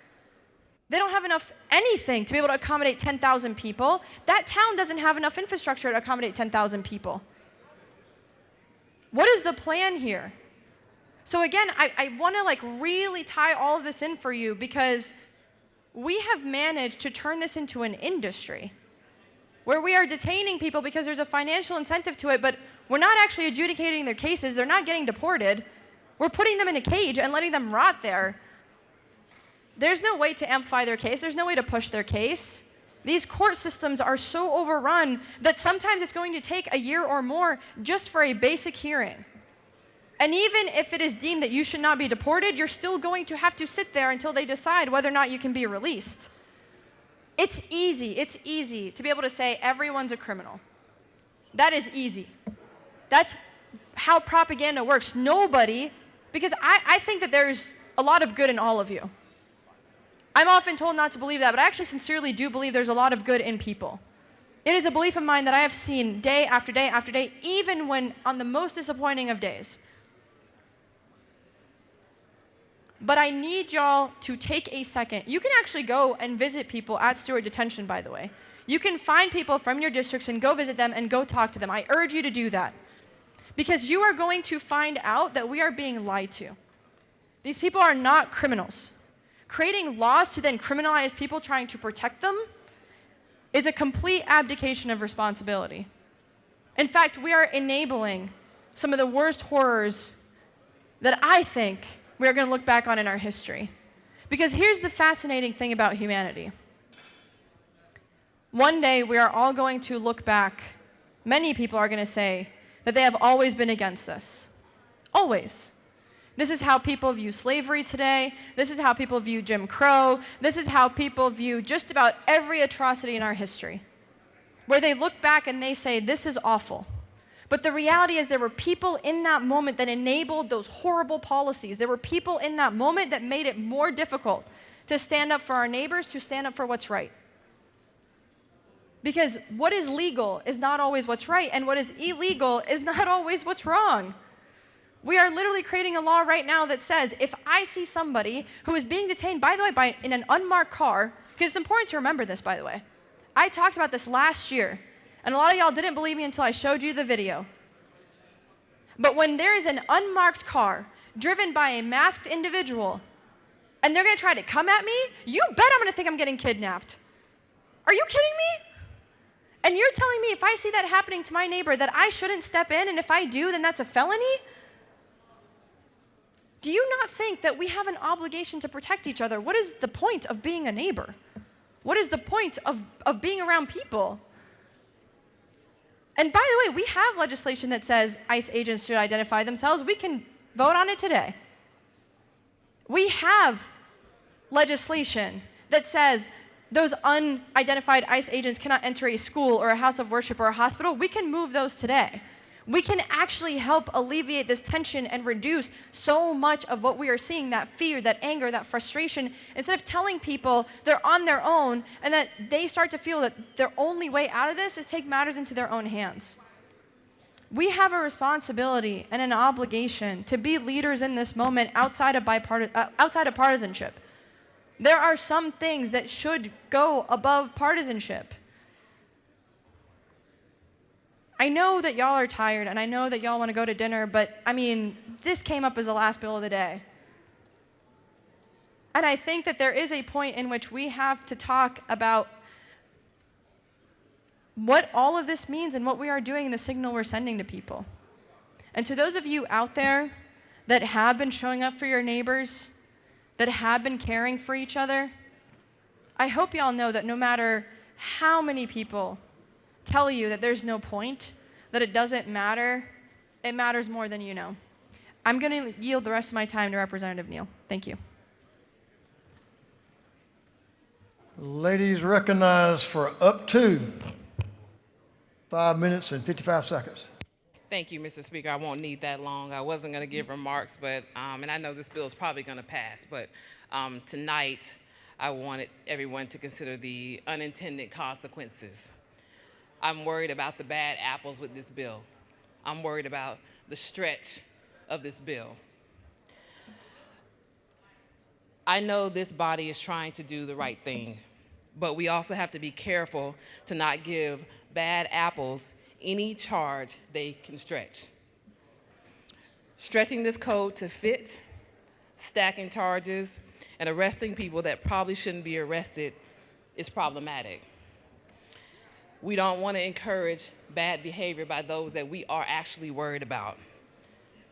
So with that, I hope you just consider as we move forward, and I think we have some more bills that are a little concerning as well, that we have unintended consequences that I would love to see us correct for.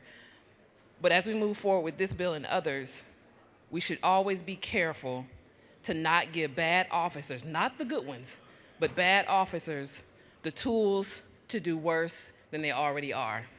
And with that, Mr. Speaker, I yield the well. Thank you, Representative Neal. The lady has yielded the well. That completes our minority report.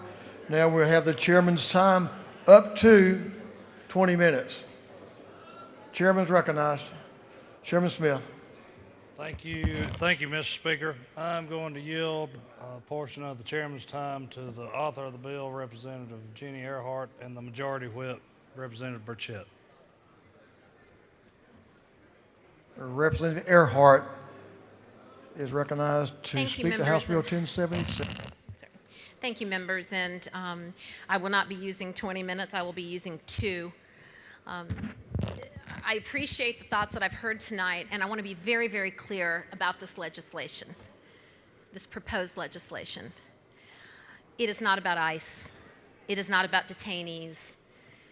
It is not about immigration. It is not about so many of the things that I heard spoken of this evening. This bill is about deterring dangerous behavior that puts people at risk. Not just our law enforcement officers, but folks that are engaged in the activity and innocent bystanders as well. I've heard talk tonight about individuals involved in very serious situations in other states that ended very badly. I have not brought up those situations. But I can tell you when we talk about deterrence, it's something to consider. It's worth noting. I heard someone from this body recently state in committee that we know deterrents don't work. And I would offer a correction to that statement by saying that weak deterrents don't work. Enhanced criminal penalties absolutely can be justified on a theory of deterrence. It is a solid and proven theory. Real-life examples, DUIs, felony classifications, license suspensions, and mandatory jail time have been associated with a long-term decline in alcohol-related traffic deaths on Georgia roads. How about domestic violence? Enhanced domestic violence laws and mandatory arrest laws have shown to significantly reduce the incidences of repeat domestic violent offenses. Deterrents do work. It begs the question, are our deterrents strong enough? Had deterrents been stronger, would they have dissuaded some of the decisions that were made that led to tragic circumstances? In the end, stronger penalties paired with consistent enforcement can deter criminal offenses. They can signal a shift in social norms, and they can reduce a tolerance for this sort of behavior. I would like to remind all of us about the issue of constitutionality. I've heard things tonight that are flat out wrong. This bill recognizes that we have the authority to enact criminal laws that protect public safety. The courts, including the United States Supreme Court, have consistently upheld laws that regulate dangerous conduct involving motor vehicles. We know that courts draw a strong line between expressive activity, meaning speech, protest, symbolic expression, and conduct that threatens safety or interferes with lawful duties. In closing, members, and in plain terms, a felony charge for using a vehicle to obstruct police is constitutional when it regulates dangerous behavior, not ideas, not speech, and it serves a strong public safety purpose, as long as the bill is clearly written, which this is, and applies equally, regardless of viewpoint, which it does. It fits within established constitutional guidelines. Ladies and gentlemen, I ask for your favorable consideration of House Bill 1076. And Mr. Speaker, I yield the well. Ladies yielded the well. He waves. Chairman waves. Excellent choice. Excellent choice.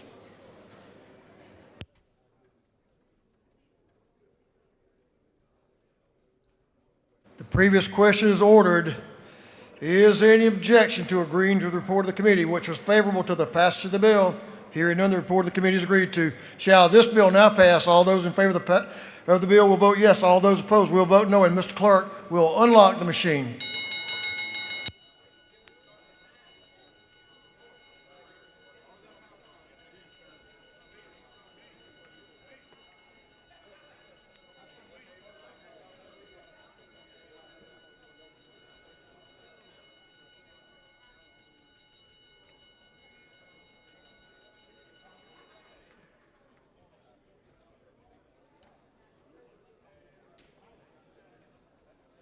Have all members voted? All members voted. For what purpose does Representative Evans rise? Thank you, Mr. Speaker. Parliamentary inquiry. State your inquiry, ma'am. Mr. Speaker, isn't it true that if the proponents of this bill are really intent on making sure that there is an intent element, that they needed to use the words that you're going to find in every code section that deals with a felony, which is knowingly and willingly, and not just the word knowingly, either knowingly and willingly or with intent to cause harm? And isn't it true that I hope that the proponents will fix this very real problem when this bill goes to the Senate, and until then I will be voting no. I appreciate the lady's thoughts and her insight. Now, have all members voted? If so, Mr. Clerk will lock the machine. On the passage of House Bill 1076, the yeas are 97, the nays are 64. This bill, having received the requisite constitutional majority, is therefore passed. We have a couple of further actions, and then we're going to have some afternoon orders and announcements, and we'll be on the way. For what purpose does Representative Wade rise? Mr. Speaker, I move that the rules be temporarily suspended so that a bill may be read for the first time and assigned to committee. Mr. Clerk will read the caption. Unnumbered House Bill by Representative Wade of the 9th and others to be entitled an act to amend Part 2 of Article 6 of Chapter 2 of Title 20 of the official code of Georgia annotated relating to competencies in core curriculum under the Quality Basic Education Act. On the gentleman's motion that the rules of this House be temporarily suspended so a bill can be read for the first time and assigned to committee, is there objection? There's objection. Gentleman move. Gentleman moves.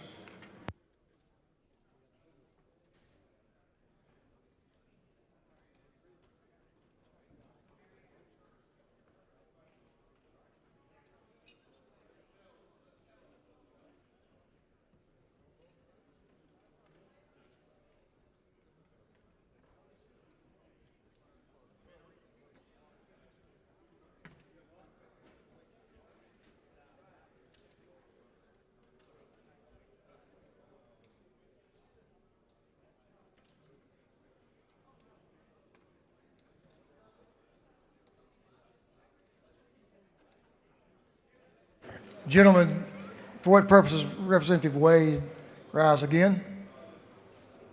Speaker, I make a motion to withdraw, but I would like to comment to my colleagues on the other side of the aisle. This is a measure that you have been communicating with me for 3 years on. I've worked with several of you. I'm very disappointed, but I'll make a motion to withdraw begrudgingly, sir. Measures withdrawn. For what purpose does Representative Gamble rise? I move that the rules of this House be temporarily suspended so a bill can be read and assigned to committee for the first time. Mr. Clerk, read the caption. Unnumbered House Bill by Representative Gamble, the 15th, be entitled an act to amend Titles 20, 45, and 50 of the official code of Georgia annotated relating to education, public officers, and employees. On the gentleman's motion that the rules of this House be temporarily suspended so a bill can be read for the first time and signed to committee. Is there objection?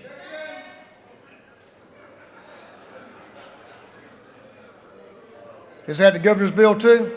This is a governor's bill, Mr. Speaker, and I regret that we have to do this, but I will withdraw my motion. Motion's withdrawn.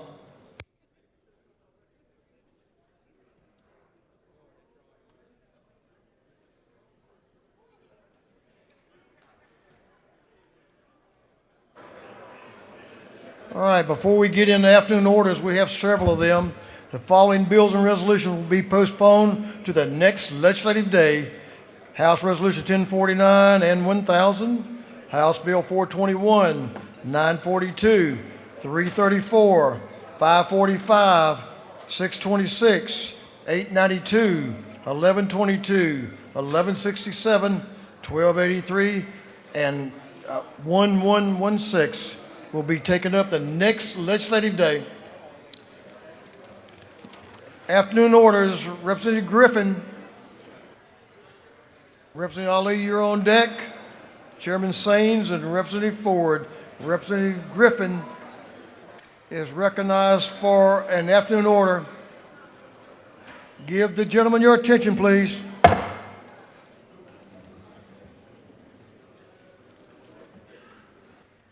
Representative Griffin. I'm going to ask y'all to do it in a minute or so if you can. I hope you can.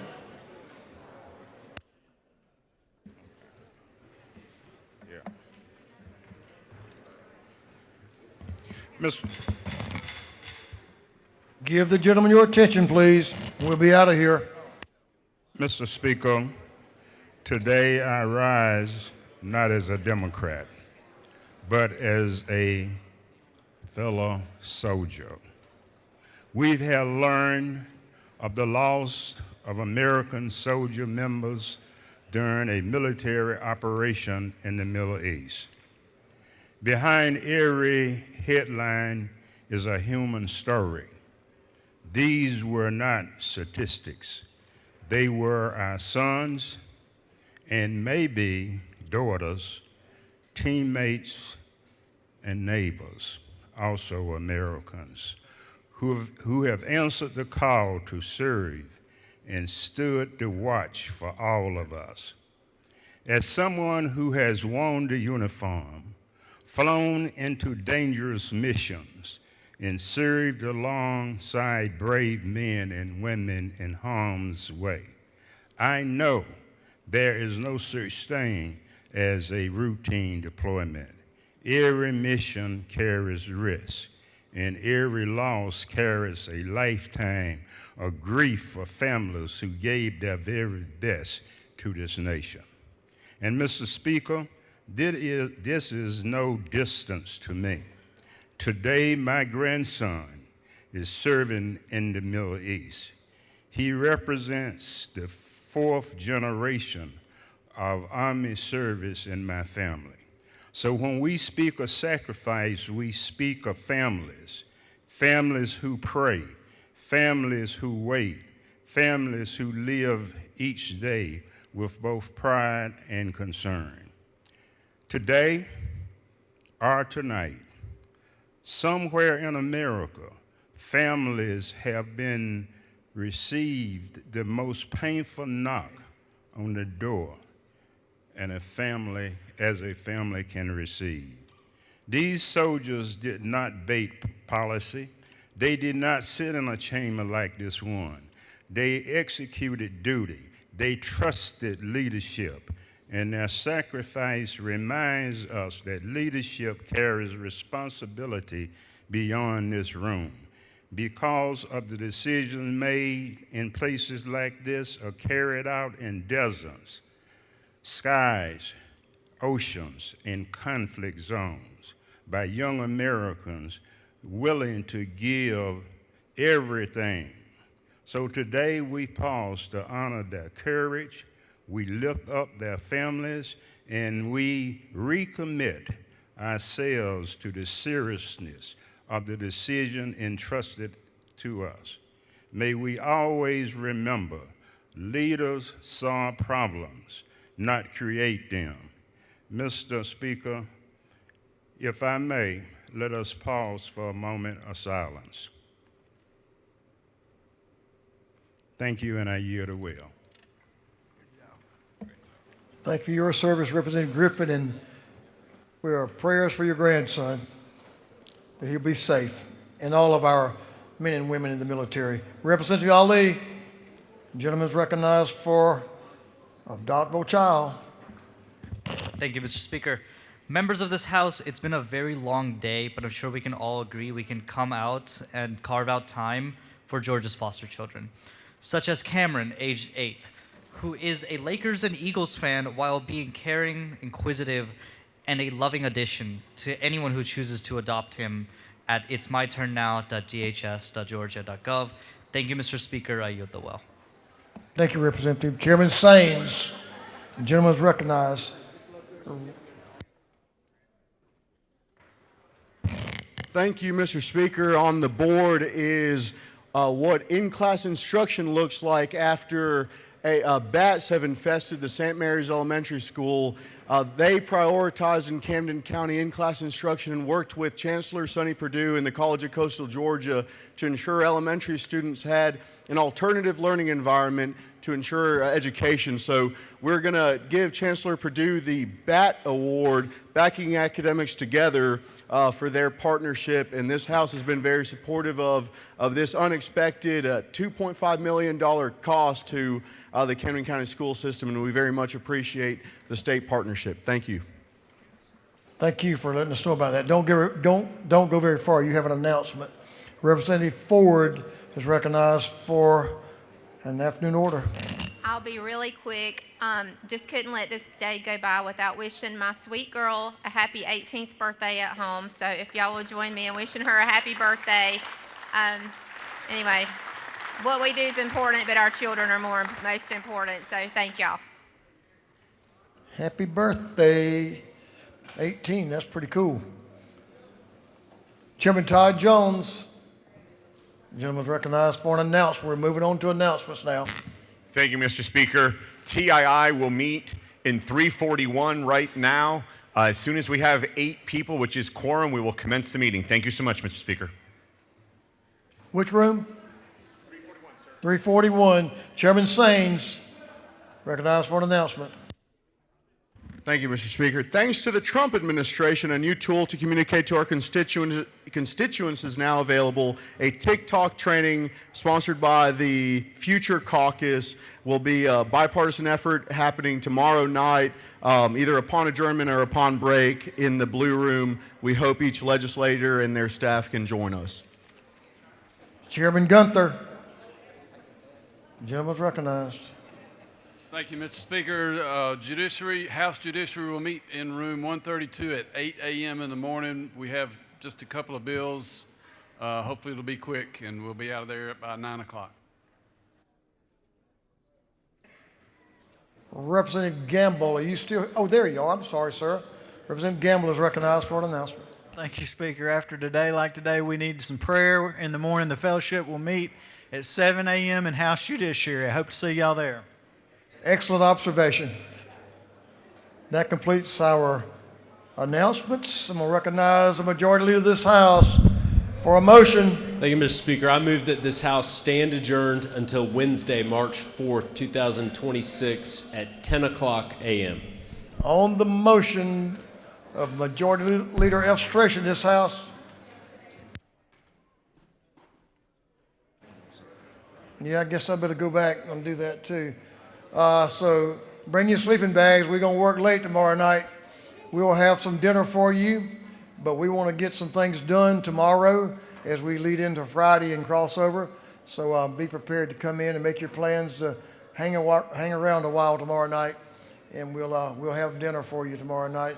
As us country boys say, we'll have supper for you. So we'll have both supper and dinner. So with that, on the Majority Leader's motion, that this House stand adjourned until 10 a.m. Wednesday, March 4th, 2026. All those in favor will say aye. Opposed, no. Not close again. The ayes have it. This House stands adjourned. Thank you, members, for your day.